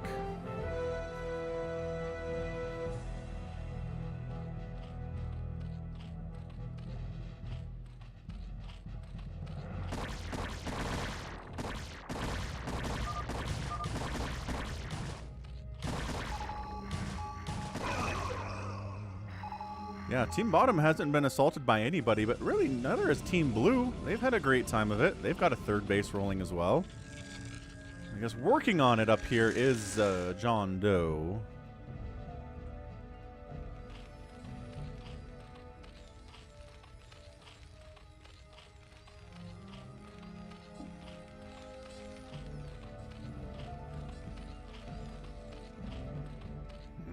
Big push from John Doe down here into Team Protoss. R4T and Avkatinis. Avkatinis not playing Terran, which I find very interesting. He usually loves Terran.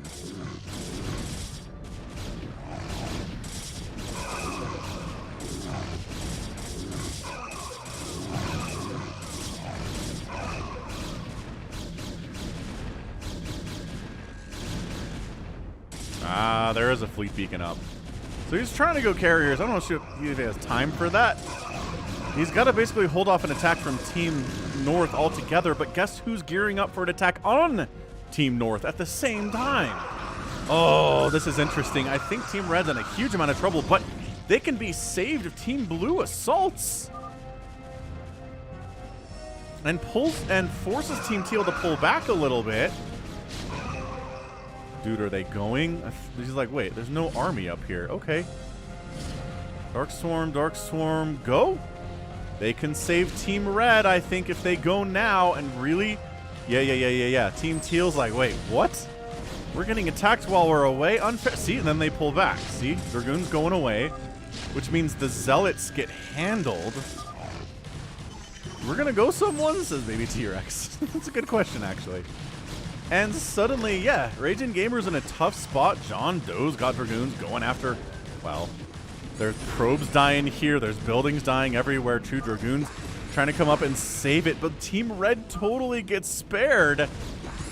And then John Doe with the accusation of the stream sniping. Yes. The accusations running hot and fast. Or jokes. Always can be jokes.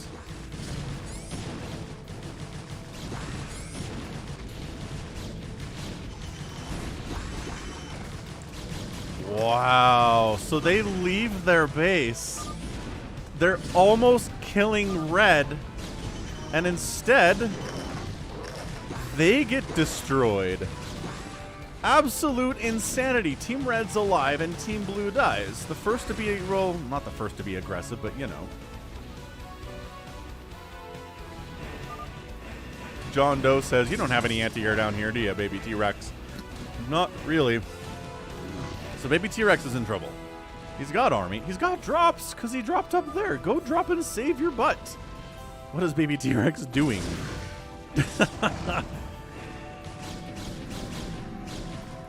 Yeah, man. I mean, look, yes, you have this island base up top. That's fantastic, I guess. And same thing maybe attempted here from Raging Gamer.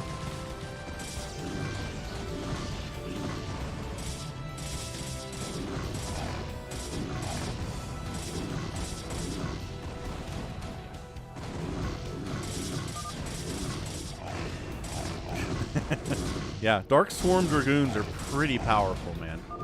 So this is nice. John Doe, still alive. Again, because of Team Blue's attack, is able to harass Team Purple.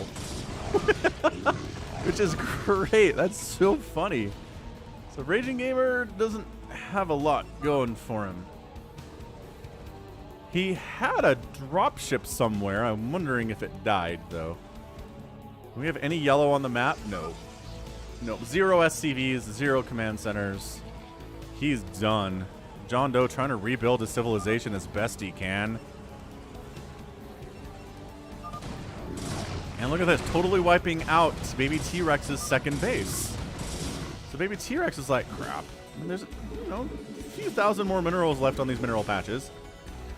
So it's not like you're mining out of your main base instantly on this map, but man.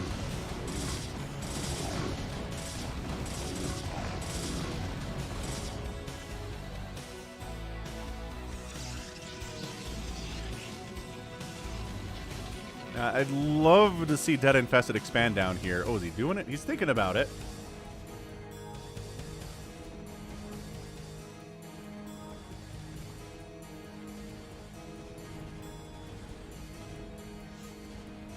thinking hard. A bit of a push here from Team Purple. Baby T-Rex is like, all right, you killed my second base. I'm just going to kill everything that you have. How does that sound? And I don't know. Got some Zealots here. Dragoons, some Cannons are fighting too, but man, big engagement from the south side. Baby T-Rex is at a full 50 supply. Rhaegar's at 91. Where's Rhaegar? Oh, Rhaegar stuff is here. So they're going to take down Team Red now because they got poked by John Doe. I don't know if they would have done that, except they totally got attacked.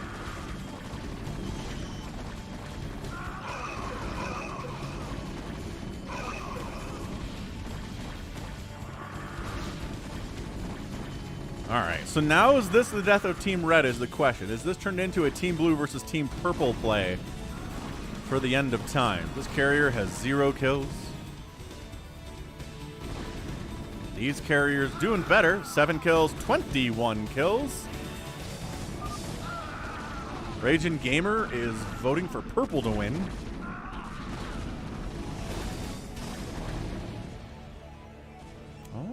Ultra Super Noob and Dead Infested playing pretty well, though.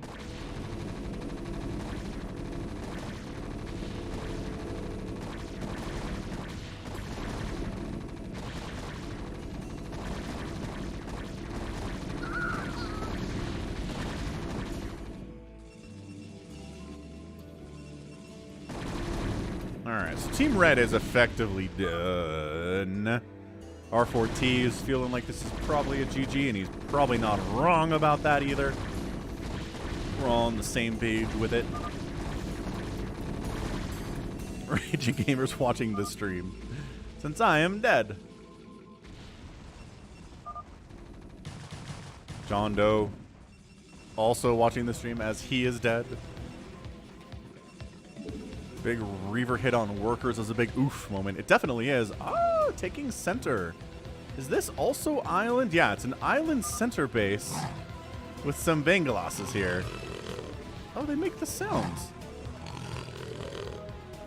You don't usually get the critter sounds when you click on them when you're an observer. So another question. Okay, so this is just decoration. This can't be killed or anything. This game. Insane. John Doe just basically says if everyone's stream sniping, then everyone should be stream sniping. The official stance of the Falcon Paladin Brood War Sunday stream is no stream sniping, please. If some people want to stream snipe and take away from their honor and victory, they can, I guess. I can't stop them, but I'd recommend against it. I don't like it. Of course, proving stream sniping is also impossible. So, like, you're not going to get in trouble for doing it, I guess. It's just an honor thing. Fun stuff.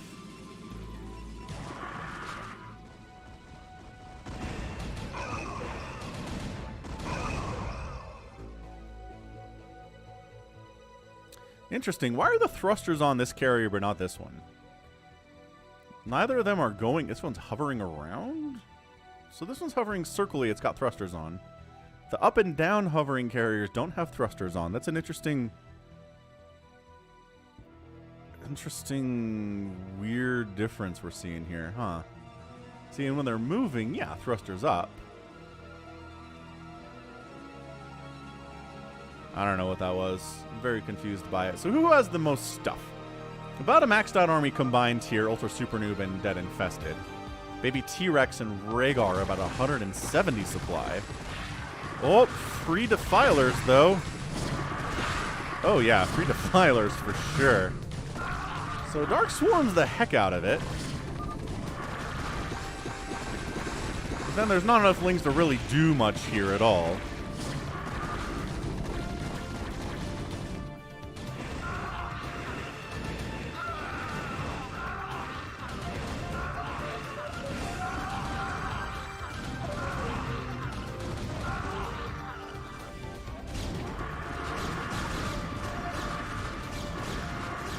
We're attacking into Cloaked Dragoons. Not exactly great, Baby T-Rex. Careful, man. Bring some... There's an Overlord. The Dark Storm, but there's Storm here, too. Dude, Purple is... Actually, I don't know, man. Ultra Super Noob and Dead Infested look like they're the team to beat here. Dead Infested still hasn't taken this base because he's like, I tried. It didn't work, I guess. Baby T-Rex calls the GG. Team Blue.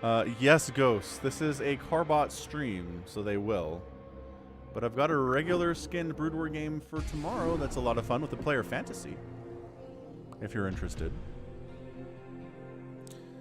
What's next? I kind of feel like I want to do another something we haven't done before. Feeling like it. Like maybe... Sure, this. I don't even know what this is.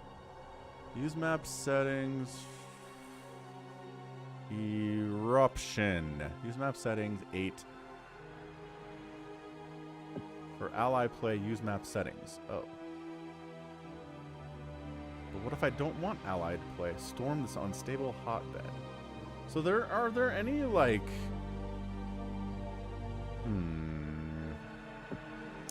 Are there any mechanics? Dude, Labyrinth is interesting and stupid. I like how stupid it is, kind of, though.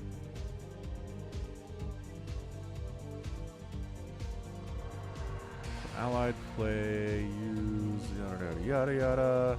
Do Bloodbath. We'll do Team Turbo for the last game of the day, John Doe. I'm holding it. I already got it. I got your email and I put it in the folder.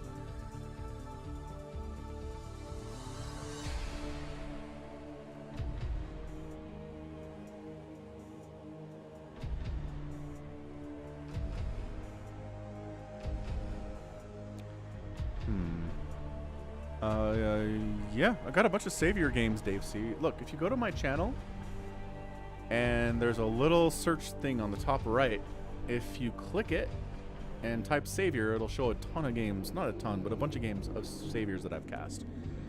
I know he's a match fixer, and I know he's banned, but he's a great Zerg player anyway, and a bunch of games that he played are very, very good.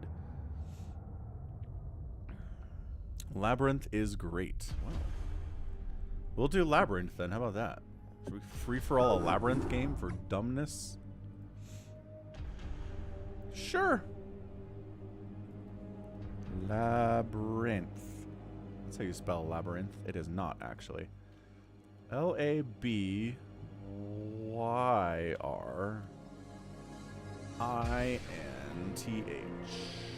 Spelling. What's up, Dark Master? This is on US West. This is gonna be so stupid. I don't even, like, I can't even explain to you how stupid this is going to be. Toma got in. That's good. Afkatinis is excited about it. Aussie Loco. Who's Aussie Loco? Oh, Aussie?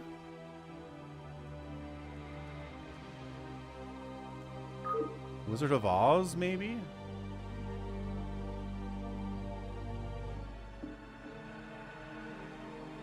Little guys joined.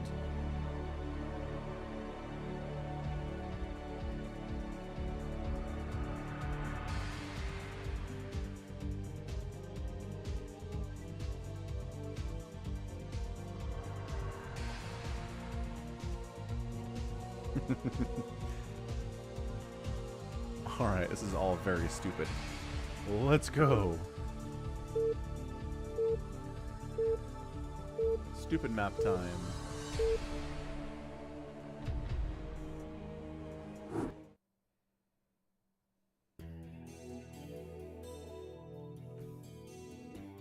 Tuna's lagging out. No, Tuna. Tuna. Alright, cool. So free-for-all on a dumb map. With not a lot of resources at all. This map sucks. Well, let's see what we get, huh? So Tuna on Toast is playing the Zergs.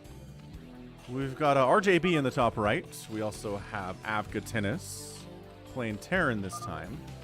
Got a Blue Zerg Ultra Super Noob this time is playing the Zerg.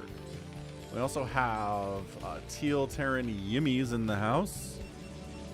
We've got Gray-ish Protoss Raging Gamer. And also a Purple Zerg ready to roll out. And then also, finally, perhaps a Red Terran named Tom Big Cat US West or Toma. Toma. It doesn't have a second gas as Raging Gamer. Truth. Not a ton of minerals. That's what I like about this map. This map is dumb and it makes for fun games. That name suits you. The Raging Gamer aspect is accurate. Yes, true facts. No, says Raging Gamer. I mean, yes, I am raging. Oh, good times. Stepping away for just a second.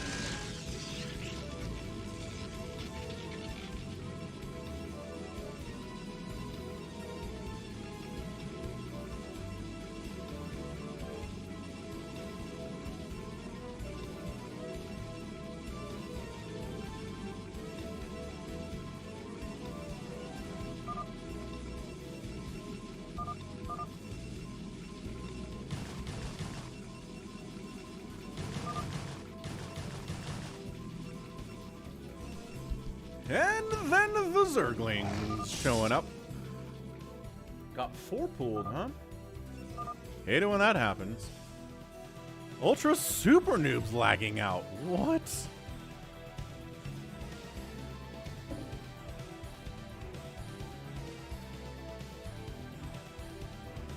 Uh-oh. That's not ideal.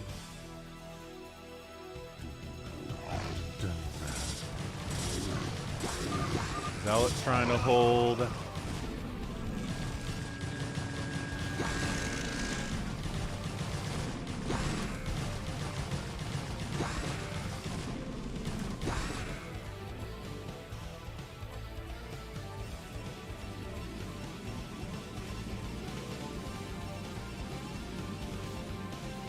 Okay. Wings are pulling out. Can we cut your videos and incorporate in ours? I see that function is available. What do you mean exactly?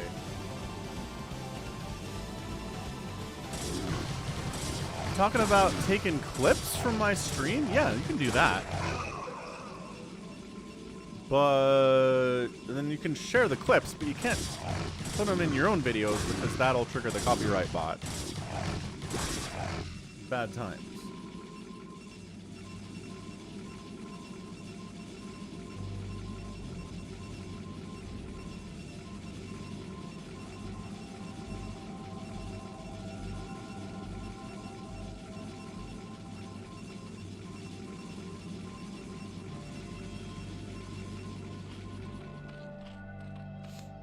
The lagging.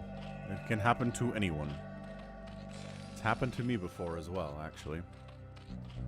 God, you are so hard to see down here, Raging Gamer. With your dark, dark gray color that really blends in with the shadows down here. Blends in with this.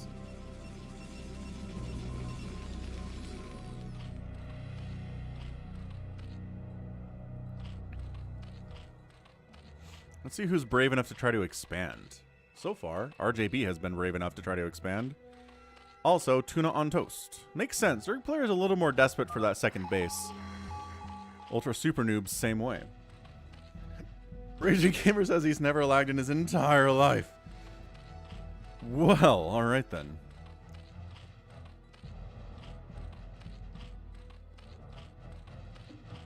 If you say so, Raging Gamer. A little bit of Zergling harass. Again, these little tiny tunnels throughout this entire map make it so weird. Get just frolicking, playing around.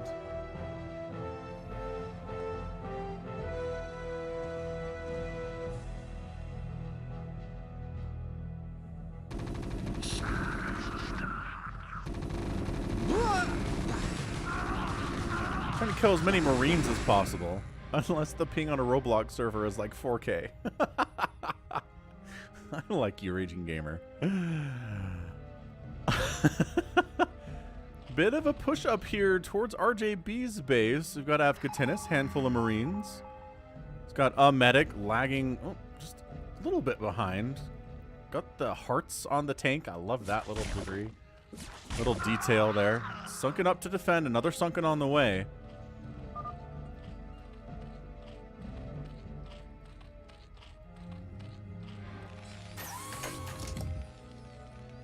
I don't know if these Lings from Tuna are going to be able to do anything against Toma's siege tank bunker setup here. I don't like it. I don't like what I see at all. A little Marine pressure from Yimmy going against Raging Gamer as well.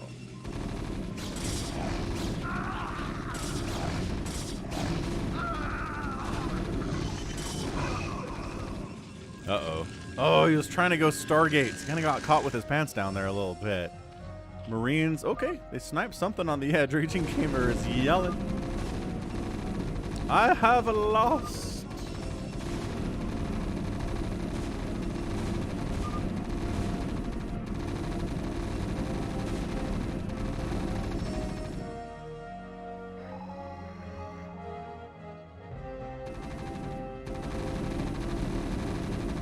The topology of this map, I mean, so it's basically a hedge maze.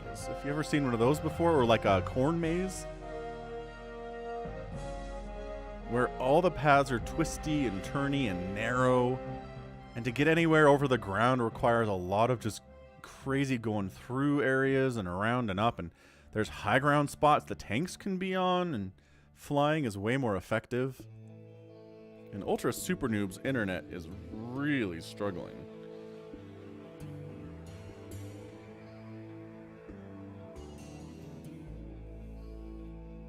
Ultra Super Noob. You ready? I think he's out. I think he's dead. That's not good. That kind of gives Yimmy access to more resources, or maybe Afghatinis. Oh, wait. Wait. He's alive. Dude, Ultra Super Noob is playing with fire here.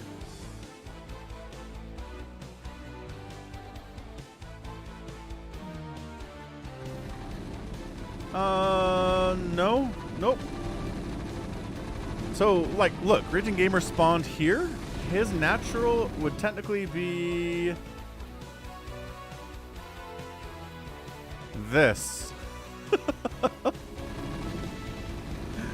Everybody has a kind of a close base that's not very close.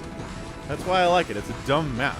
Dumb maps make for dumb games, which are fun. I like dumb games. Also, Afghatinis is taking RJB to task here. Lurker not able to make it happen. Captain. And RJB's second base is going to die. See, look, he can't access his very easily either. Nobody can. He's got 3 bases, though, so losing this one is not as big of a deal.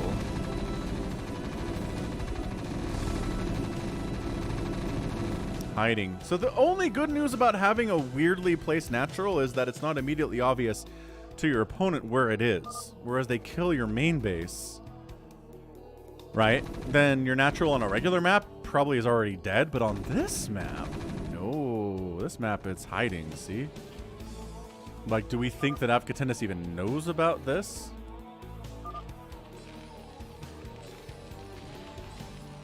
Oh no, Ultra Super Noob gets dropped. Rip. Okay, well, he's done. So if anybody wants his resources, they can feel free to do it.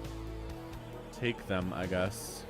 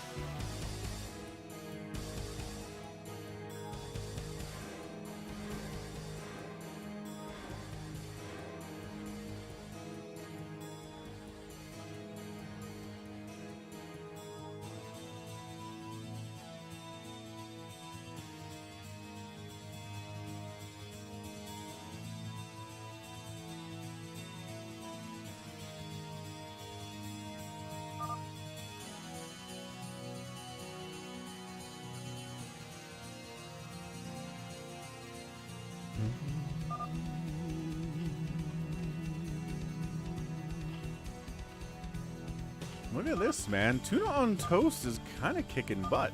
It's got hatcheries and sunkens everywhere. Doing fine.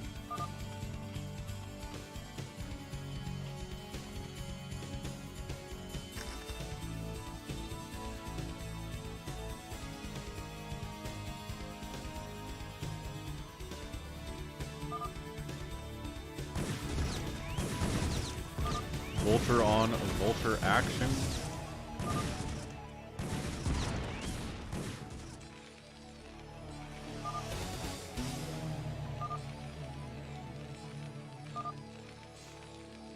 Nice job, Psychonauts, in submitting your taxes. I did as well.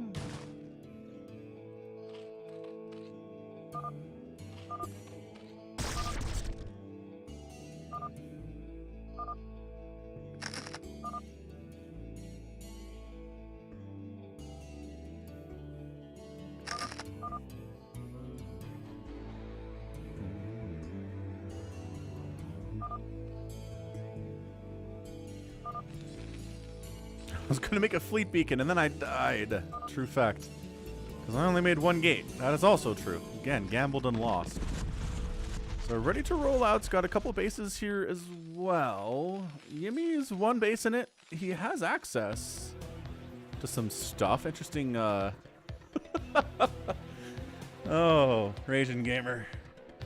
A little stuck there, eh?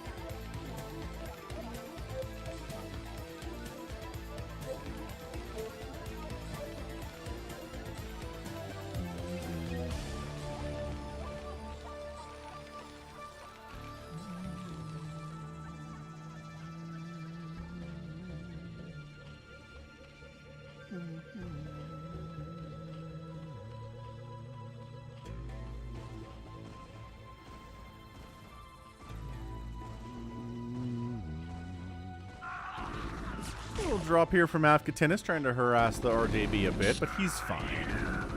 He is doing great. Lurkers burrowing in, forcing a pickup and a liftoff there. Trying to do maybe something of a drop here. Tuna on Toast? I don't know. There's Valks and there's Goliaths and all sorts of mean stuff there, but meching it hard anyway. This map is called Labyrinth, Eric. No, not Yimmy 2. Yimmy!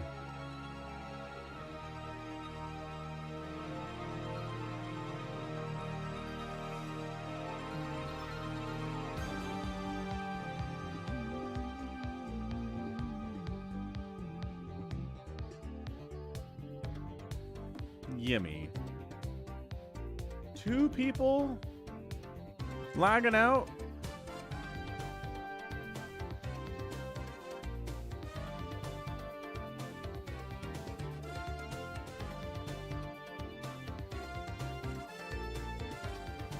Frowny face.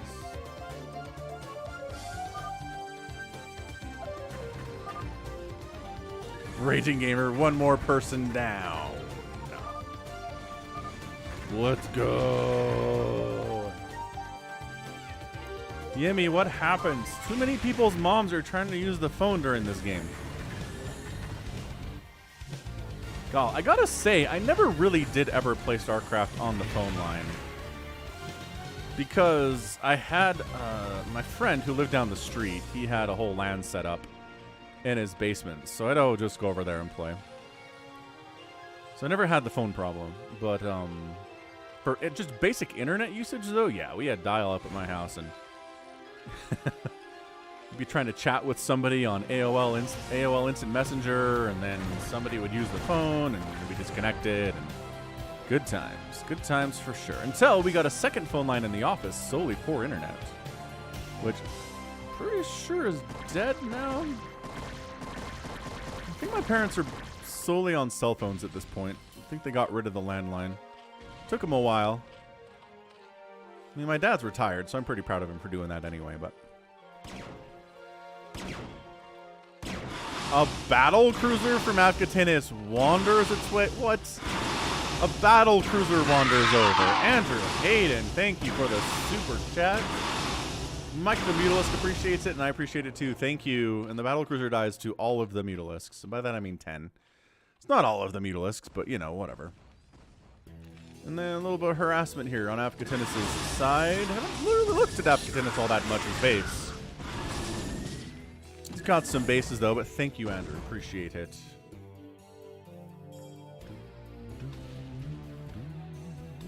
I don't know what... Something keeps attacking over here, and... Patrolling Scourge are making life easier for him and stuff. Muto's taking a lot of missile turret hits. Defensive Matrix tossed down on one of the Marines. And only Afghatanis is at 100 supply. Toma's at 86. Tuna's at 86. Ready to Roll is at 66. Raging Gamer trying to come back from the dead here. Learning from his previous mistakes. What's up, Ganon? Carbot's going good. I'm having a good time with it. This has been a really fun stream with some kind of new stuff going on, too. Some newer maps. Anyway, an updated version of Turbo is coming up next.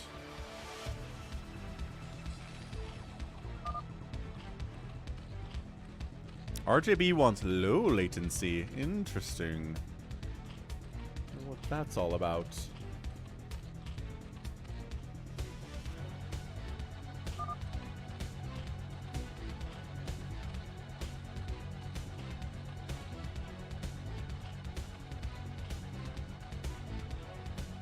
Hey, what's up, Richard Button? Happy Sunday to you. Just dealing with some lurkers against your vulture guys. Yeah, what do you want? You want to stab me through my underside with lurkers? Yes, obviously, yes.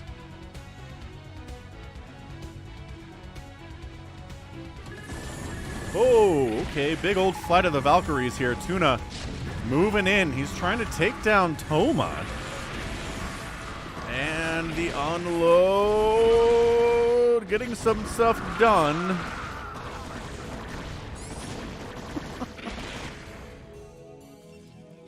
I need this gas. Well, Gimme left, so that's good.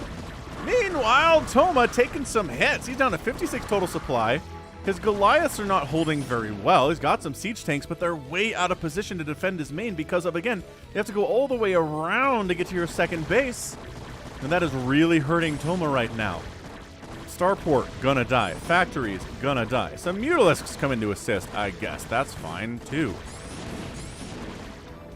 Yeah, Chiefs did end up losing. Did Mahomes look like concussed or something in that game? He was really bad in the second half. Like, I don't know, back to the first half of the season, Patrick Mahomes. I don't know what that was. I'm excited for the Super Bowl, though. I think it's going to be good. I'm excited to kind of have two teams who haven't been there in a while. Or, you know, yeah, a while.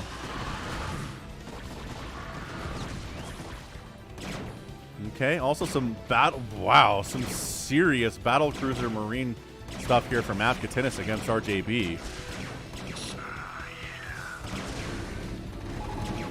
Afghatanis loves himself a good free-for-all, man. He really does.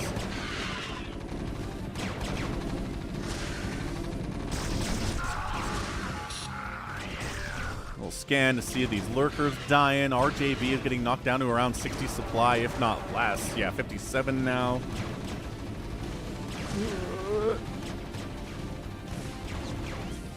And RJ is back to this base. No carriers in this game, says ready to roll out. It's true. I think Raging Gamer was trying for it. But John Doe's not in this game, so we didn't get carriers from him. Hey, Andrew. Glad that you're here, man. Better late than never is what people say, and they're right to say it, I think. Anyway. The Marines got separated from their battlecruiser buddies. Battlecruisers have 2 attack. Holy smokes. Save the medics.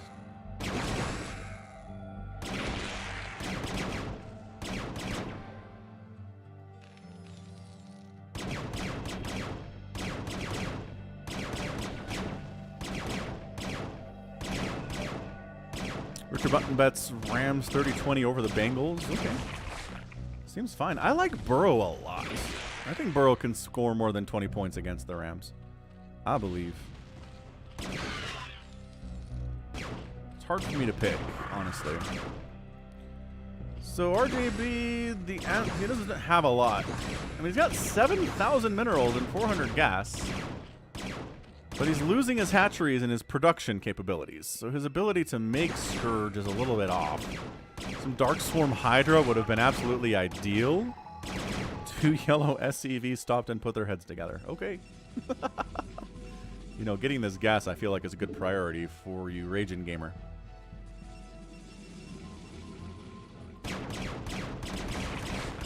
Dude, Battle Cruisers operational here. This is going very well. RGB is kind of... I don't know. I feel like he's got enough money to make some stuff, but he's just kind of like conceding to the battle cruisers or something. Maybe he's tired. He's played a bunch. I thought all the extra bases had no gas. Inaccurate. Some of them do. Apparently, not the ones that are further away do. Yeah, made some assumptions there.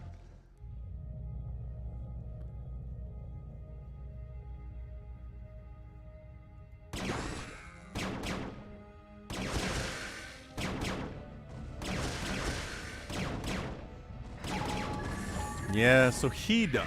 So Radiate on the Mutas is pretty fantastic. Oh, gosh. Oh, gosh. And that's it. RJB leaves the game. So Afghanistan is 125 supply, ready to roll out at 128.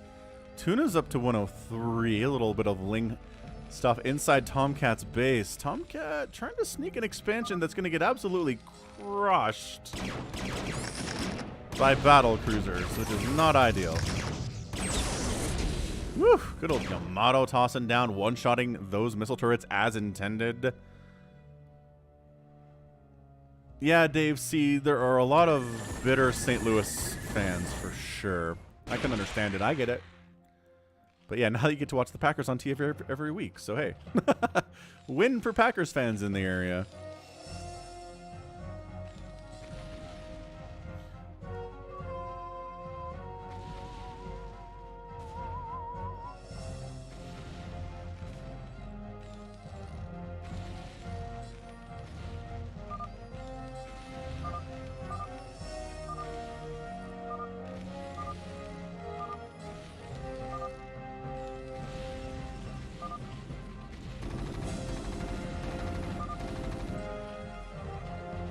Wait, what am I missing here? Leave it alive, he says. Who? This stuff's not under attack, is it? Big old attack coming in, and it looks like Tomcat is in a heaping amount of trouble here. Gonna be supply blocked if all these supply depots die. Avgatinis is doing... It's kind of Raging Gamers our new Mateo a little bit. Kind of like it, honestly. We need kind of a younger, more emotional... Yeah. New Mateo Lee is here. Raging Gamer doing the very vocal, very emotional, you know, the younger hormonal side of things. I've been this age. I remember.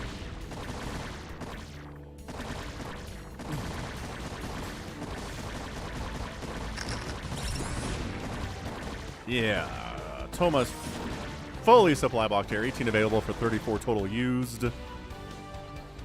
Ready to roll out 162 supply here. Got a bunch of bases building on the corpse of Raging Gamer.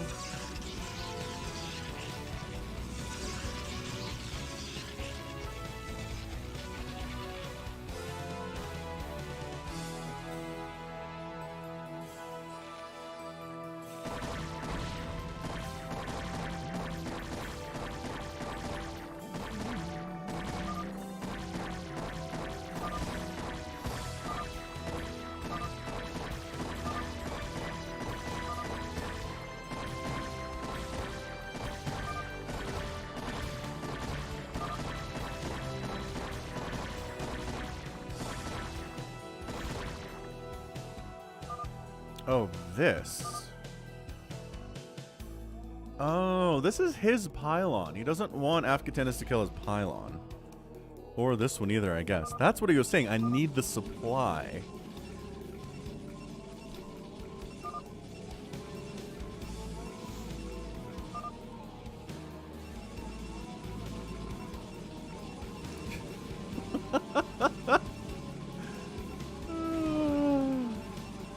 You make me wonder about life, bro. Why? He lost it. He lost his pylon. Pylo the pylon.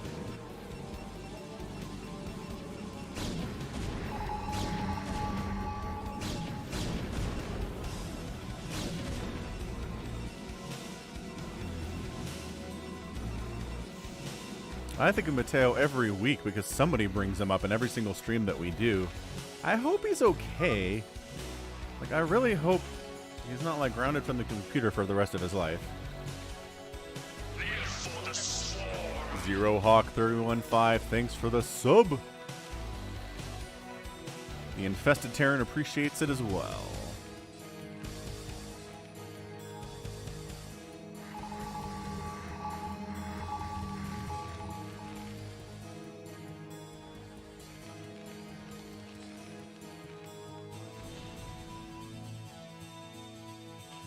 So we have Tuna's corner of the map up here, Afghatanis' side of the map here, and then Ready to Roll Out's bottom left corner that he owns. And also tiny little provinces of Toma, as well as Raging Gamer. Yeah, I think you're probably right about that, Brandon. Performative is fun, though.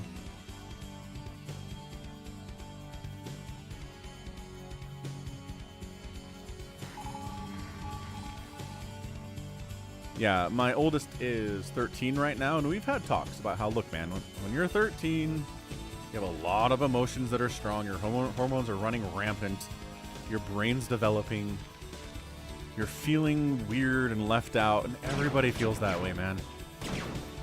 So just know everybody goes through it, everybody's gone through it. 13 is the worst age, it's fine, you'll get through it, dude. Oh, Yamato on that Defiler, nice. Ah, the Defiler. Yips. What are you mad about with purple?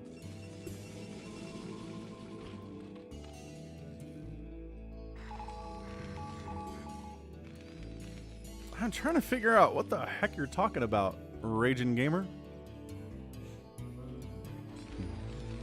Gnarly, dude. Totally. Oh, I found you, says Ready to Roll Out. No, stop! Uh-oh. It's gonna send some lings down, but there's a bajillion 1-1 zealots down here. So, alright. I guess you're gonna throw your units away. That's cool. Some free zealots is, and free lings is fine.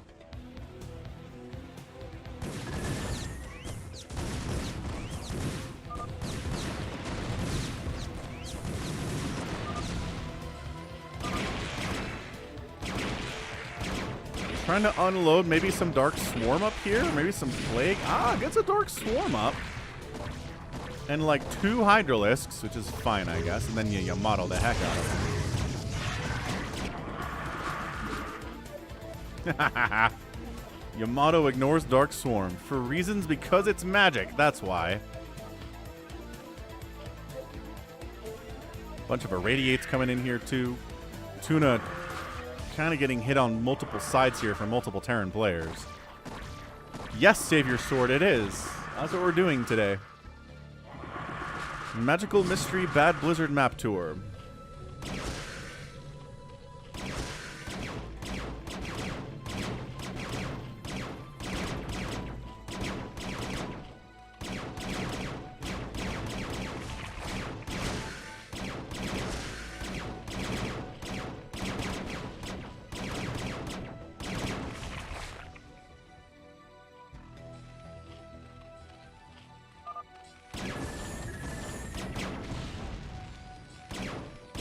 I like this, too, from Afghatanis. He's actually going after Toma as well, not just focusing on any one player. He's attacking multiple people.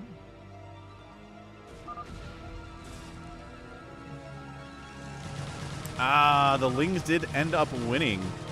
He's like, don't kill my pylons. And Ready to Roll Out's like, come on, man.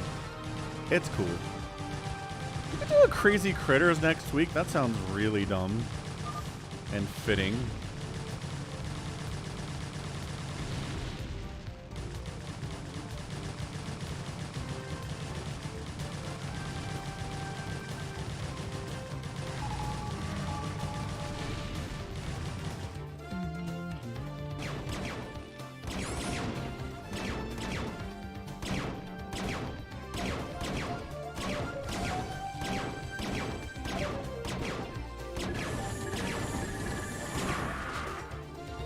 Yeah, see, Hydras, they can't really set up a nice concave. They have to attack one at a time, basically. Maybe 2 or 3 at a time here into these battle cruisers with 3 attack. And they have no upgrades at all from Tuna. Tuna's not doing the upgrade thing for the second time today.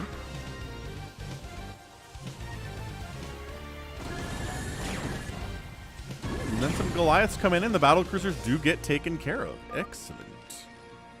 Excellent, excellent.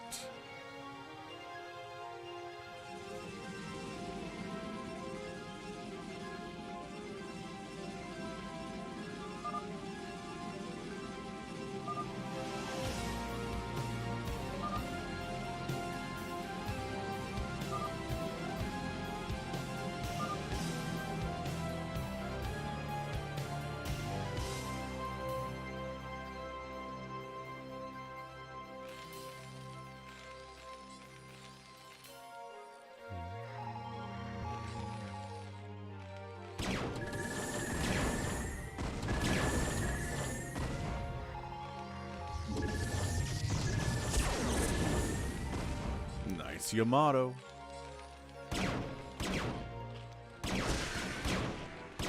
Tuna trying to do some mining up north here.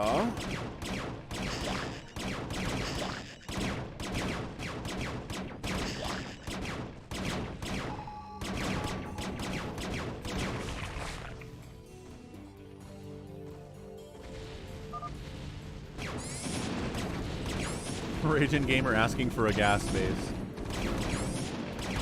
Toma's down to 52 supply. I mean, has this income here, which is nice on a map where having gas is super rare.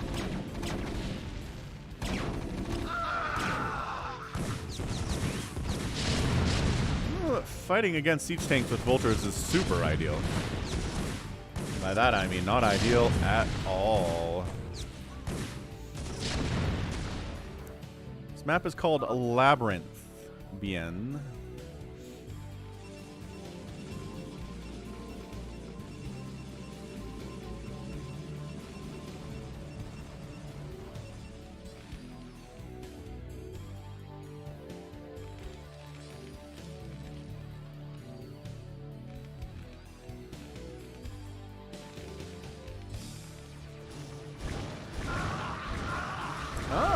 So sneaky, ready to roll out Guardians. Dude, he's maxed out.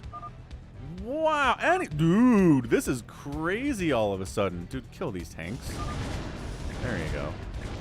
So 2 battle cruisers come in, but I mean, look at this. Yonk. And all of a sudden, one BC's dead, and then the other one is very hard next. Gonna irradiate the crap out of these things. Gonna unload some Hydras in here. Dark Swarm them up. I love it. Battle cruisers dying. These are 3/3 Hydralisks. And I think these engagements are going pretty darn well for ready to roll out. I like it. Oh, and a Plague on top of it? Dude, these battle cruisers are dead. Afkatinus was at 200 supply, is down to 166. It's gonna be further losses here. The battle cruiser army is big, but how much Yamato do you have here? Oh, another great Plague for Afkatinus' battle cruisers. They are not very happy about things. He's out of Dark Swarm, so he's going to attack as much as he can. Maybe focusing one that's already been plagued, yes, but not enough to take it down, unfortunately, for the Hydralisks. Good scans available here.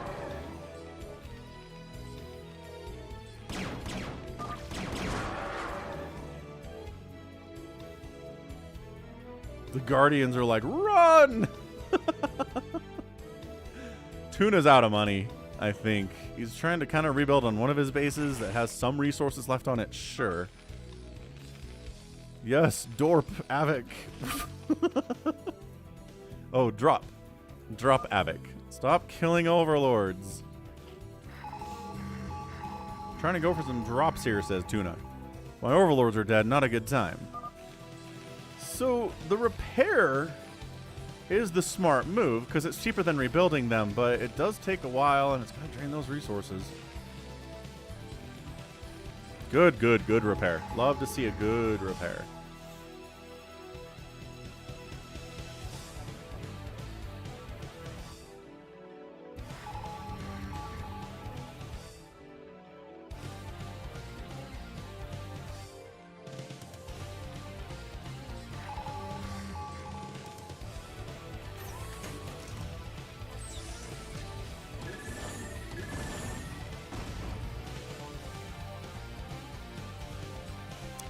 Goliaths are like, some of you guys are plagued, right? Were you attacking a plagued one? No. Attacking a plagued one and killing it would be amazing, but Toma does not seem to be working on that aspect of this, and instead just loses some Goliaths and no battle cruisers go down. Dorp! Dorp!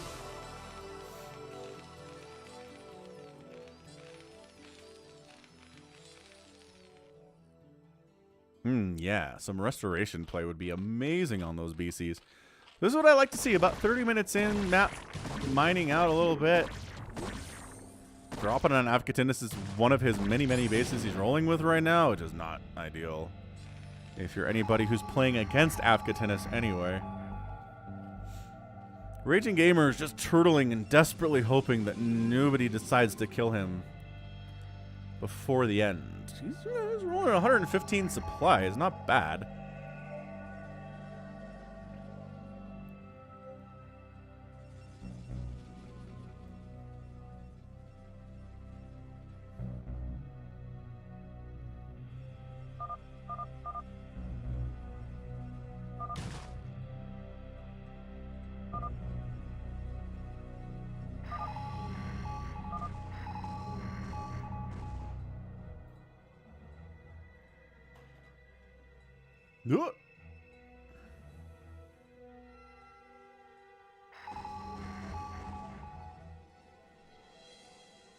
Man, what is with people lagging out today?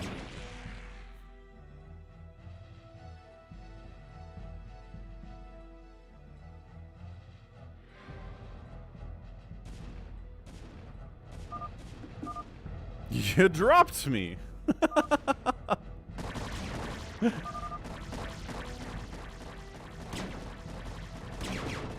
And more accusations of stream sniping. Oh, yeah.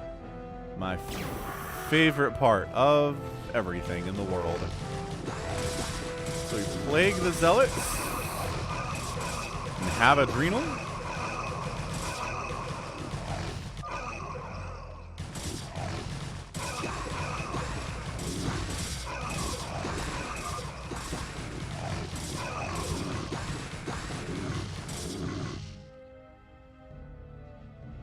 Ready to roll out, rolling some of his resources and trying to take down Raging Gamer, which is a choice here.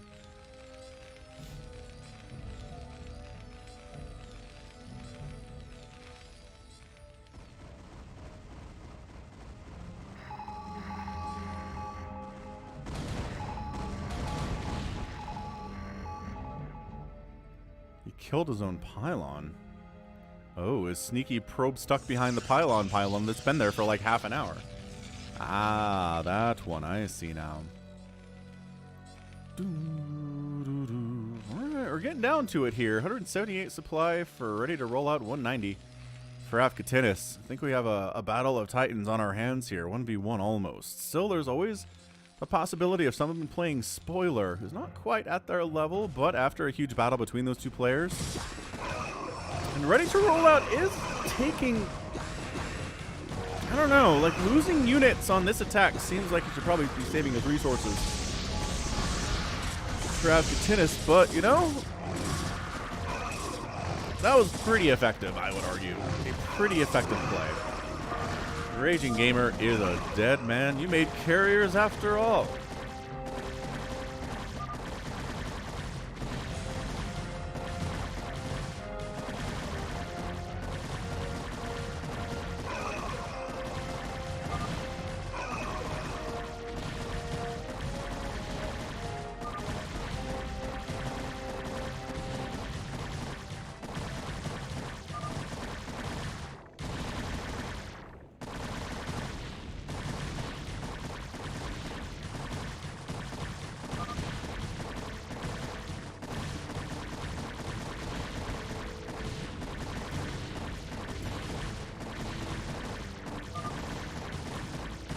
All right, see ya, Alexander Velasquez. See you next week. Take care, dude.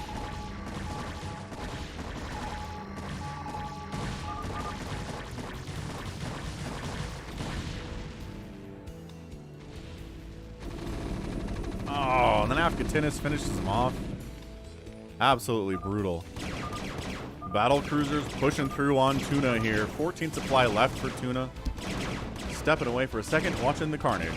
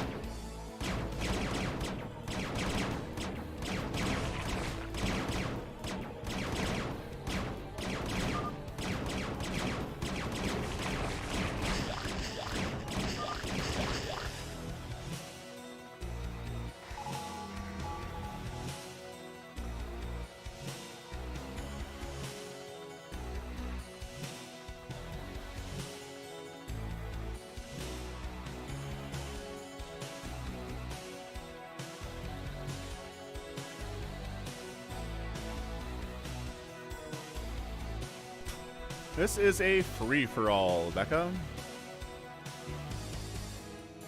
Afghatinus is maxed out. Ready to roll out is maxed out. Tuna's dead.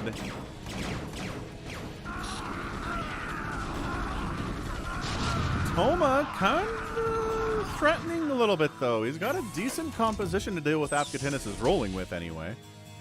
His upgrades are 2-2 for his mech across the board.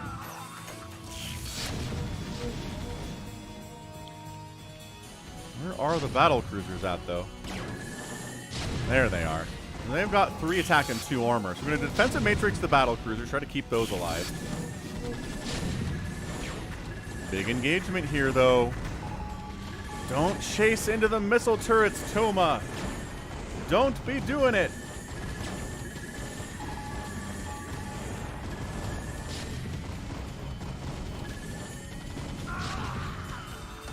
Thanks, firing in. Toma trying to play a bit of a spoiler here, too.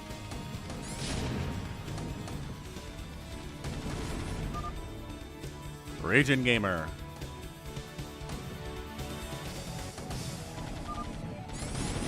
Try to find my hidden pylons. Here's one. Here's one. You have 2? I feel like you have 2, buddy. Nope, 3. 3 of them.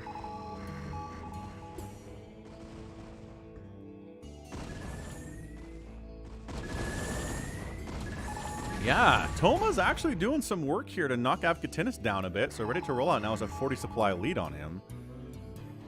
Avkatinis still has enough money to repair battle cruisers fairly effectively. Maybe not all the way up, but a lot. And then we're just going to Yamato the Goliaths. Oh my gosh, intensely well. Yeah, Toma just kind of paying out. Okay, we see 4. 1, 2, 3.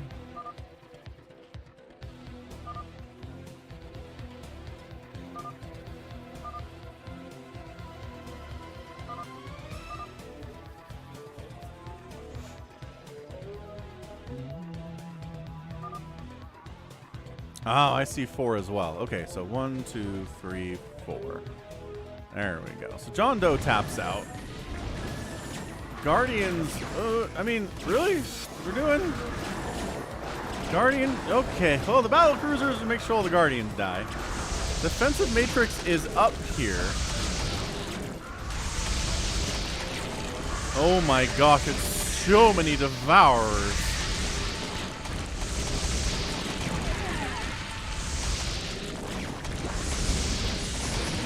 Battle cruisers dying, Irradiate causing huge problems, though.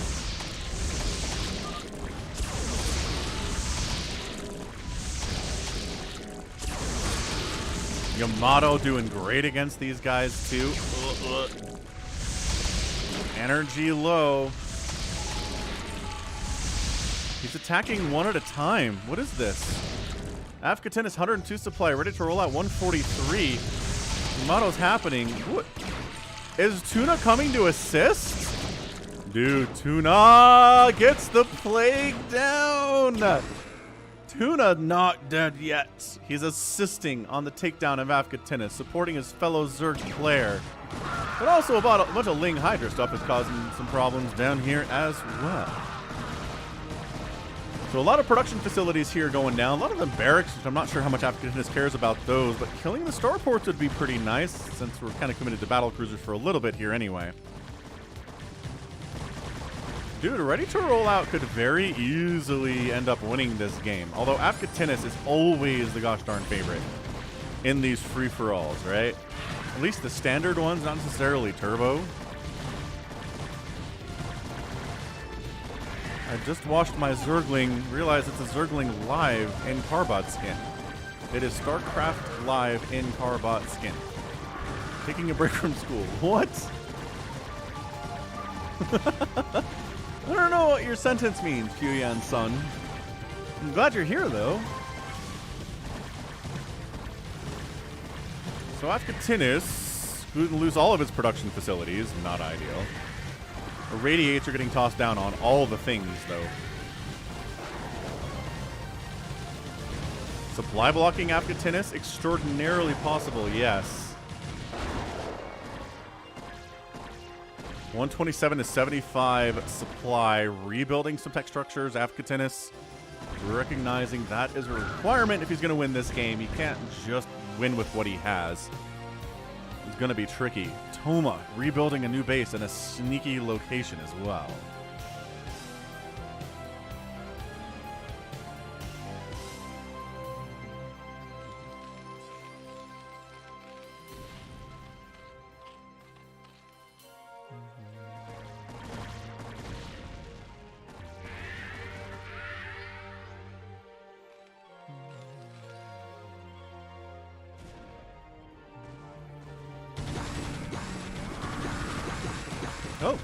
Oh, playing spoiler, killing some ready to roll out stuff as well.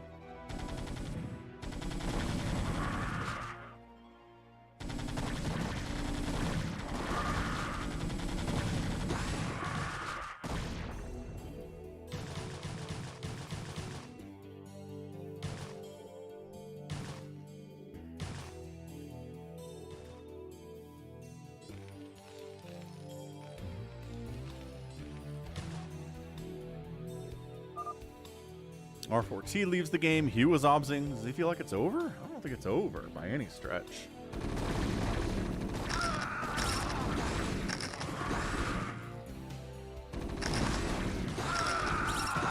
Whew, big Ling hit. Beautiful Ling hit there, but also Science Vessels. Whoa, Science Vessel down is a big deal. On this map, it's really hard to... Oh, gets another Science Vessel? Also, Irradiate causing problems, friends. Ow.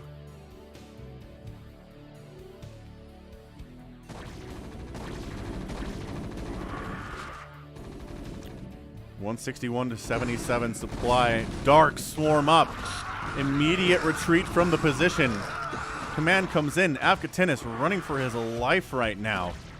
73 supply, 74 supply. Is there enough for him to hold up here? He's got a handful of Marines, but Dark Swarm's a reality. That said, remember the Science Vessels exist. Also, supply blocking Afghatinus possibly further. Comsat station down. SCV's down. Gas income lower than it needs to be. Irradiated, but Dark Swarm now gets it. Gets the Dark... Oh, no! Oh, we got some Lings inside the Dark Swarm. That's nice.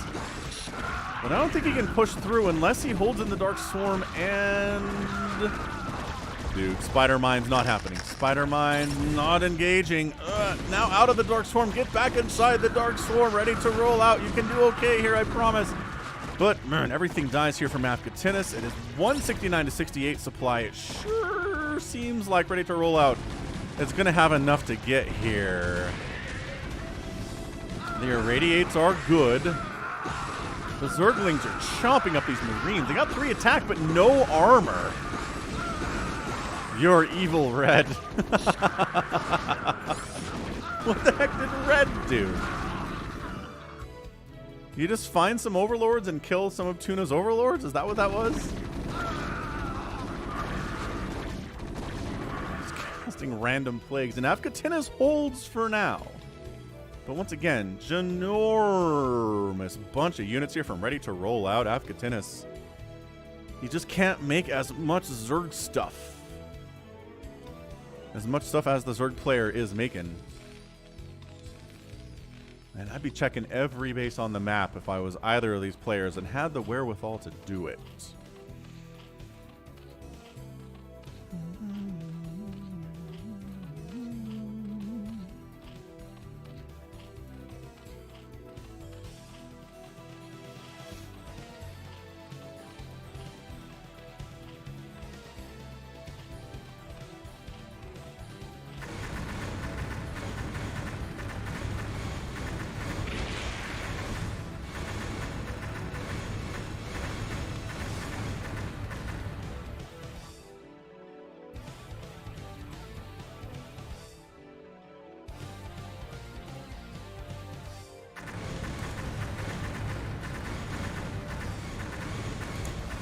Homa doing what he can with his 84 total supply. A lot of that are in Valkyries, which is interesting, I guess.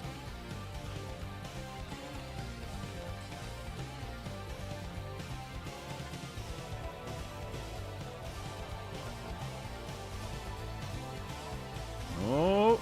Oh.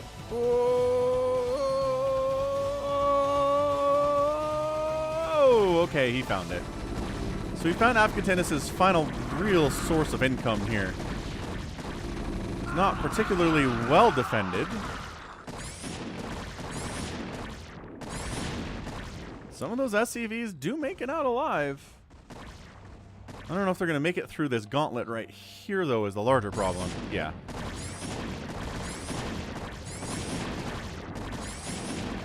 One of them makes it out. That's huge.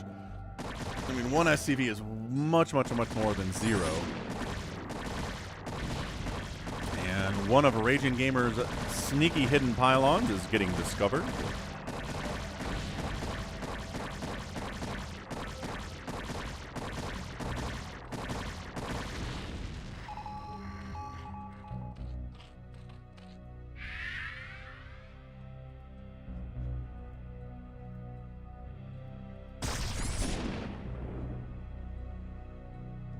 Takes 80,000 space missiles to kill a factory. That is a very solid StarCraft fact. Thank you, Zoz. Appreciate that.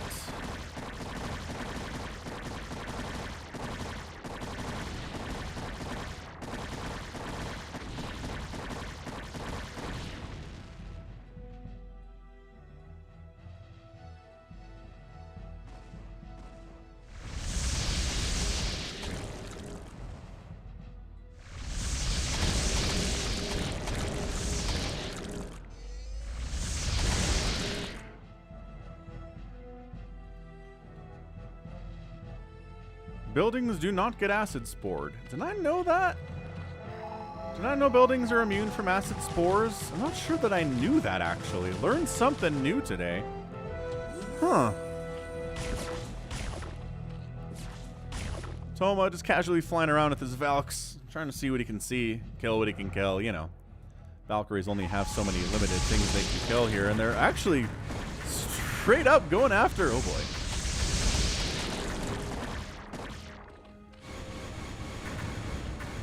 Poor Devourers, though. So Command Center is going to burn down. Really nothing saving that, I would imagine. Random, I don't know, kind of random vultures from Afghatinis trying to get some damage done. Scouting around, trying to see what's going on in the world here. Valk's trying to find some more enemies to kill.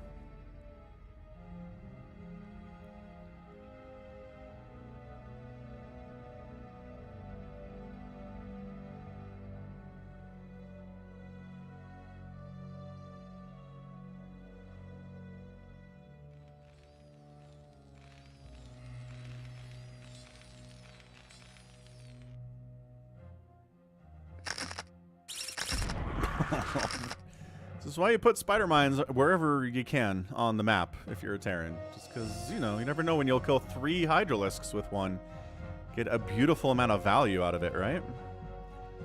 So look, 143 supply here for ready to roll out. He's got 4,000 minerals and 3,000 gas. He definitely has the ability to win this game. Just a matter of him finding all the nooks and crannies where people are hiding.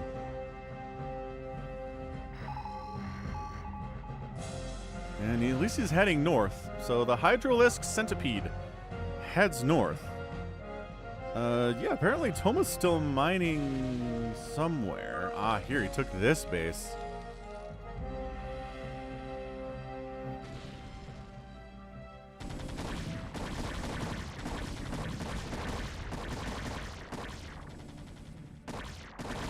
So going to actually take down Toma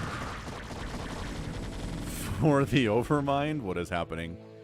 Tuna, what you got? What are you doing?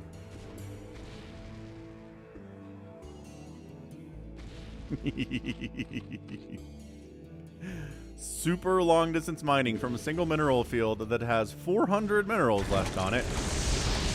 Yeah, so I think Toma here, Tom Big Cat, is in a rough position to be sure.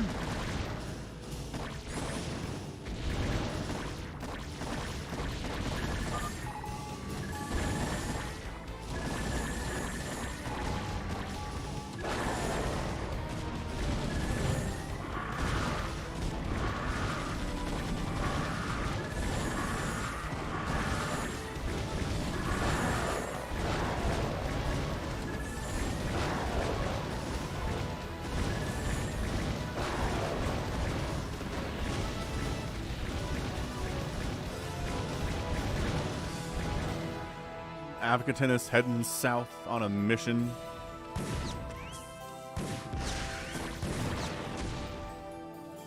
To take down one of the final mining bases here for ready to roll out. He's still got this one rolling, which is better defended anyway.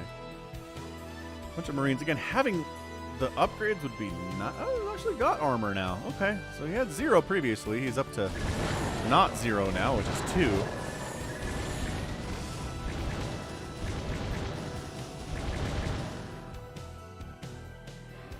Afghatinis making a push. That's not enough Hydras to handle this. Even if you've got the 3-3, it's too late to make a sunken now. He was worried about air attacks, and instead, he's going to lose a bunch of stuff here. He's got army somewhere to handle this. I feel like this is a good place. Toma wants another base so bad.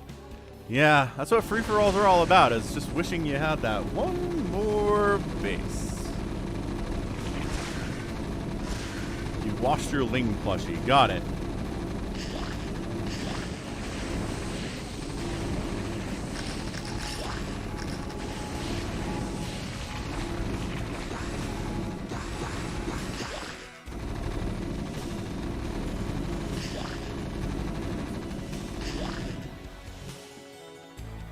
And now I think this is a you're trapped kind of scenario here for Avkatinis. Although, I don't know. The upgrades are going pretty well. Where are the lurkers is the larger problem here. And dang, Hydra is not really going to make it happen there without some lurker support. Or a lot more Zerglings, I guess. Little Firebat in there getting his 2 kills up. This is coming down to it, y'all.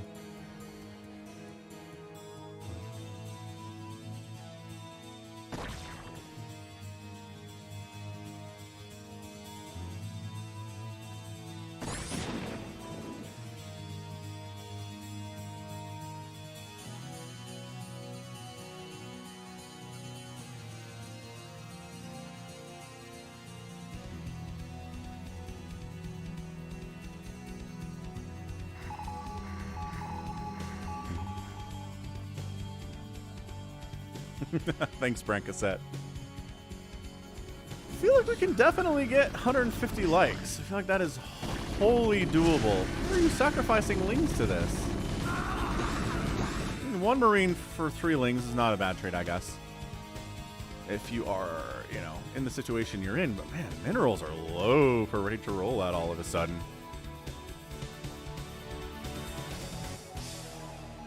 I don't know. I can totally see Avkatinis winning this.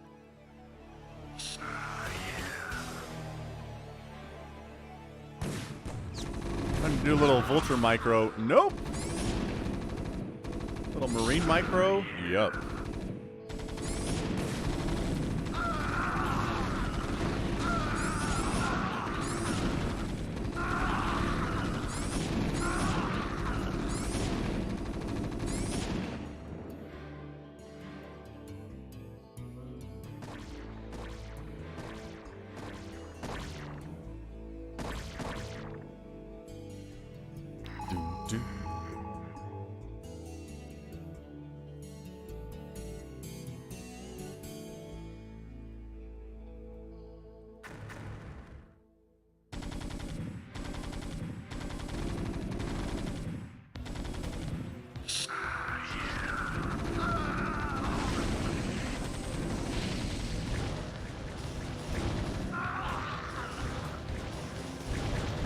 Guardians getting some trades here against Avkatinis' ground-based army. I like it.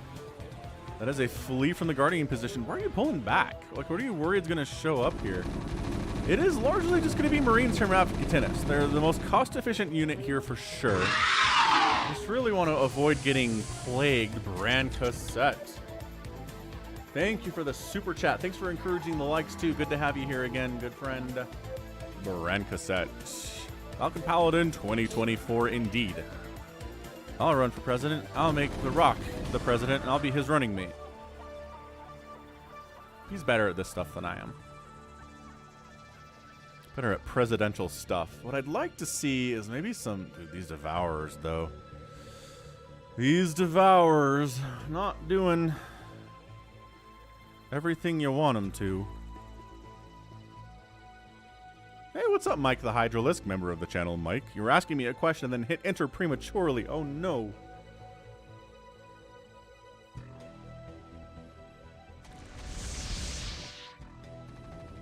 I mean, you're good for taking down command centers, that's true.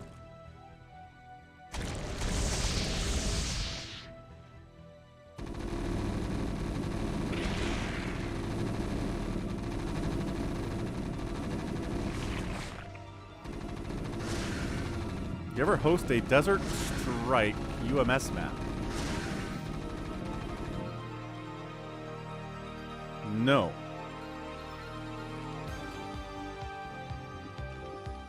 Definitely not. But I don't know. Maybe I'll do it next week. Maybe we'll do some more switcheroonies for the next week. Give some people what they want.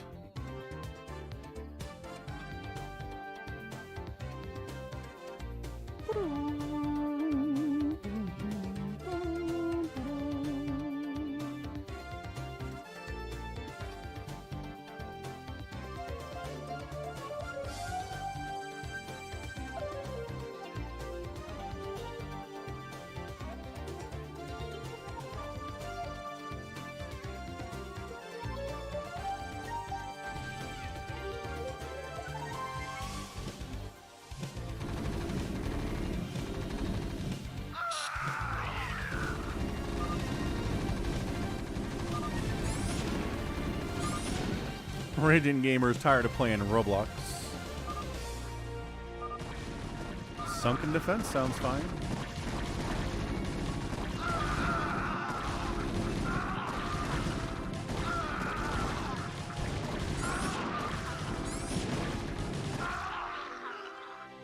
$40 supply for Afghanis. Not a lot of money to make more stuff here either.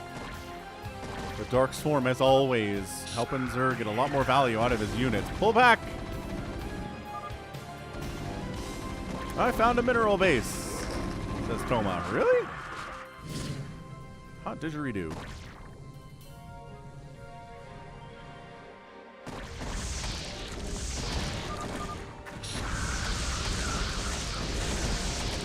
Ow. So Toma just lost everything. He has 0 supply left. 0. All of his units are buildings. So Toma has been having a good time, but it's over. It's up to ready to roll out to finish off Afghanis. That's what he needs to do here. Can he? Can he do it? Bottom right full mineral. Who wants to take it? There's not a bottom right mineral base there. There's one patch. Raging Gamer's out. See you, Raging Gamer. Thanks for providing us with some entertainment.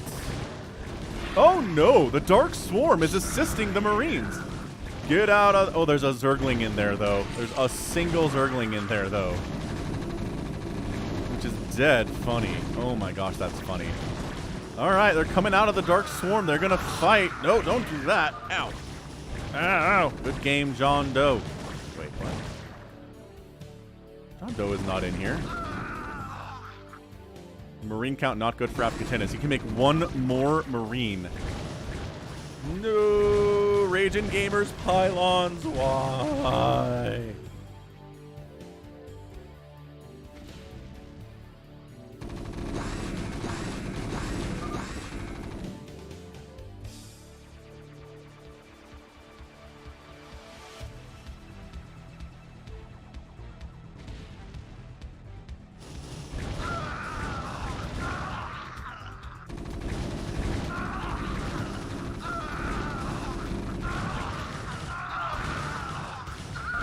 And that's it. Ready to roll out is our winner. In an hour and 3 minutes, Sap Guy comes in with a $5 Canadian dollar super chat. Thank you, Sap Guy. Generous super chats today. Thank you so much, Sap Guy 100. Mike the Mutilist will be along shortly. And that's it, man. Tuna's hanging around. This is the second free-for-all, I think, that Ready to Roll Out has ever won on the channel. Really nicely done by him. I was worried he had too many Devourers to be of value to him, but then it turned out he just had way more money. And that's it. GG. Well done. I'm out. Okay, we're going to do a final match today. It's going to be a Turbo 2v2v2v2 that has been edited and tweaked by John Doe. So I'm curious to see what that's all about. My game client is lagging because that was a long game. But yeah, Ready to Roll Out here and then Afghanis. Those were our two guys generally duking it out in that free-for-all. Ended up losing the most. Ready to Roll Out did. That makes a lot of sense. Also produced the most. Also logical. And then resources generally win these things.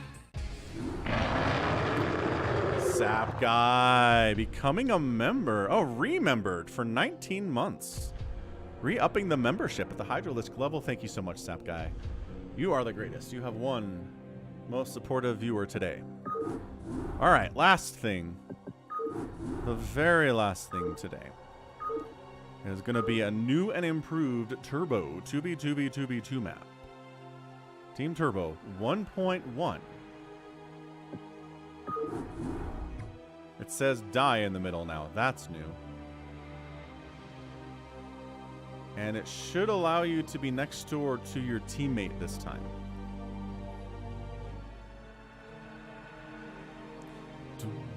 You're welcome, Sap Guy. Mike the Hydralisk with the €5 super chat. Thank you, Mike. Mike the Hydralisk coming through. Mike the Mutalisk says thanks, man. Members throwing in the super chats. You're all the greatest. I do appreciate your generosity. Thank you so much. Come on, Mike the Mutalisk. So lazy. Let's go. Hey, you're welcome, Mako Bear. Always, always. What? Shrek and Donkey, Scooby-Doo and Shaggy, Gargamel and Azrael, SpongeBob and Patrick. Who's gonna cry?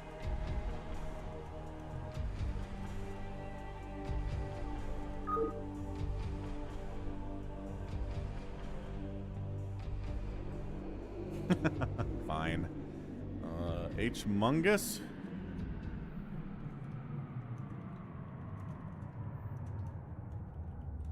Don't recognize your name, H-Mungus.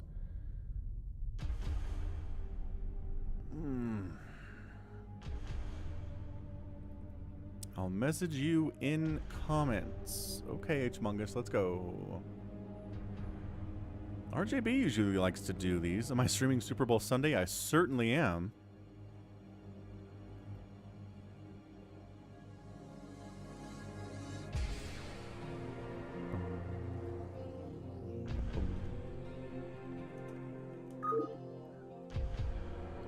Hop on in. Where is Jadong?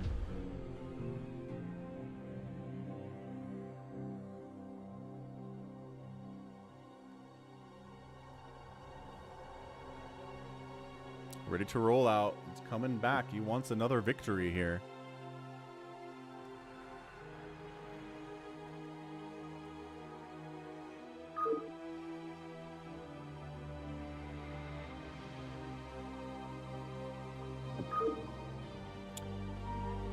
We've got a couple spots here. So it's fast, right? Things build fast, which is totally fun. Also, things mine out fast, which is totally fun. Yeah, absolutely. No. Dark Master, join in. Let's go.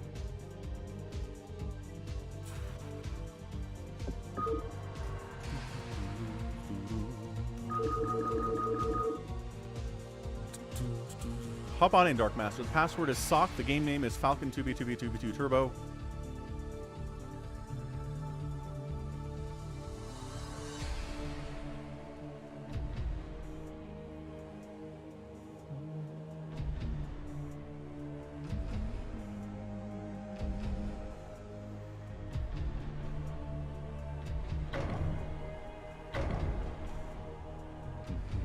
Dark Master joined in. Cool stuff. Smiling Cow.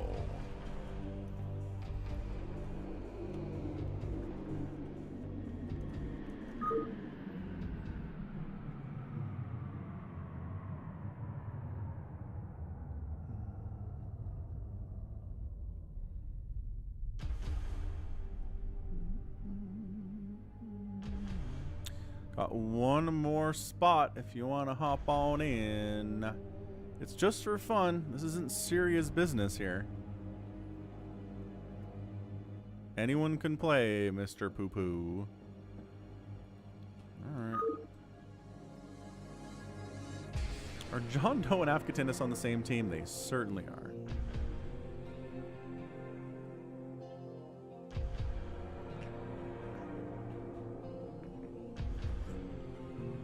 Spartan 117.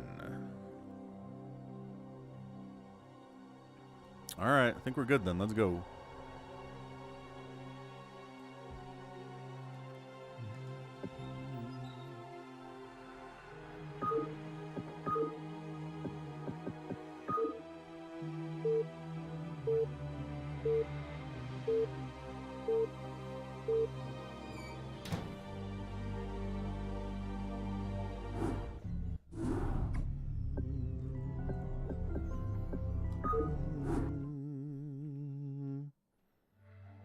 If YouTube did MMMCC, then I'd be more willing to.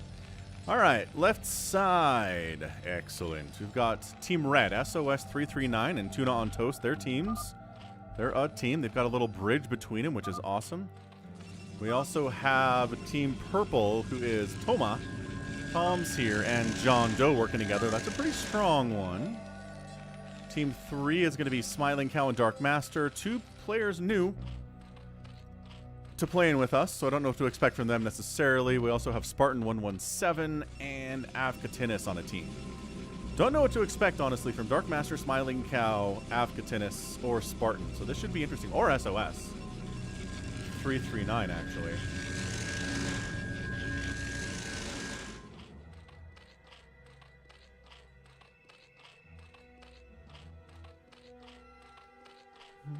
Brennan is correct. If I ask you to say what your YouTube name is, just respond. That's it.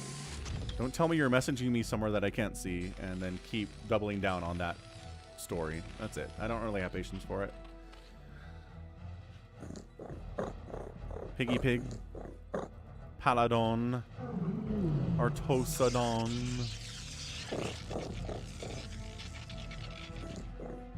Ah, there's a little center thing here. That, wow, John Doe's going for real fast. Artosaru. Kakaroing here. Kakaru! Kakaru!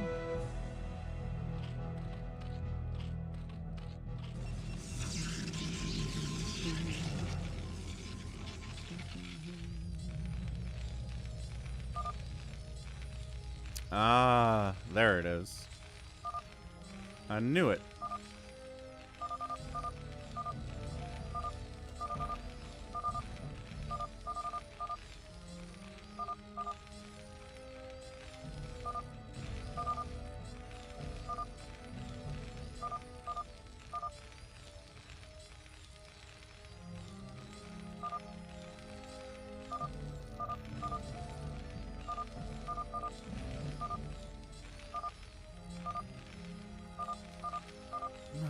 All that is holy. I hate everyone. Okay, that's it. No more names I don't know.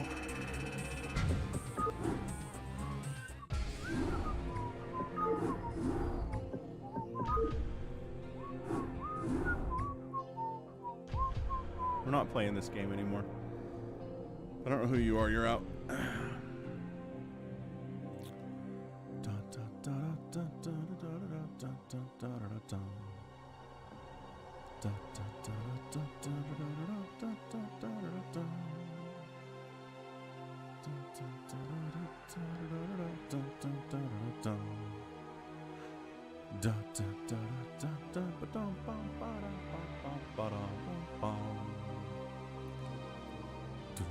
I was doing capital I. Wasn't working. Said not connected to server, though.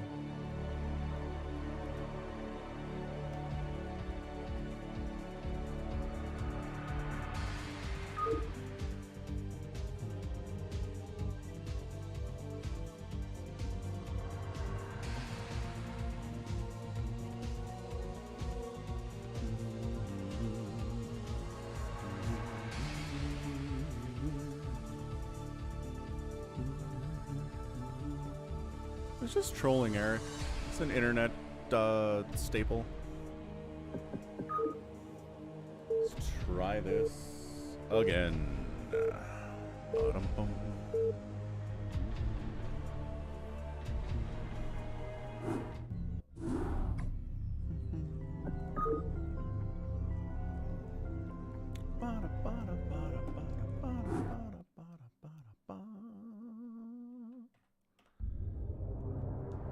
So this time, Team Red is Tuna on Toast and ready to roll out. We've also got down here Tom's Big Cat, or Toma, as he is on YouTube. We also have next door to him Spartan. Team 3 is Gonna Cry and SOS right next door. Got Avkatinis and Dark Master up here. Wonderful. Yeah, maybe it was a pipe. Maybe it was.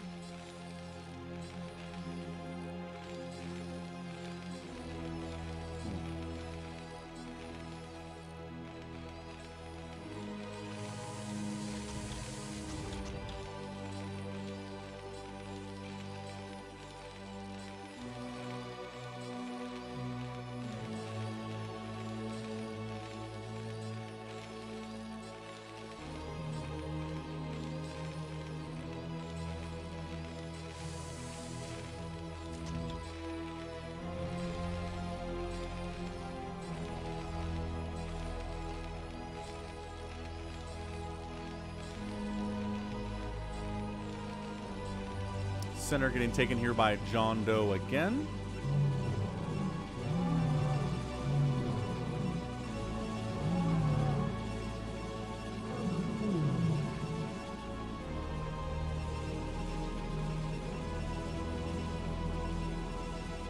So yeah, the trick here on Turbo is that stuff builds really fast. You mine out really quickly too, but stuff is also cheaper. So it's just this weird mechanic where you're building quickly, but you have to always be careful about expanding a lot, and getting a lot of minerals still really matters on this map. It's just harder to acquire them. You can't sit in your base alone, right? And just kind of turtle up. That's what I love about this.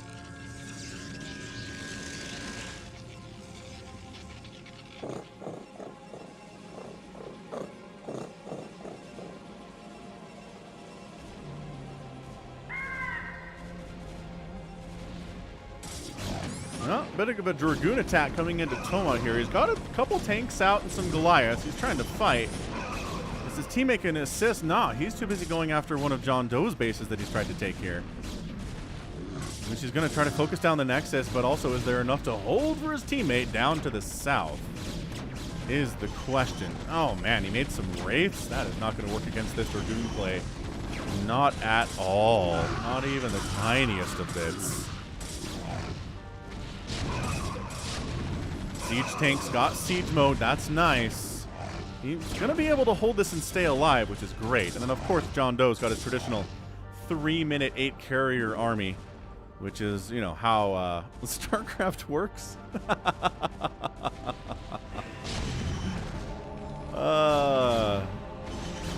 Absolutely incredible stuff here from John Doe, doing the very John Doe things. He lost his center base. Falconoid. Ally, I require assistance. DT's wandering in.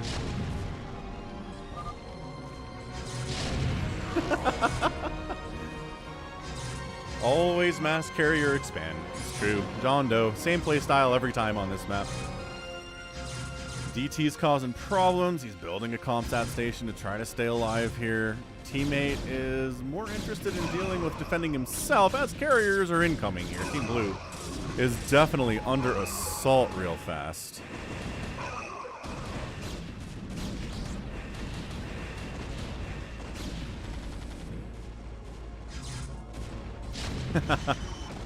Not wrong, again, and tanks are where it's at. There's a turret up, so DTs are kind of just not getting a lot of value for themselves. The massive carrier group is making Spartan have a really tough time of it, understandably so.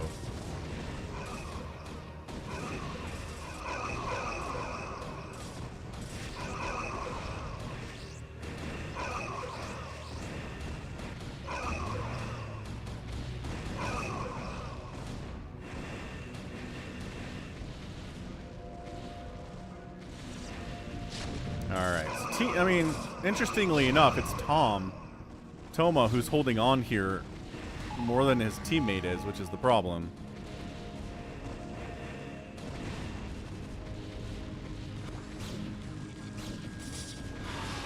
I don't know. I just feel like eventually at some point somebody should be able to counter this whole carrier opening that John Doe does.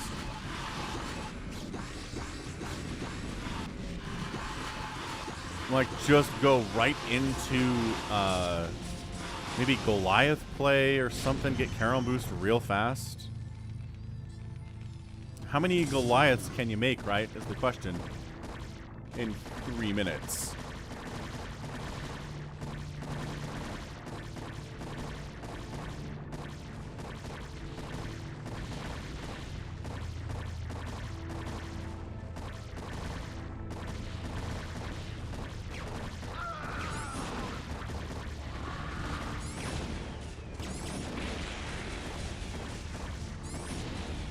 Tuna on toast, doing some traditional Hydralisk stuff. He's got upgrades for his Hydras, which is good because they build faster now, which is great. Carriers continuing to cause problems. You got me. Corsairs coming out. Dark Master taps out. Pretty good manner. Good first game for Dark Master. I appreciate it. Always nice to see good manner here rather than complaining about stream sniping.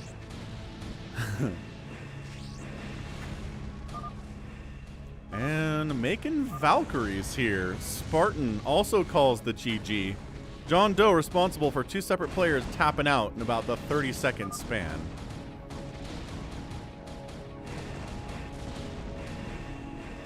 I don't know. I kind of feel like Mass Goliath is not a bad strategy to open with no matter what you're doing, right? Yeah, and part of the trick here, too, is if you kill your opponents fast, you gain access to their resources, which, again, we talked about how important resources are here. And John Doe's up here causing problems for Avkatinis, but also from the left side here comes Tuna, causing problems for Avkatinis. Dave C., that's a good question. John Doe might know how fast you can get it, but it's definitely a million times faster.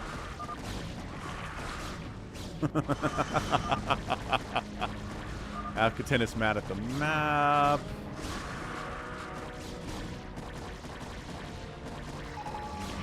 Attacks coming in from everywhere against him. Alright, so Team Purple is dead.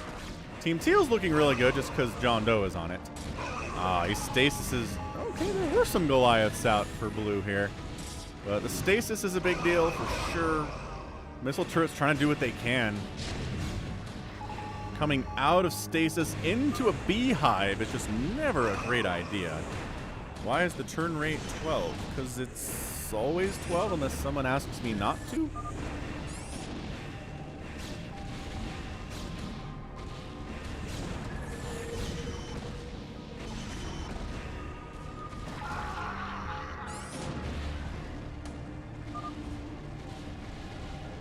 Ready to roll out, just being, you know, steady, consistent as usual. Our Tosasaur up.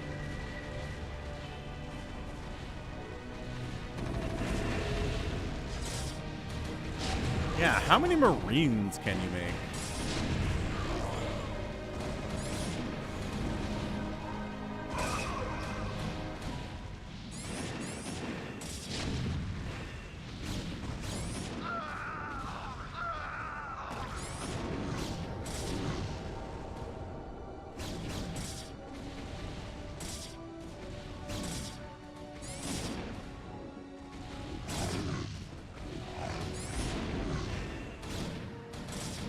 The carnage is real for Team Blue. Team Blue, we hardly knew ye.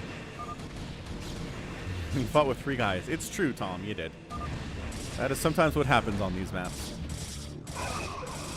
Free-for-alls and 2v2v, 2v2s, you're probably going to end up fighting at least 2 armies at the same time.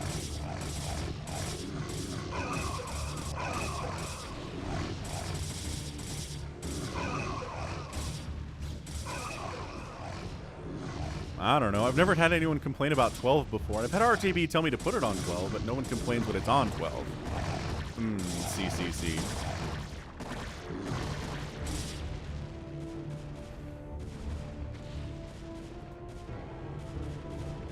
And here we go. I mean, this is Team Red working together.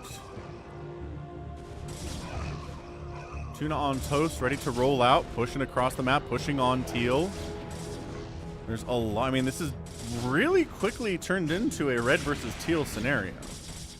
And you know, if you've got some Dark Swarm with you, you can handle these carriers, but I don't see any Dark Swarm available in your army right now ready to roll out, but I guess you don't need it right this very second. And maybe actually also burrowing your lurkers eventually would be cool too.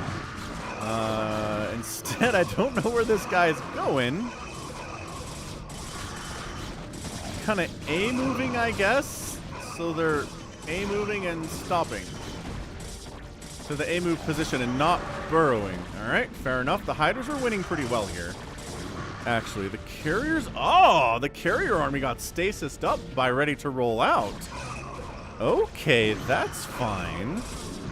His carriers are frozen, says ready to roll out. Push, kill his production facilities. Killing his fleet beacon would be pretty good. Also, maybe dealing with these DTs would be awesome if you brought protection with you. I'm not sure that they did. Macro. Macro is struggling a bit, but okay, coming from the top. Very nicely done.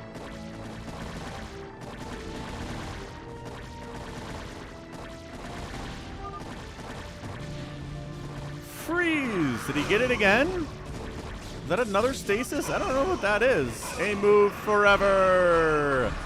Ah, restasis. Catching some Hydralisks in there too, though. This Hydra Goop going after the Arbiter Tribunal is fantastic. 2-2 upgrades on these Hydras is nice. Getting rid of the Stargates and, I mean, all this tech is also very, very good. Doubling up on your tech is excellent. Definitely should do that. The Lurkers are tanking for the Hydras. It's a brilliant play. Yes, Ganon, exactly.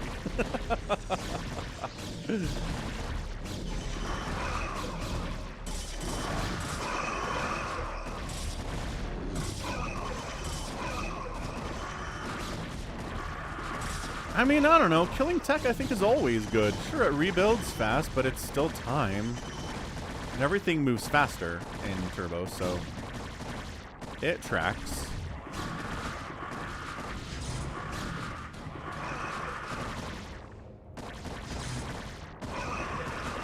More stasis. Maybe a Dark Swarm would be pretty awesome, too. Some Plague would be good. Center being a bit of a tug-of-war here.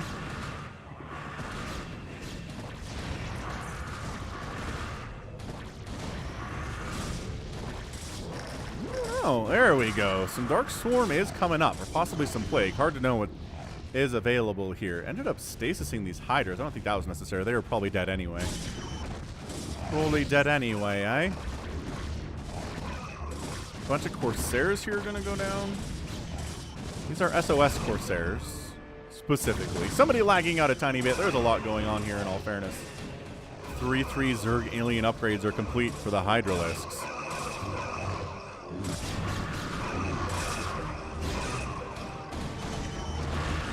Stormo!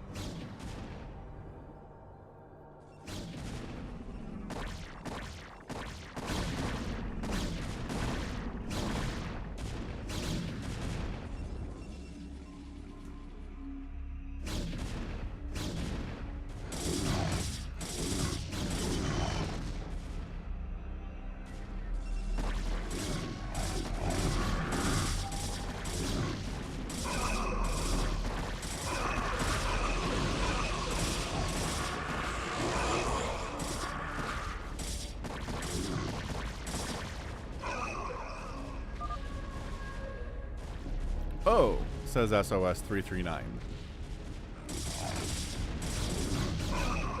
He get recalled on top of his final base. It looks like that maybe that happened.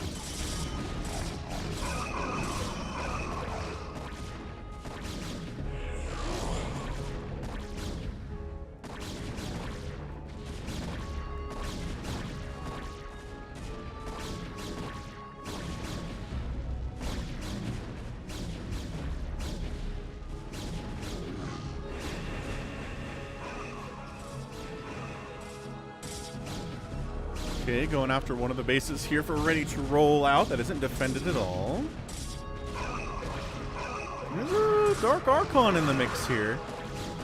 Maybe we'll get some Maelstrom, maybe some feedback on those Defilers due to Dark Swarm. Of course, there's also a ton of Storm here, which is a thing. Great stasis in that situation. Defiler has to think. Plague-oo! Gets a Plague-oo down. Nicely done. Hydra's fighting. Zealots from the right side. Bottom side, Storm really making this a better fight for the Protoss. The snakes are Falconoids. Scantoids.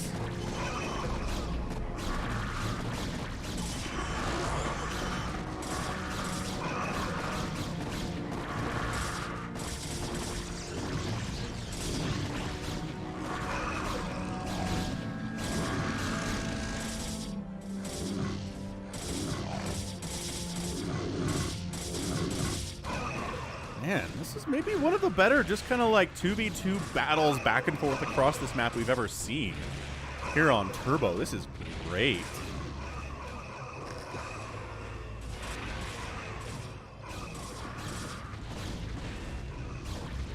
Hey JD, this is the last game of the day. Time is up. We are 6 hours into this thing, and when this is over, it's done. So enjoy it while it lasts. It's a really good match, nevertheless. Andreas, good night. Thanks for continuing to be a member. The storms are really, really good out of John Doe right here.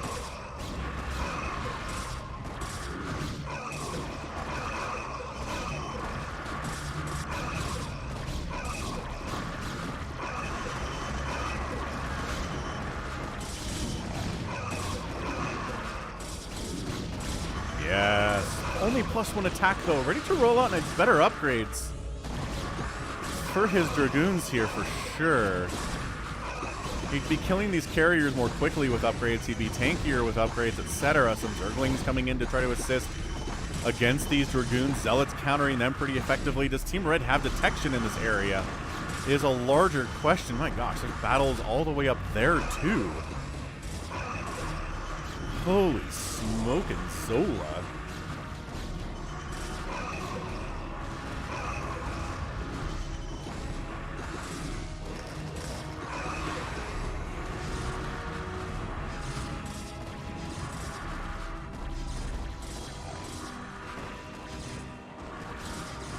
But holding, pushing, Dark Swarm is up, but it's not just carrier. We've got Zealots in here too.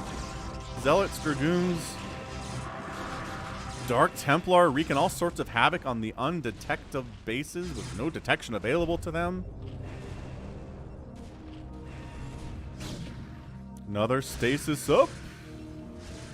What happens when it's a PvP finale?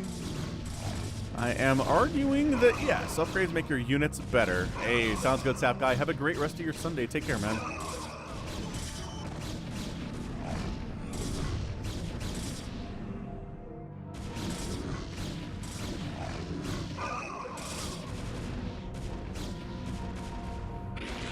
SOS 339 struggling a bit. That might be a bit of a downhill for downfall. Nice feedback for John Doe. His teammate is not quite hanging.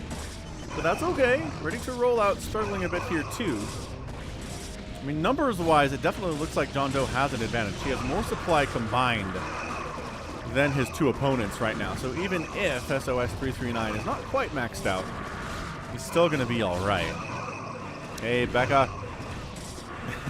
Take care. Enjoy your work. Dark Swarm.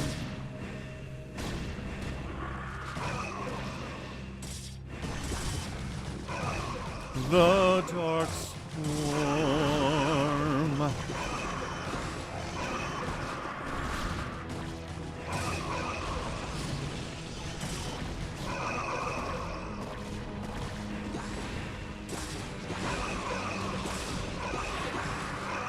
Man, what a bloodbath right here.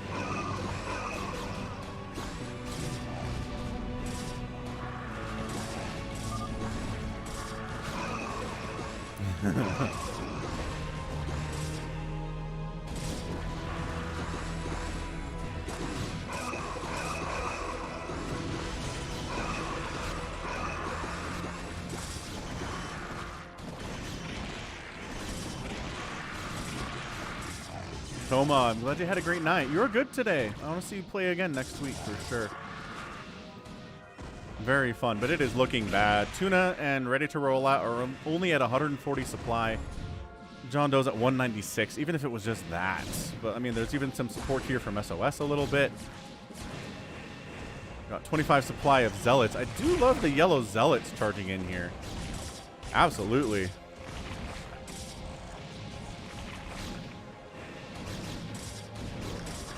But it definitely seems like Red's dominance upon the map is struggling a bit. There's an attempt to maybe try to sneak around and find some other angles of attack here, but I don't know if that's going to work in the long run.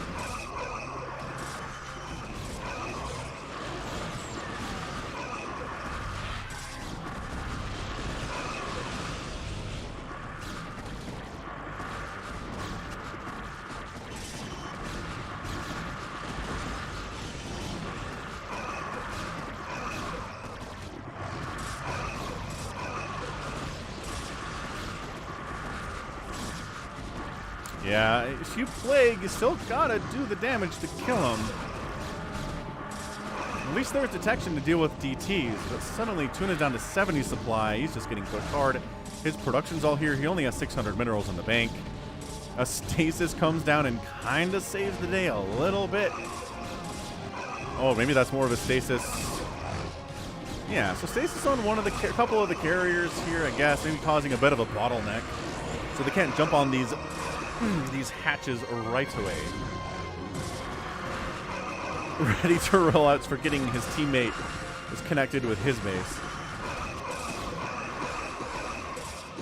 Sometimes that happens.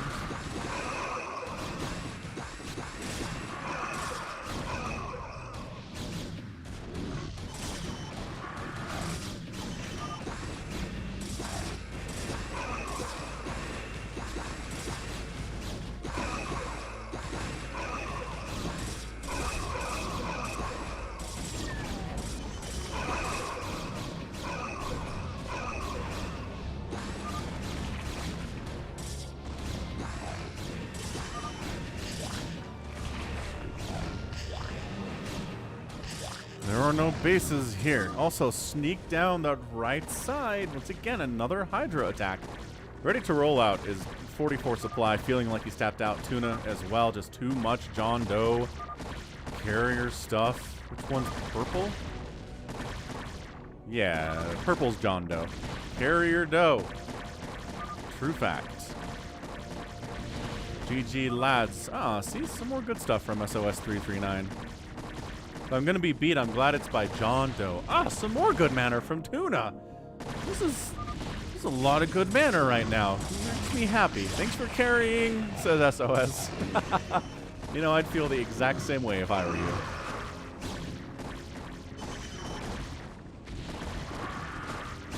Some defensive units back home to try to deal with his little sneaky Tuna Toast. You know, oh, I'm glad I'm losing to you, and then I'm going to backstab you with Hydralisk play. It's kind of fun.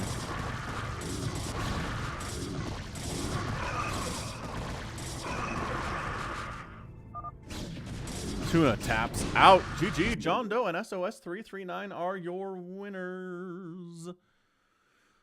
Are your winners. In, you know, 25 minutes. So that's how fast Turbo can be. But yeah, Tuna, definitely second place. First place was going to be John Doe there. Tuna killed 700 units by himself. That's awesome. Or rather, lost 700 units by himself. That's awesome. He made the most units. Great job, Tuna. And then resources, John Doe. All across the sky. All right, fun. That was great. So that is going to be it for me today. If you want to come play with other people, you can come to the US West BattleNet server. Down below, there's a place you can type, do a /join Falcon Paladin, right? Just like this, except spelled correctly. Join Falcon Paladin. You can join the channel. Every time you come to US West, you'll be part of that chat channel. It'll show up automatically. And you can play with people like Thomas, right? John Doe, RJB, Farewell. I mean, any number of players here. Dead Infested, too. So be sure to do that. Be sure to hit that like button. We got 137 likes today, which is awesome. Thank you so much. And you can join the Discord server if you want automatic alerts to when the stream is live next week. It's the same time. It's 11 a.m. Eastern. I'm not going to convert that to any other time zone. 11 a.m. Eastern U.S. But anyway, check it out. Thank you so much. Thanks for the super chats. I mean, a special shout out to Mike the Hydralisk, Sap Guy 100, Brand Cassette. We also had some super chat from Andrew, Jason Jeff, Tuna on Toast, Chad Dunn. Overall, thank you so much, and for the new subscribers as well. So we'll be back next Sunday, same time. Until then, stay safe, stay healthy, love you all, and take care of yourselves. Goodbye.